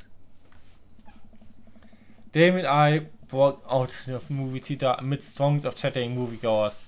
He's a little bit more pale than I remember, but otherwise he survived the encounter. He even seems kind of invigorated. What an interesting film. While the bit immediately struck me as pedestrian, I was intrigued by its harrowing love story and great attention to detail in regards to vampiric lore. Yeah, it was pretty good. A lot more vampire titties than I thought there would be. Come, the night is young. Let's take us all. Damien is making a point of not telling me where it's taking me. Still, I'm enjoying the walk in the cool night air. Being alone here with Damien is a lot better than being in a crowded theater. Lovely night, isn't it? As lovely as a company, yes. He thinks I'm lovely. Damn, okay, here comes a smooth response. Thanks, cool, okay. None of this is good. We go with the thanks. No problem. Okay, you like that. Crushed it. Yeah, I did crush it. We both stand there feeling a little awkward. I sure am a smooth operator. Are you getting a little hungry? You could maybe stop off and grab something to eat. Why not, fan? I have a plan. We turn the corner and are greeted by the gates of a cemetery? What? Are we going in there? A little bit of Victorian flavor, Bessie. Trust me. I'm a bit nervous, but Damien hasn't let me wrong yet. I follow his lead as I walk into the cemetery. Statues of angels stare down at us as we follow a path through the faded tombstones. As we cross the Smallville, we get a beautiful view of the city. Nightlights sparkle around us. I gotta hand it to him. For being in a cemetery, this is strangely romantic. Yeah, cemeteries are great for dates. And you know, picnicking deckers is an old Victorian tradition. And appropriately finished an evening after a vampire movie, wouldn't you say? Picnic! Ooh, nice. With a flourish, Dame put his blanket and picnic basket. Wait, where are you hiding that? Under my cloak? Oh, right. Damien unfolds the blanket and we both sit down, gazing out at the city lights. He produces a bottle of red wine and a fine selection of cheeses. I don't see why you would hide a whole like picnic basket under there, but okay. In the Victorian era, there were no public art galleries, parks, and botanical gardens to speak of. Once rural graveyards became a more popular alternative to church burials, they became the only places people could see beautiful plant life and fine sculptures. Yeah, no art galleries, no parks, no botanical gardens. That makes sense. This is pretty nice. I have a question though. How are you so okay with being in a graveyard, but you had trouble handling a scary movie? I wasn't. He sighs deeply. Okay, yes, I was extremely scared by that movie. I was not writing a book about blood magic in my head. I've never been good at those. I just feel as if, because of how I look and act, people expect me to love horror films. So I must play the part. Truth be told, I don't know if I have the constitution for them at times. Damien, I'm so sorry. If I had known, I would have suggested another movie. It's quite alright. I actually did find myself enjoying this one, thanks to your help. Graveyards, however, I think there's something rather beautiful about death. Cemeteries are traditionally built away from cities, away from the realm of the living, and keeps us rather separate from it.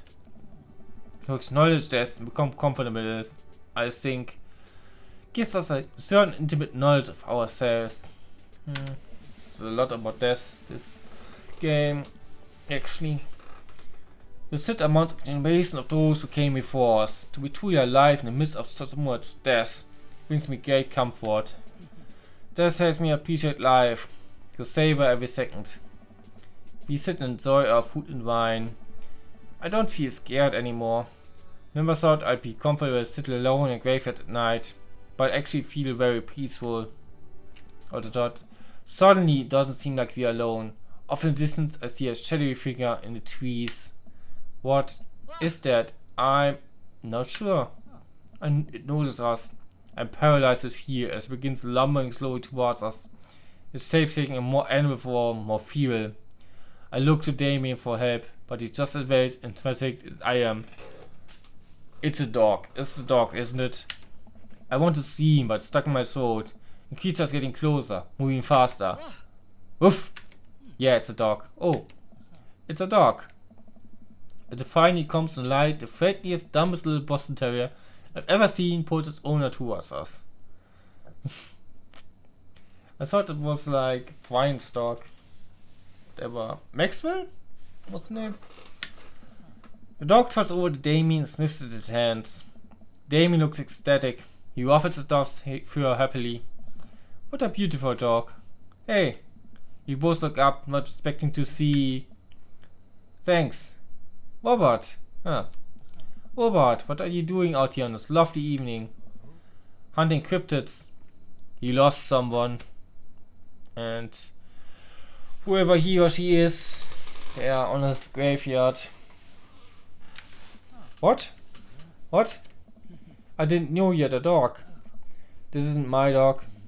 I found her wandering in the street. I put a leash on her, and now we're walking around this graveyard together. Hunting cryptids. Damien and I share a look. May I give her a treat? Sure. Wouldn't give her cheese though. Not to worry. Damien reaches the depth of his cloak and pulls a small dog treat. What else is he keeping in there? I want a cloak like that. The dog locks up the treat and crunches obey, tail wagging furiously. Damien continues to smooth down her fur. Thanks. My absolute pleasure. Damien shakes the dog's paw. Lovely to meet you, my friend. May our paths cross again. Robert and his dog appear in the darkness again. Damien stares after them. I didn't know you liked dogs. Victorians love dogs, actually. Most Victorian women of high fashion would always be accompanied by small dogs such as a terrier or Maltese. I think big dogs are nice too. Yeah man, dogs are cool. I do believe there's enough excitement for one night. What say we make our way home? Damien hops to his feet and extends a hand to help me up. I'm glad they take it as her knees aren't what they used to be. He picks up his picnic basket and leads us out of the graveyard. As we begin the walk home, I take one last look at the cemetery. It really is beautiful. Like a proper gentleman, Damien walks me to my doorstep. Thank you ever so kindly for your company tonight. Damien, it was my pleasure. Bessie, if you allow me, it will bring me great joy to offer you a token of my affection. Damien reaches in the cloak and pulls out a folded monogrammed handkerchief. He passes it into my hand. Wow, thank you, Damien. I will use it to dry my tears for those I loved. I can't find the sneeze on this. I'm gonna wave to the passing ships. Come with this. A noble purpose. Yeah, he liked it a lot. Damien shuffles his feet. I just want to say that's where to find someone like you. Someone who's open to my eccentricities. It's nice to feel so accepted. Thank you. Damien gives me a hand. I gives my hand a quick squeeze. Damien blushes and hastily takes his hand. I must take my leave. Goodbye. Before I can say anything else, he's gone. Huh. I lock the door and step inside. Like a whirlwind, Amanda runs from the window and plops down on the couch, trying to look nonchalant. Hey Dad, what's up? She was watching. Were you watching me from the window? No, I was just, Okay, yes, how was the movie? Lots of vampire titties. Told you. But, as it turns out, Damien is scared. Wait, Amanda doesn't need to know that. I keep it between me and Damien. Scary cool. Yep, he's so cool scary. Nice save, Bessie. Did you know that graveyards usually were places to parties? I think I'm misremembering that. Wow, that's pretty punk. Also, we saw a dog. Definitely thought it was a werewolf from it, so... How can you be so sure it wasn't a werewolf? How can you be sure I'm not a werewolf? Here's the beard for it, the hair. And how can I be so sure you're not a werewolf? Amanda's eye is narrow. I don't trust you. Nor I, you. We make intense, very eye contact for a second. Anyway, I'm calling it for the night. Don't stay up too late, will ya? I try not to howl at the moon past midnight. Always try your best at everything. Yeah. Date complete. Did this go better? I think it go somewhat better. S-rank. Yeah, nailed it. Gosh, this. Never in a million moons have I had a date such as exquisite as this one. He's really excited about this. Cell phone holster, respect, Victorian Goss Horror rom-com. Okay, next time we watch a rom-com.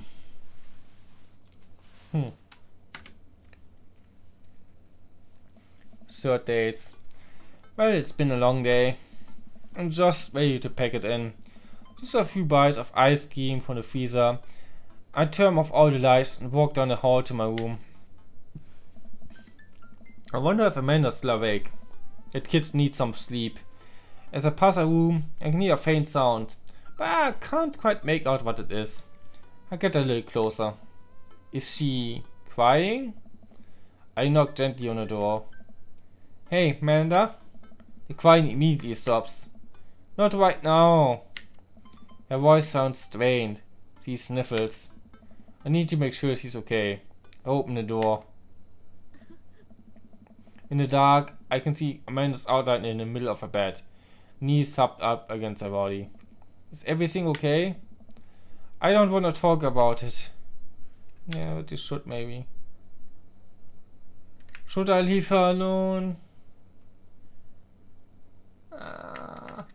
This is difficult! It's hard being a dad.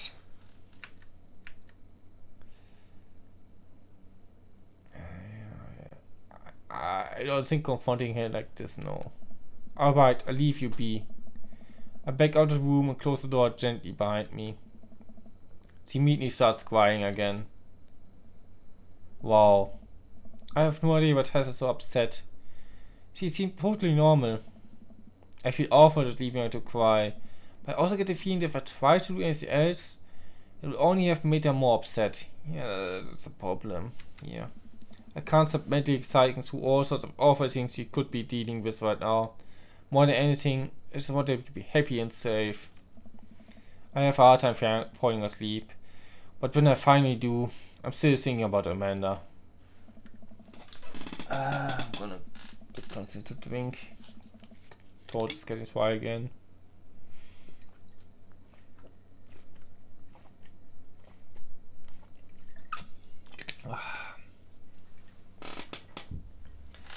After a long night of very little sleep, I roll out of my bed and make myself a pot of coffee. What does he do for a living? He hasn't been working like the whole time. Emma should be up for school soon. Maybe she'll be willing to talk about whatever's bothering her. About 10 minutes before she's supposed to leave, Amanda comes out of her room and makes a beeline for the freezer. Morning, Amanda. Morning. She drops a frozen waffle in the toaster and slams the freezer down. Or she won't look at me. Yikes. So, anything big going on in school today? No. Okay. Do you need a ride to school? No. Want some coffee? Amanda pulls the toaster lever down and takes her still freezer burnt waffle out before it's finished cooking. I'll have to go. Amanda picks up her bag and storms out. Oh. Okay. I haven't seen her act like this in a long time. It's usually short-lived, but it always hurts. Hopefully this blows over and things are back to normal soon. Maybe I should have confronted her about it. I sit back at the kitchen table, look at a picture of Amanda and I hanging out on a wall. Hanging on a wall. In it, I'm teaching her to ride a bike. Her face is a mixture of excitement and pure, unadulterated fear. I remember how determined she was. Every time she would fall up and scrape her knees, she would get up and try it again. Finally, I had to stop her because she was bleeding everywhere. Then she started to cry because she didn't think she needed bandages and wanted to keep trying. As I put the bike away, she just stood in the middle of the street and screamed.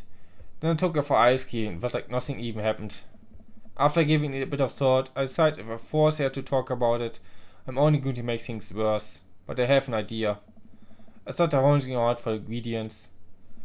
Oh, something nice for her to eat? I hear Amanda walk in the door. Instead of heading for the kitchen like she usually does, she makes a beeline to her room. He's clearly trying to avoid me. Hey, Pumpkin. What? Can you come here for a sec? There's a moment of silence. Yeah. I wanted to say sorry about last night. That I'm just worried about you, kiddo. I get scared when I know something's wrong. And I get even more scared when I feel like you can't do anything about it. So just, whatever it is, you don't have to tell me if you don't want to. Whatever it is, just know that you have a dad in your corner who wants you to be happy. Honey. You know I'm bad with words, so I was hoping I could speak a language you both understand. I pull a cake out of the refrigerator and place it on the table. Hopefully the frosting is set by now. Ta-da! Dad. Sorry you said, but that's 100%. It took me a really long time because I ran out of wet frosting somewhere around sad and had to start all over. This is beautiful. It's strawberry. Samuel gives me a big old hug. I grab some plates and forks and serve us up some delicious cake. So it's really stupid. What is it? This whole thing. I know I've been really weird lately and there's just... I don't even know how to explain it. I feel like I might have to make you a chart. I'm listening. Do you want me to take notes? I guess I should start from top. So, you know how Emma asked going to that fancy art school in California, right? Emma Okay, she puked there. The best friend... Yeah, Emma asked the best friend, the... MRP is the other one here, I think. Yeah.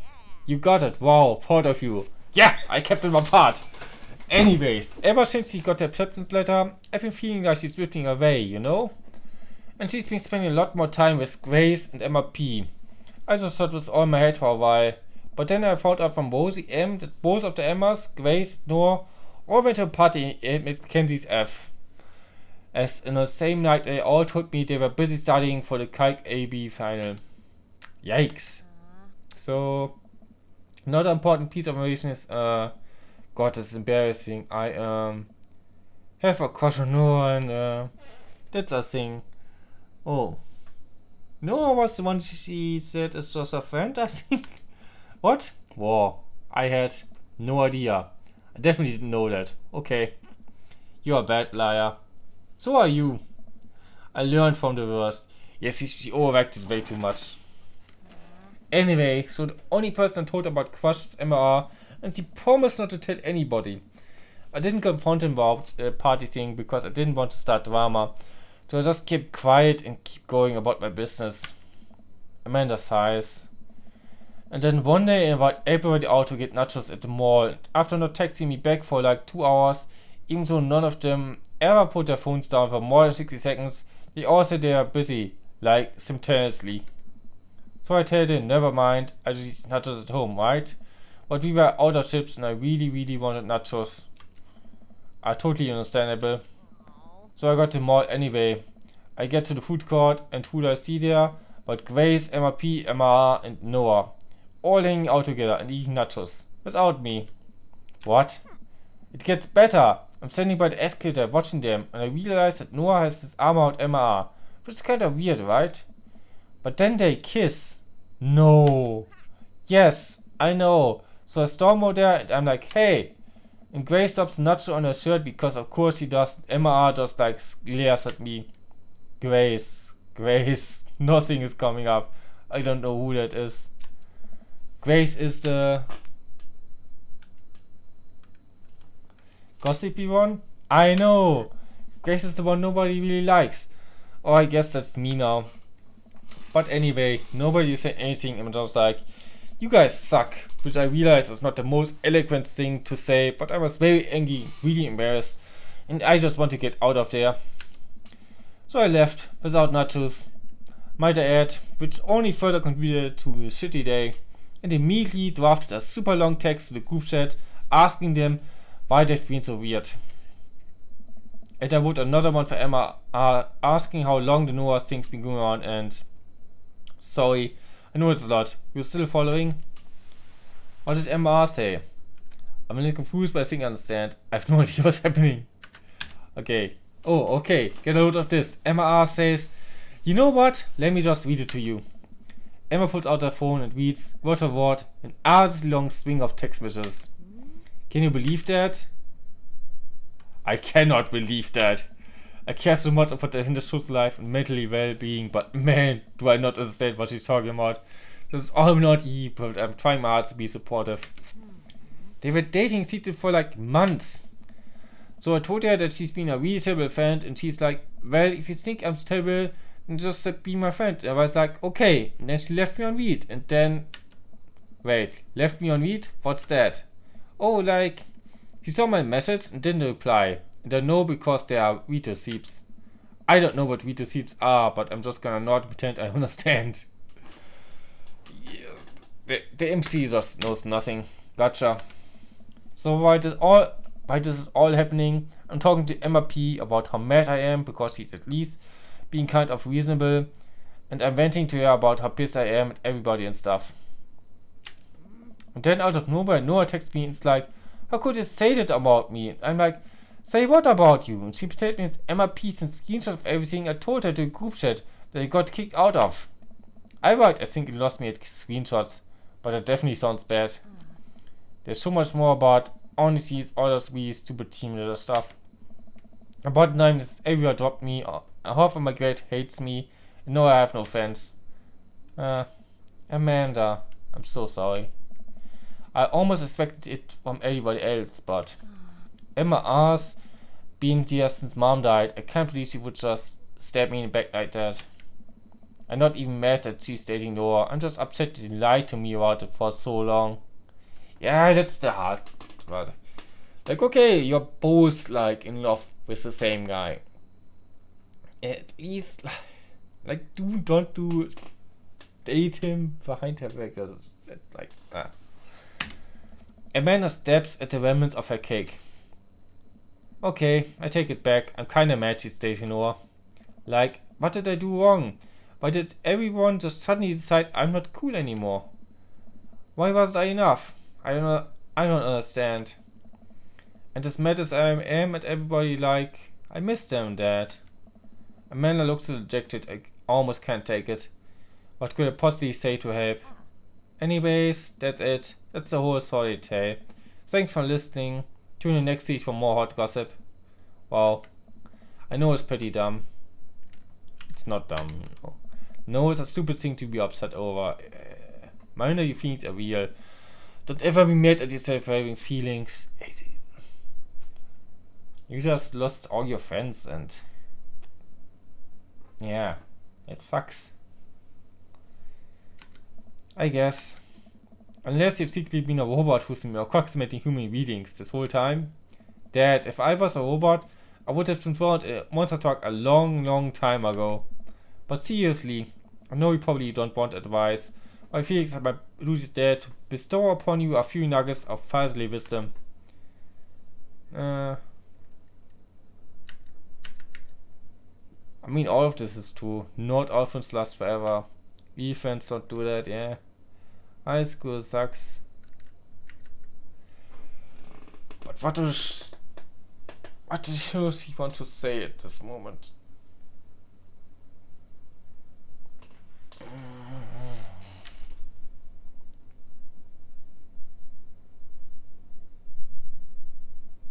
Like, I think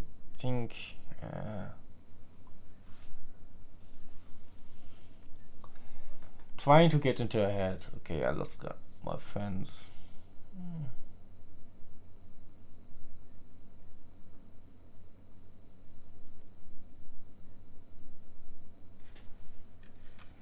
I'm tending towards this latter two at least. Yeah. When you get older, you start realizing the sort of people you want to associate yourself with. Do you really want to surround yourself with people who would do something like that to their friend? It takes a lot of work to find and maintain meaningful friendships.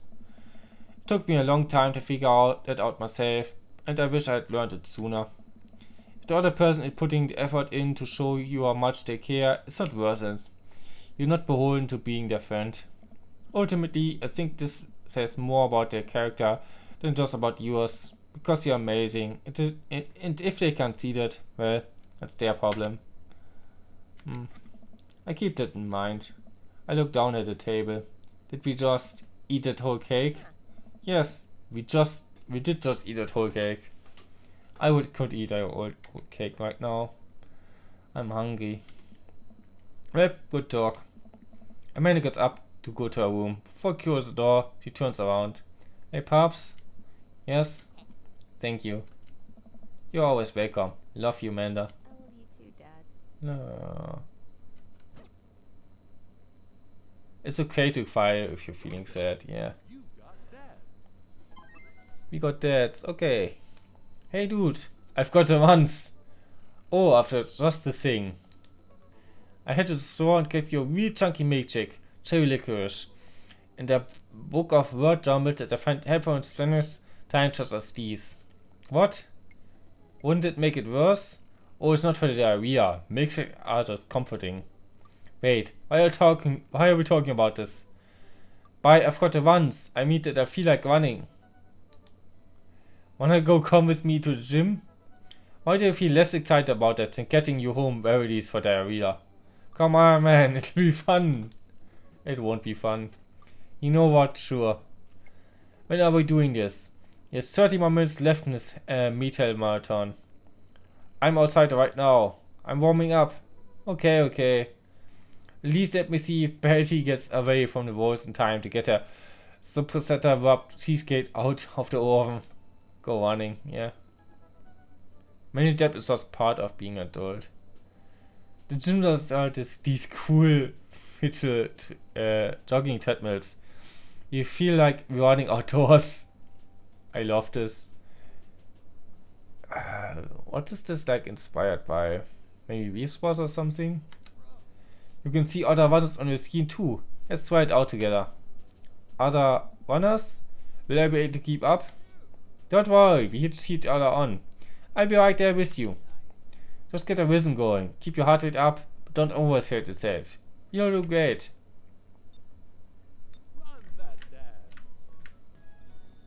Okay.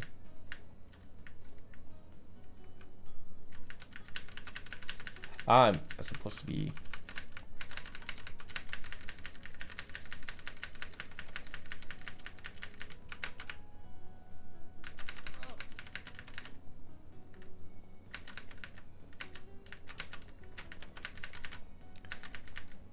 Shouldn't get it like too high, right?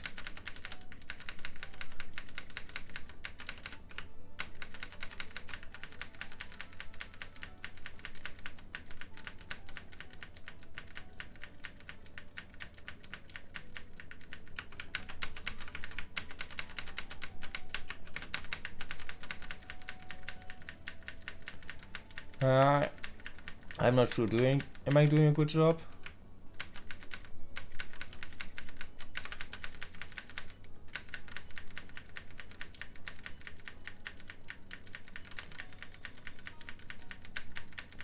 Should I just keep it like as high as possible?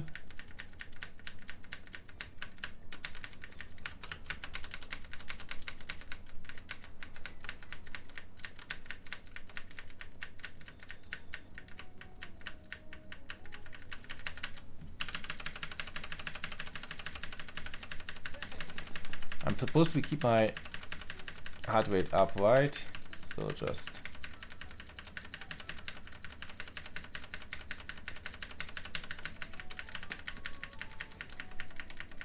yeah, I think this is fine. Is this like a score there?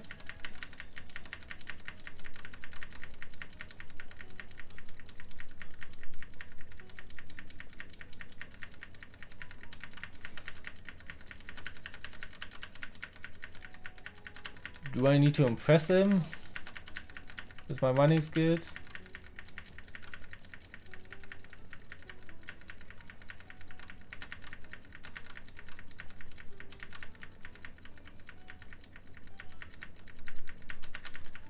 Not sure if I'm doing a good job here or not. Because they don't tell you like anything about this.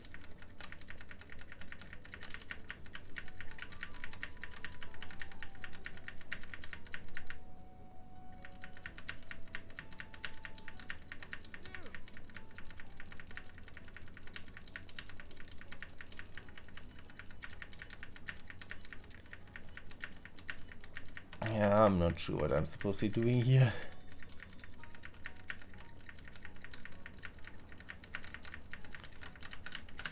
Is this like a scoreboard there? Or is it not?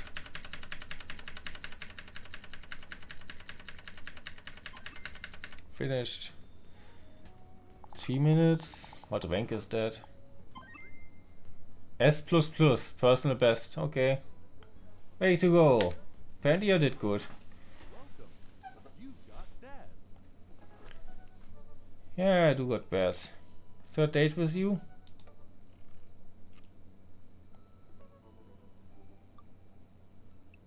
Save and continue, yeah. Ever since we had a picnic in the graveyard, Damien and I have been spending a lot of time together. We go on a nighttime stroll pretty regularly. He was so impressed with the first letter I wrote him that he insisted we only communicate by post, instead of through that book. I initially protested, but he gave me one of his old signed ringers used as a seal for my letters, and I couldn't just say no. Hey Mako, welcome back. We're going on a third date. You know what I say about third dates. Hanging out with this Gosted again? Please, Amanda, you know his name.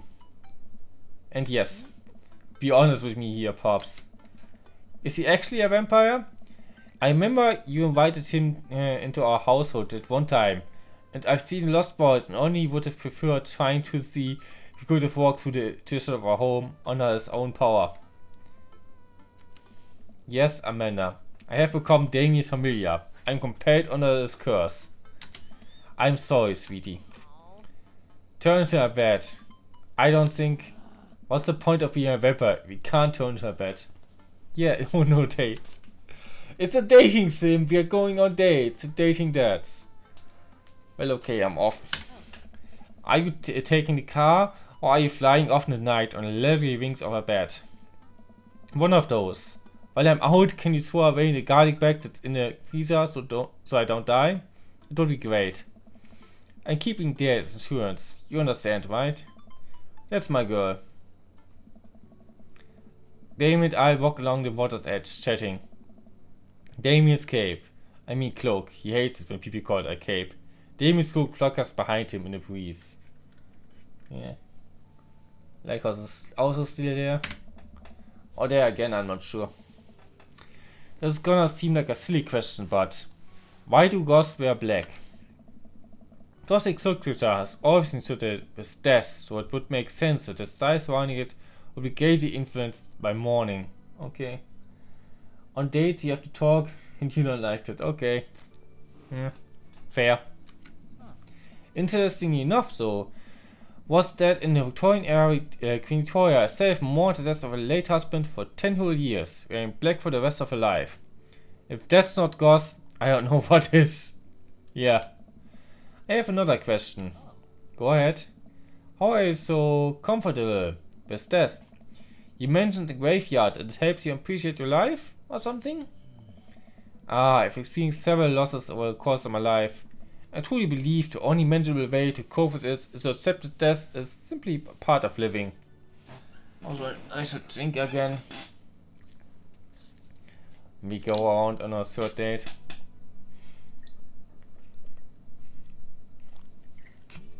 We can probably go back to the save and go to other dates later, maybe.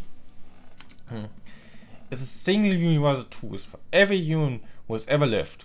I'm going to die. You are going to die. And life carries on without us. I just realized, like most dating sims I played and I'm dated guys. Like there's this game, there's Hello for Boyfriend, and there aren't many other dating sims. Like there's the Technic sim. I only made like one playthrough. Doesn't that make you feel scared? Not at all. Without the advances of modern science, death was everywhere in the Victorian era. And yet, funerals were major social functions. Victorians were obsessed with mementos of their loved ones, even going so far as to take elaborately staged photographs of their dead relatives. The minutiae of mourning was so complex that there were set periods of grieving that were deemed acceptable based on who in your life had passed. Now, we don't have any of that. If you lose someone, yet that feeling lost yourself, because we have no modern equivalent of these formalities. We need to allow ourselves time to grieve, to feel the loss fully, but not allow it to consume us. So no, I'm not afraid of death.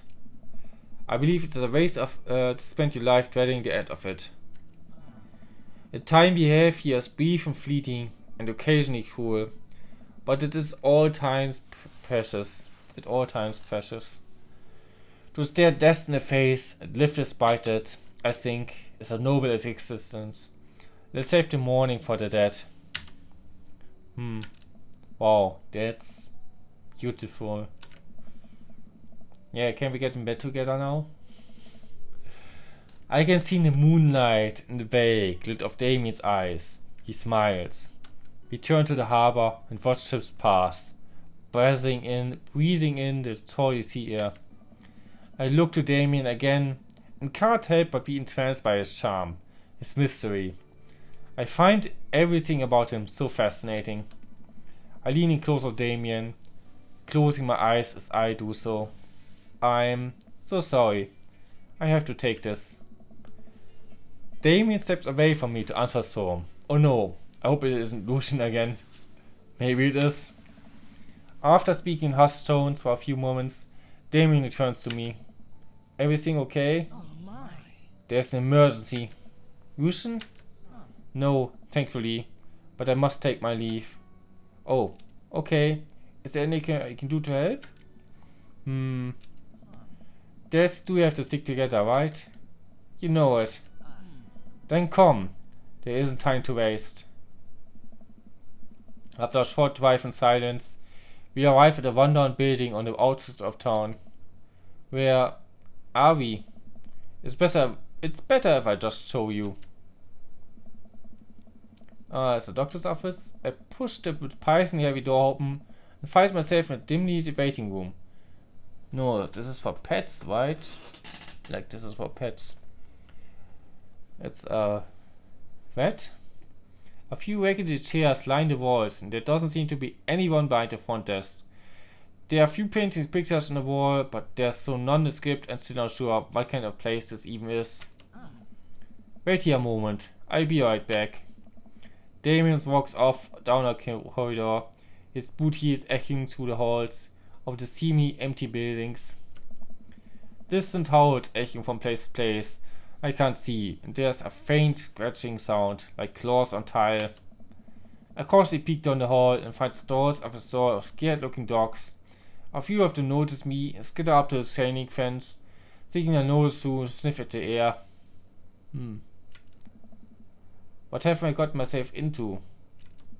Suddenly the light shut off. I panic, unsure of where I am or how I can get out. I stumble through the darkness, and breathing getting heavier and heavier. Damien? The lights finally turn back on. Hey sailor. Mary? Mary? What are you doing here? You aren't here for the fight club? I don't wanna get punched in the face. Great, because this is an animal shelter. A what? We take care of stray animals, and then people adopt the stray animals. Didn't you see the pets when you walked in? Sorry, I didn't really expect to see volunteering at the animal shelter. Wow. Okay, kid, way to put me in a box. Dames, you hear this baloney? Just one moment. Thunder cracks and door busts open. Appearing from the shadows I see Damien? Okay, he works here. Or volunteers. Hello, my name is Damien. Hey. It's Damien. You look completely different. No cloak, no Victorian era clothing, no makeup. I wasn't planning to share the side of me until much later, but I'm not as goth as you think. I'm assistant administrator for the tea departments of a realty company. Aha! Here's my job. That's interesting. That's It's like one of the least Victorian era jobs. Yeah. I wear tennis shoes to work and I listen to Bruce Springsteen. I enjoy going to the hardware store and looking at storage solutions. And I volunteer in this animal shelter in my spare time. I'm boring. I'm fascinated with Victorian era and the goth lifestyle. That much is true. It's just not all that I am. And I need you to know that. Oh, I hate to kill the moment here, but there's some pressing business that needs to be attending to. Oh, right. It's Duchess Cordelia. Again? Who's Duchess Cordelia? She's one of the pups. Gets out all the time. She somehow learned how to open doors, now she's unstoppable. When did she get out? This morning. I went to go sing cheese antics with cats, and when I came back, she had already bolted. I have to stay here with the pets, so I need you two to go and find her. Of course. Where could she be? She always ends up running off to the same place. Here, let me draw you a map. Maybe start scribbling on the back of a pet adoption form. She's very smart. Who's this even? You need to stay on the toes and get here back by sundown, else she turns a werewolf and starts eating people. What? Alright. You're a perfect little peach, Bessie. You just don't want her to be stuck outside when it's cold. Oh. I guess from teeth and we can hit the road. Dame and I look over the map Mary created for us. Oh man, I'm Nerd's house. Oh, we get a map of this place. Okay. The Nerd's house. Okay. Coffee Dad is next to us. There's Kale. Mario Batali. Mary's sick pet. Smalls. Okay.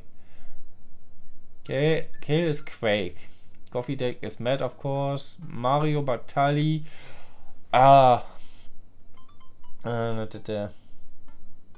Dame's get a heart, okay.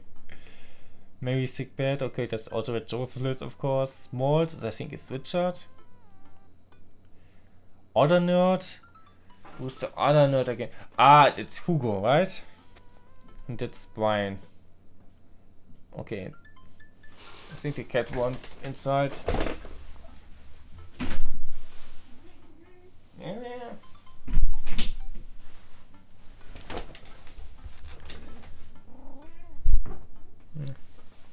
Katie was down. Doesn't want to stay in my room. And then that way is the shelter and aquarium, which we haven't seen at all.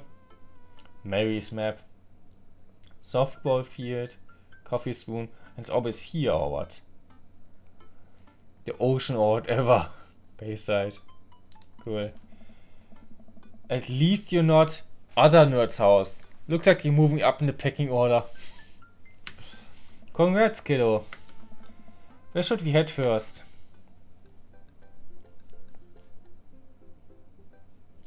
Cool sec. Didn't he just say always goes to the same place? And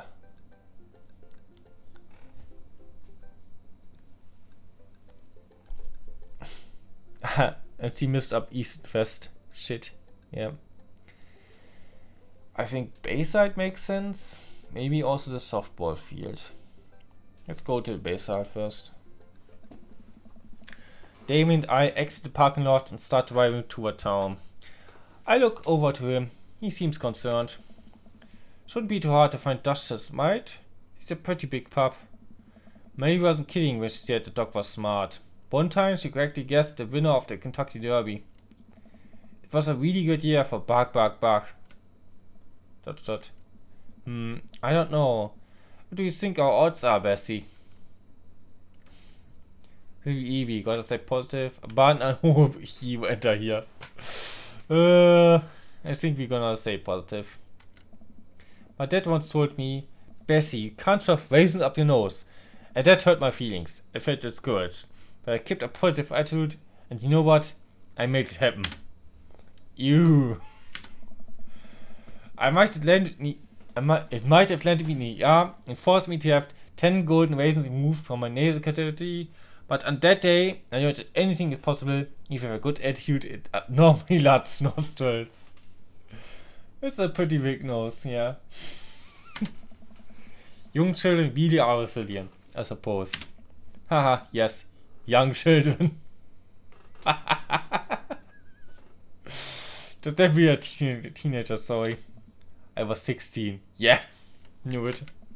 Let's not hope for the best. He got this. Ooh, main character is great.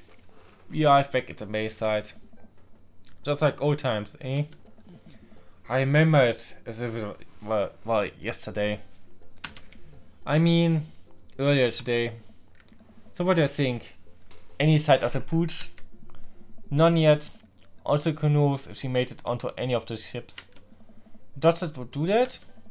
I wouldn't put it past her to know how to navigate in rough seas and without a compass. Very smart. Pops? Oh, Dame and I turned to see my daughter. Amanda, what are you doing here? Did you think I was stayed inside all day, reaching on the couch and watching TV? Oh, sorry. What are you doing? I'm heading home to go fetch out the couch and watch TV. Had to get a burrito first. Young miss, have you seen a dog around here? Oh, you bet. I saw the Pomeranian with a bow on its neck. I saw a big old Doberman named Henry. There was a stroller full of jockeys, a greyhound, a golden retriever. Did you see a mastiff anywhere? No dice. I'll definitely remember that. I got a one though. This beta is about 10 minutes before the cheese breaks down the molecular structure of the tortilla and makes it all soggy. You understand? I do? Of course. Have a lovely evening, Miss Vesey. Okay, wasn't there. What was my other side? We are already at Bayside. Why is it still there? I guess we go to the softball field. We drive to the softball field. It looked like Quake's team is practicing. I wonder if any of the kids saw something. Quake spots us and jogs over. Sofa bat slung over his shoulder. Hey boss, what's up? Quake, you wouldn't have happened to see a dog around here, have you? One escaped from the animal shelter and we're trying to locate her. I don't think so. Maybe one of the girls or something. We haven't seen the girls yet. Girls? Oh, they're cute. Hi, Amanda's dad. Hi, Lucian's dad. We have names. Girls, have you seen your dogs around? Buyer. There's a big dog there just a few minutes ago, and I think she had an owner, but it really wanted to play. Yeah. We tried to play fetch with her, but she just took a softball and ran. I think she ate it actually. She was a lot of dog. Here, take another softball. I'll come handy later. Many thanks, Quake. Are we just collecting like quest items so we can catch the dog later? Try to cool the sack. We tried to cool the sack. Everything seems to be pretty normal. It looks like Brian's doing some yard work. We pull into Brian's rifle and hop out. Hey, don't step on the grass. I just mowed. Have you seen any unusual activity in the area today? Aside from the underwater lawn? Oh, here we go. How dare you? I take my lawn care very seriously. Bessie, please. Have you seen a dog running around here, have you? You haven't seen a dog run through here, have you? Well, a few hours ago, I heard Maxie barking something. When I came outside, my garden had been torn to shreds. It's going to take forever to retail this all. It could be a dog, or rather feisty raccoon. Whatever it must have been hungry. I ate all of my tomatoes. I'm very sorry to hear about your garden. If you need assistance restoring it to its former glory, please don't hesitate to contact me. Will do, buddy. Good luck finding a dog. She's probably still hungry. I wonder if she's looking for more food elsewhere. Okay, she's looking for food. I mean, there would be coffee. Would be some food in a coffee spoon. Otherwise, the aquarium is the other thing we haven't looked at, so we go with the coffee spoon. We park in front of Matt's coffee shop and walk inside. It seems like a slow day. Matt sits behind the counter, reading a book. Hey Matt. Didn't expect to see you too today. What's up? Have you seen any stray dogs around? Actually, yeah. I caught one digging through the trash earlier. It ran away when I tried to get closer to. Did you see what direction it ran in? Matt thinks for a second. Might have been running east, I think. It popped through 3 panes of old banana breed Kennedys. Wanna take some from the road, just in case? Sure thing. Matt packages up a slice. Thanks for a slice. The old slice. This banana is gonna be so good. I think he meant to give it to you for the dog. Right, I meant it's gonna be so good for the dog to eat. I fear that the hours are going short. You must vacate if you're going to find the dust test by sundown. The Amy took me stressed out by the minute. I gotta think of something to lighten the mood. What kind of dog does a vampire have? I would imagine it would be unwise for a vampire to take up the company of a smaller mammal for the means of companionship. It would be too tempting to... A bloodhound! I was gonna say bloodhound, Damien. Yeah, oh yes, haha. Please. I keep reading Damien's directions from map as we drive on town. Okay, we want east from the coffee spoon, I guess. We go to one place we weren't yet, which is kind of east of coffee spoon, which everything is really. Damien and I stop by the aquarium. Everything looks in order here, but it might help to get out of the car and take a look. You seen anything? No dog here. Not even any sign of her. Did you know that penguins are considered the ghosts of the sea? Damien, I want to believe you so badly. I feel like we're on the right track. You think? If you keep this up, we'll find the dust in no time. Hey, if you like dub smarts, why don't you have any? Lucius is severely allergic. I wouldn't put him through that. But there are still dogs in my life, so for that I'm grateful. There's about to be one more dog in your life, buddy. Splendid attitude. Let us not waste any more time. Verily. Damn. East from the coffee spoon. Maybe we go back to the cul-de-sac, which was like us of this. Right here again. We arrived at the cul-de-sac to find everything look normal, except... Hugo's front door is wide open. She can open doors. This is classic Duchess Cordelia, a telltale sign. We should approach with caution. Whatever goes down in there, I've got your back. We creep up onto the porch and step inside.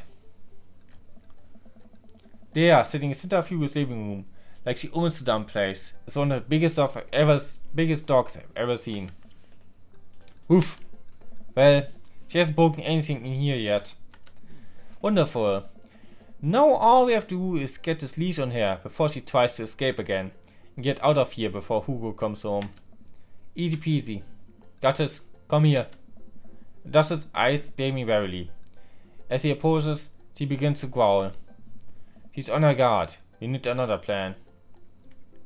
Try the softball. Which one should we try? I'm trying the softball first.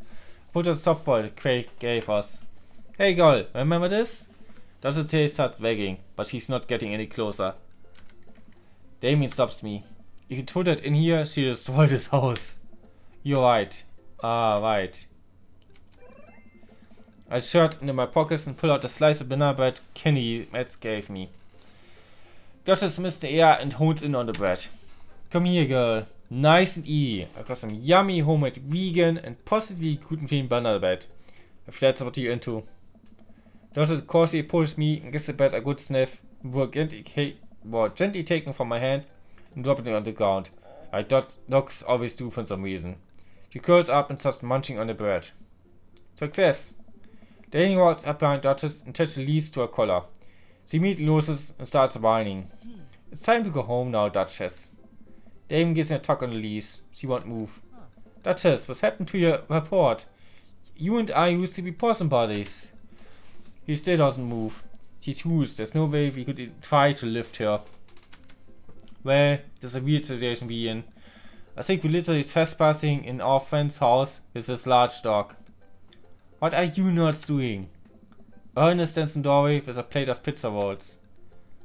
Don't tell your dad about it. We're definitely not trespassing. What flavor of pizza rolls are those? Pepperoni blast. Nice. Doesn't notice Ernest and starts pulling against the leech. Why is this dog in my house? It's a long... Dodges suddenly breaks free from Damon's grip and hurls towards Ernest. Ah! Ernest dodges fall to the ground. Pizza rolls fly everywhere. This is bad. Ernest, are you okay? Ernest feeds the darkness a pizza roll. Hey, she likes pizza rolls. Ernest sits up the dogs.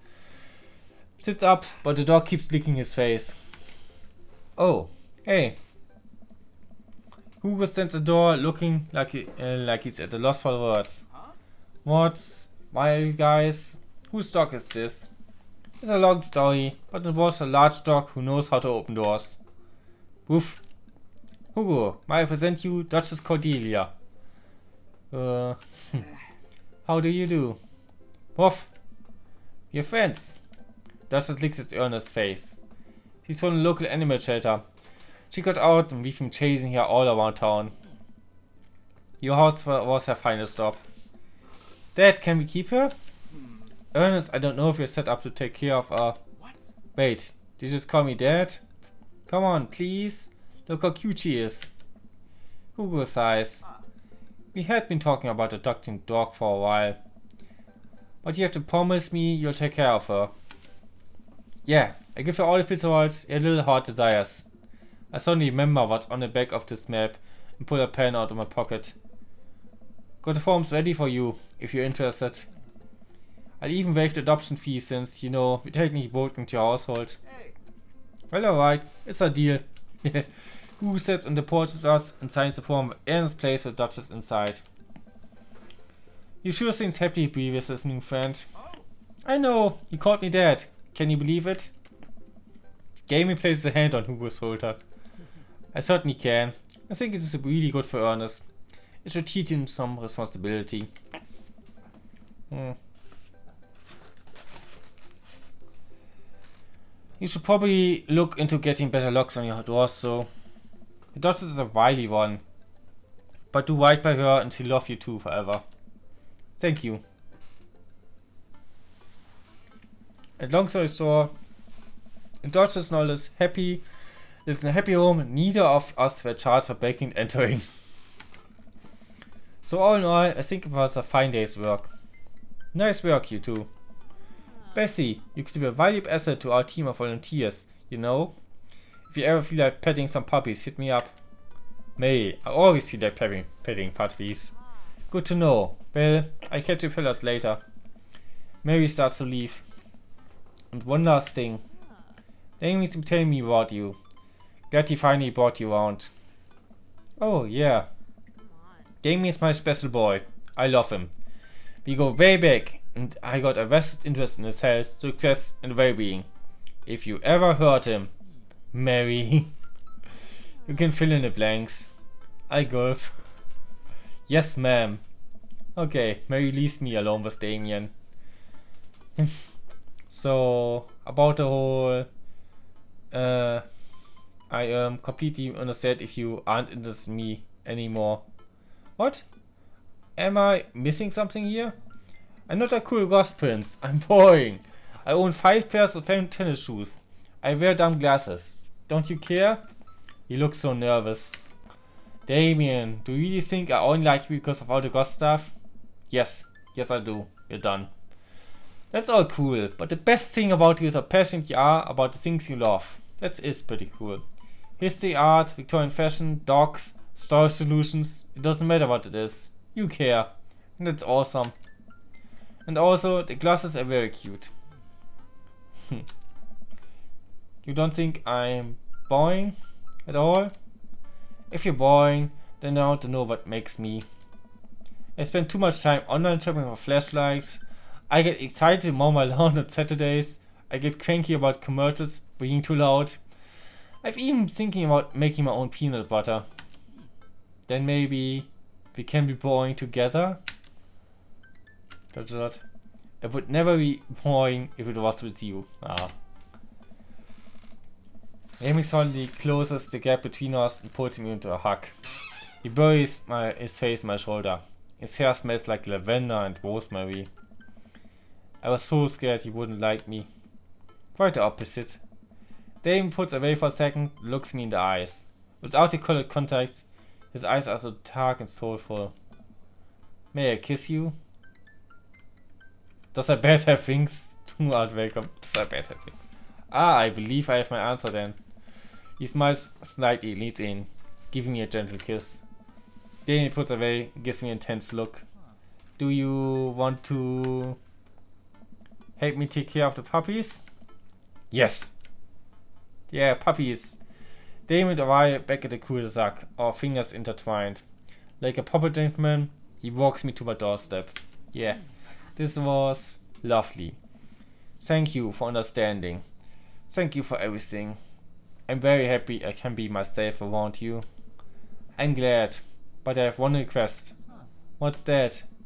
Can we keep sending each other letters? But of course. Damon kisses me one last time before turning around and heading home. Yeah. Amanda runs back to the couch from the window and tries to look as nonchalant as possible. Hello, father. I was sitting here on the couch this entire time. Hi, Amanda. So, are you guys like starting a vampire coven together? Oh, plot twist. Mossman. Damon is actually a Mossman. I didn't see it coming either. Genius. Well, whatever happening, I'm glad you two are happy. You deserve it, Dad. Ah, shucks. I'm gonna head to bed. Catch you in the morning? Sure thing. I make my way to my room and fall into bed with my heart full, excited for the days to come. Good tire pressure is, yeah. Baby Boomer, Mendel's Victorian Darkness Werewolf map. A. It was a phenomenal date. Yeah, I think I missed up one thing there. That's kept me from the S. Going all Damien dates. Liqueur with corned beef. Ooh, I think I might have everything finally set up. Amanda should be here any minute now. I think that's her car in the driveway. Okay, gotta act natural. Be cool, Bessie. Be cool. Really hard. Amanda walks through the door with a suspicious look on her face. Hey, Dad. Off to a good start. Something fishy? Rats. What? No. You ask many questions. Damien is here. Sorry, sweetie, it's the fats. The life of crime is finally catching up to you. I tried to send him in a different direction, but even I'm no match for the power and funding of the US government. Well, if they think they're gonna take me alive, they got another thing coming. I'm kidding, you're right. I have a little surprise for you. Yeah, I can tell. You're very bad at lying. Amanda, my dear, would you care to join me in the kitchen? Father, it would fill my heart with glee. I lead Amanda over the kitchen table, where a present lies covered under a tablecloth. It's nothing special, but I wanted to get you a little something. You got it at high school last week, and I knew you told me not to make a big deal about it, but... that you... I directly whip the cloth off the table. Amanda's jaw drops. No way. I figure I probably won't be able to get cable in the dorm, so it would be nice to take a piece of home with you. A DVD box set of long haul paranormal Icewood Ghostwalkers. This is all 19 seasons. Nice. And bonus material, including commentary with actual ghosts featured on the show. Dad, I love this. Thank you. Yeah, nailed it. She gives me a good big hug. I'm glad you like it. Hey, you wanna hang out with me in the backyard for a bit? Toss a old pigskin or something? Totally. I follow Amanda to the back door. Huh? Big party. Huh? You told me not to make a big deal, but you seem to have forgotten that my entire mission in life is to make a big deal out of your accomplishments. So consider this your graduation party. Surprise! Dad, everyone's here. Well, yeah, everyone wanted to come and support you. Is that A mac and cheese bar? Sure is. Fully customizable. Down to the type of mac. And there's an ice cream cake. The good kind with crunchies in the middle. Ah, Damien comes as like work uniform. I don't know what to say. Don't say anything. Just go have fun with your pals, right? I'm so proud of you, Amanda. Amanda smiles and runs to her friends. I should make the rounds and make sure everyone's having a good time. But first, mac and cheese. I walk over to Mary, who's having a lively conversation with Amanda. We have a really fluffy first summer right now. His name's Harold. Loves belly ups. He always tries to lick your face if you get too close. Mrs. Christensen, thank you so much for telling me great detail about every single dog currently at the animal shelter. Please tell me about the Afghan with 3 legs again. I should drink something more. I think the game is nearing its end.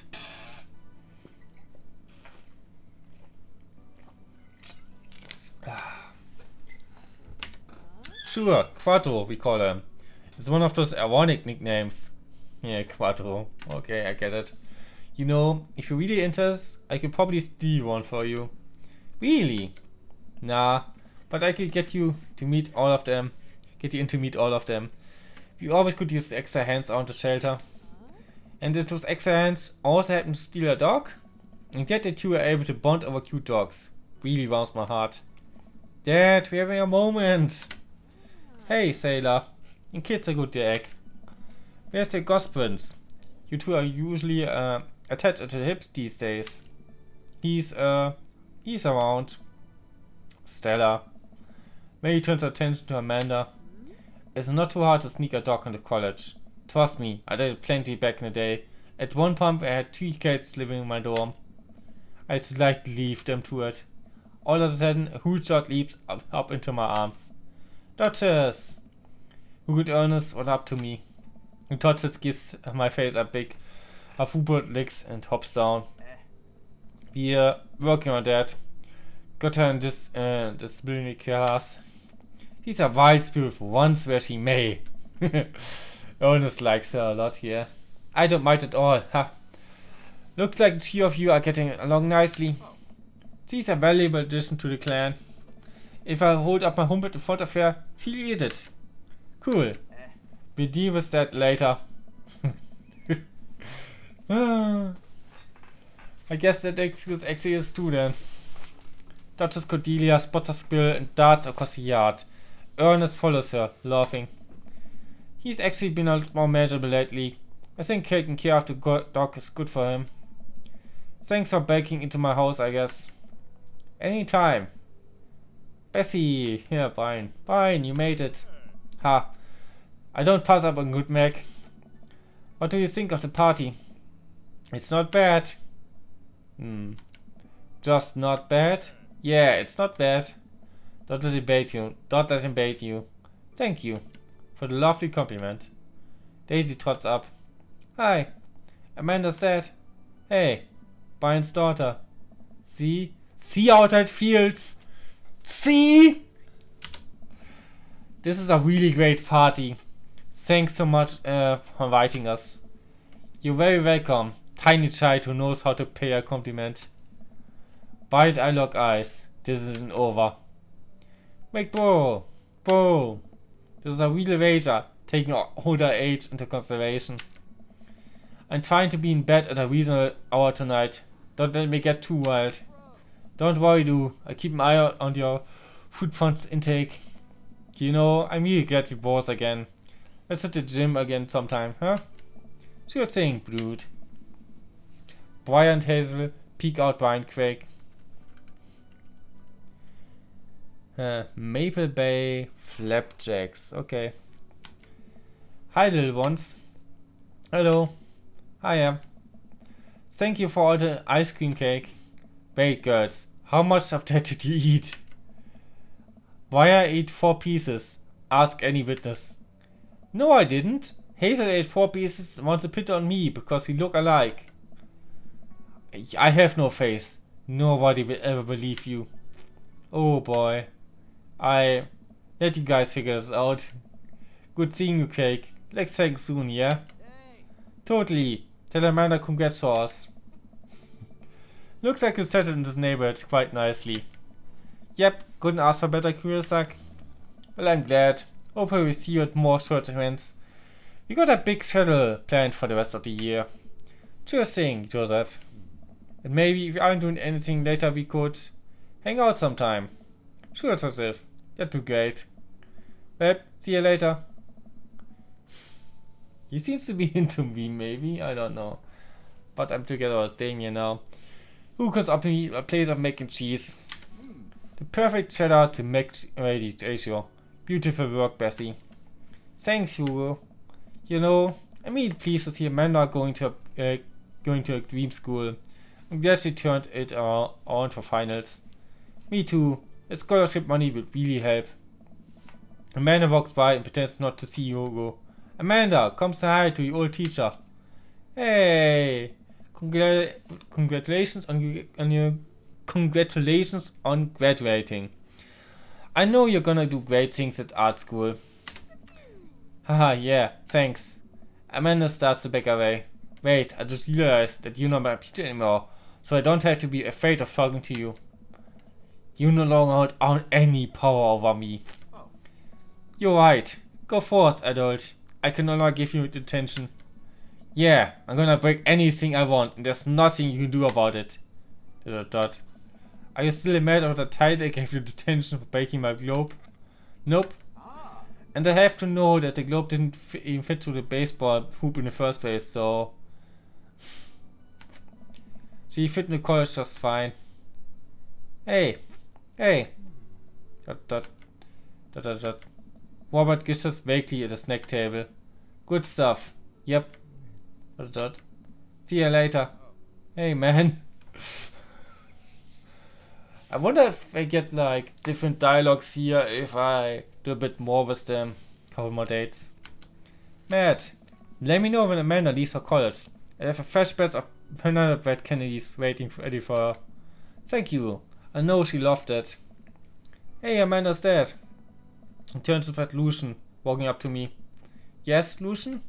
Thanks for inviting me to a party. Anytime, bud. I know we had a rocky start, but I'm glad to know you. I hope you know how much your dad cares about you. Yeah. My dad's had a rough couple of years, and I know that it must not have been easy to raise me alone. He's kind of a weird guy, but I love him a lot, and it seems like you make him happy. So, you're cool in my book. Thank you, Lucian. That means a lot to me. Sure. And let me know if you want me to give you a stick and poke sometime. Thanks for coming by, Lucian. See you around, Bessie. As the party starts to wind down, I take a seat on our back porch step. The sun is setting, and everyone seems to have eaten their fill. Amanda wanders over and sits down next to me.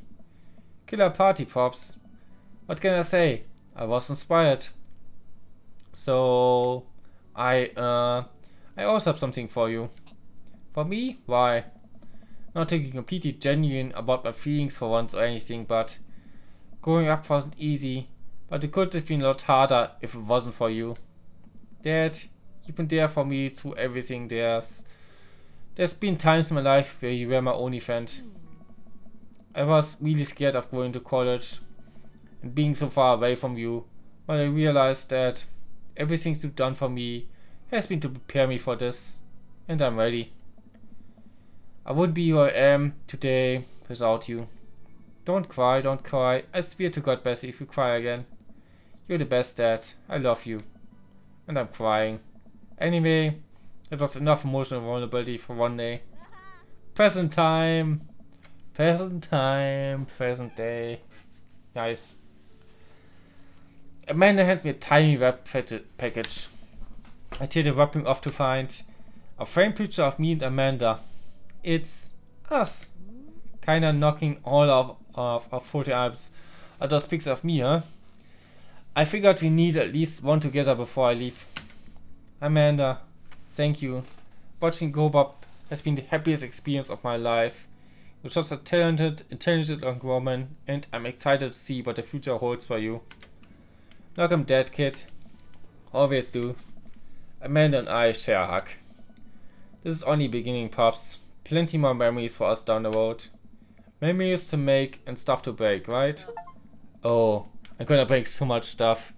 Get good Amanda. Okay, we get a good Amanda ending, yes. Intentionally and unintentionally. You're probably gonna have to pay for most of it. It would be my honor. Amanda hops up. Looks like someone's been waiting to talk to you. Ah, Damien. I glance over to the back of the park where Damien is sitting on a bench beneath our cherry blossom tea. He smiles at me. I'll leave you to it. Me and Emma are gonna get ice cream. Love ya, Pops. Amanda runs off to join her friends. I take a seat next to her. Weren't the Emma's like the one she had like problems with? Whatever.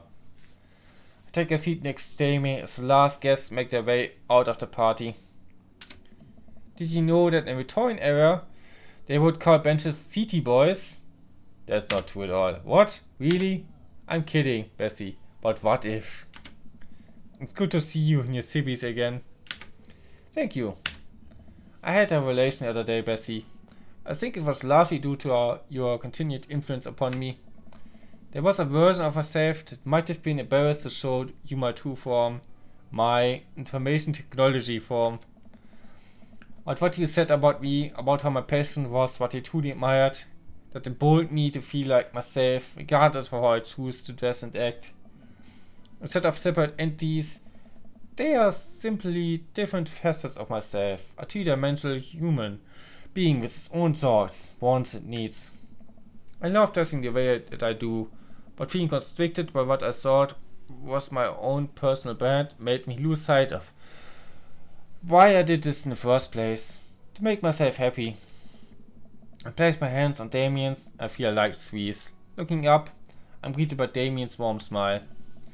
I'm trying to be more comfortable with who I am, rather than dwelling on who I could be to other people. I can't stop smiling. I'm so proud of him. Yeah, Damien, I'm so happy to realize that you can be a dog-loving goth. Me too, Bessie, me too. I feel myself inching closer and closer to Damien. I got to brush a look of fear out of his face, and I'm shocked at how soft it is. How is he just so soft? Dog shampoo. I keep running my hand through his hair as he leans close to me, placing a hand on the side of my face. He strokes my cheek with his thumb. You know, public display of affection were considered scandalous in the Victorian era. Damien pulls me in for a kiss. But I think I can make a exception for you. Nice. Drink a full glass of water in the morning to wake up. Yay, we made this to the end. I'm not sure I want to end it here or if I want to go on for a couple more things that we definitely missed. Dream Daddy.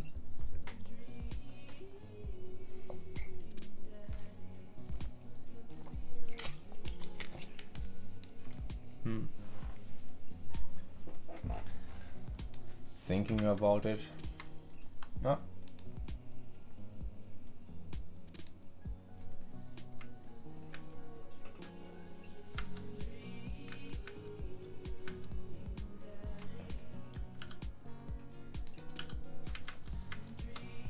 Gonna have a look at this later.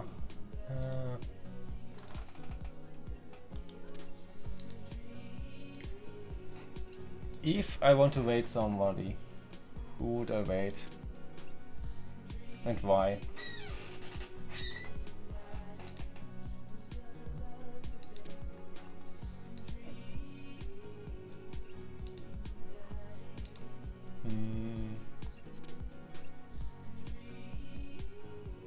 Got to rate you actually. Let me mute that tab. I think you could have heard like a little bit something there.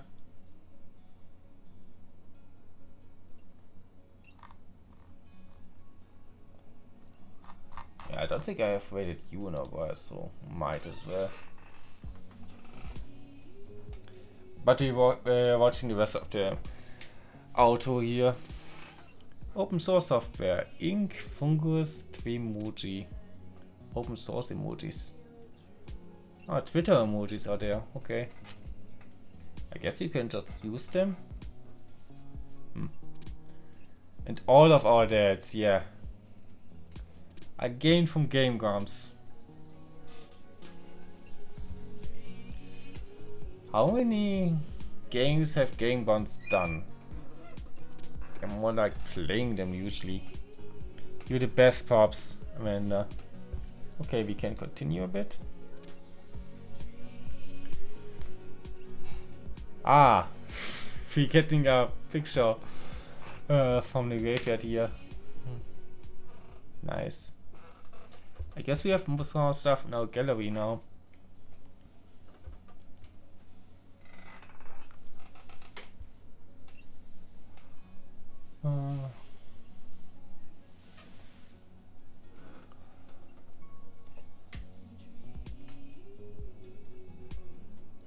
Dream Daddy. Yeah, we had the screen again, so we're gonna start the rating actually. Gonna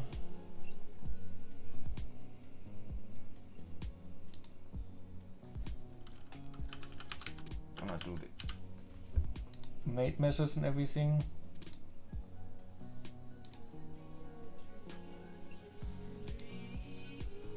And it's a shiver rate, as always. Feel free to like use a rate emote of your choice. I should. Once I go affiliate, I got to think what rate emote to use. I don't think I have commissioned one. No. Not on my list of emotes right now. But yeah, I hope you had fun today. I hope you have fun over there. I hope you behave over there. And I hope to see you guys next time.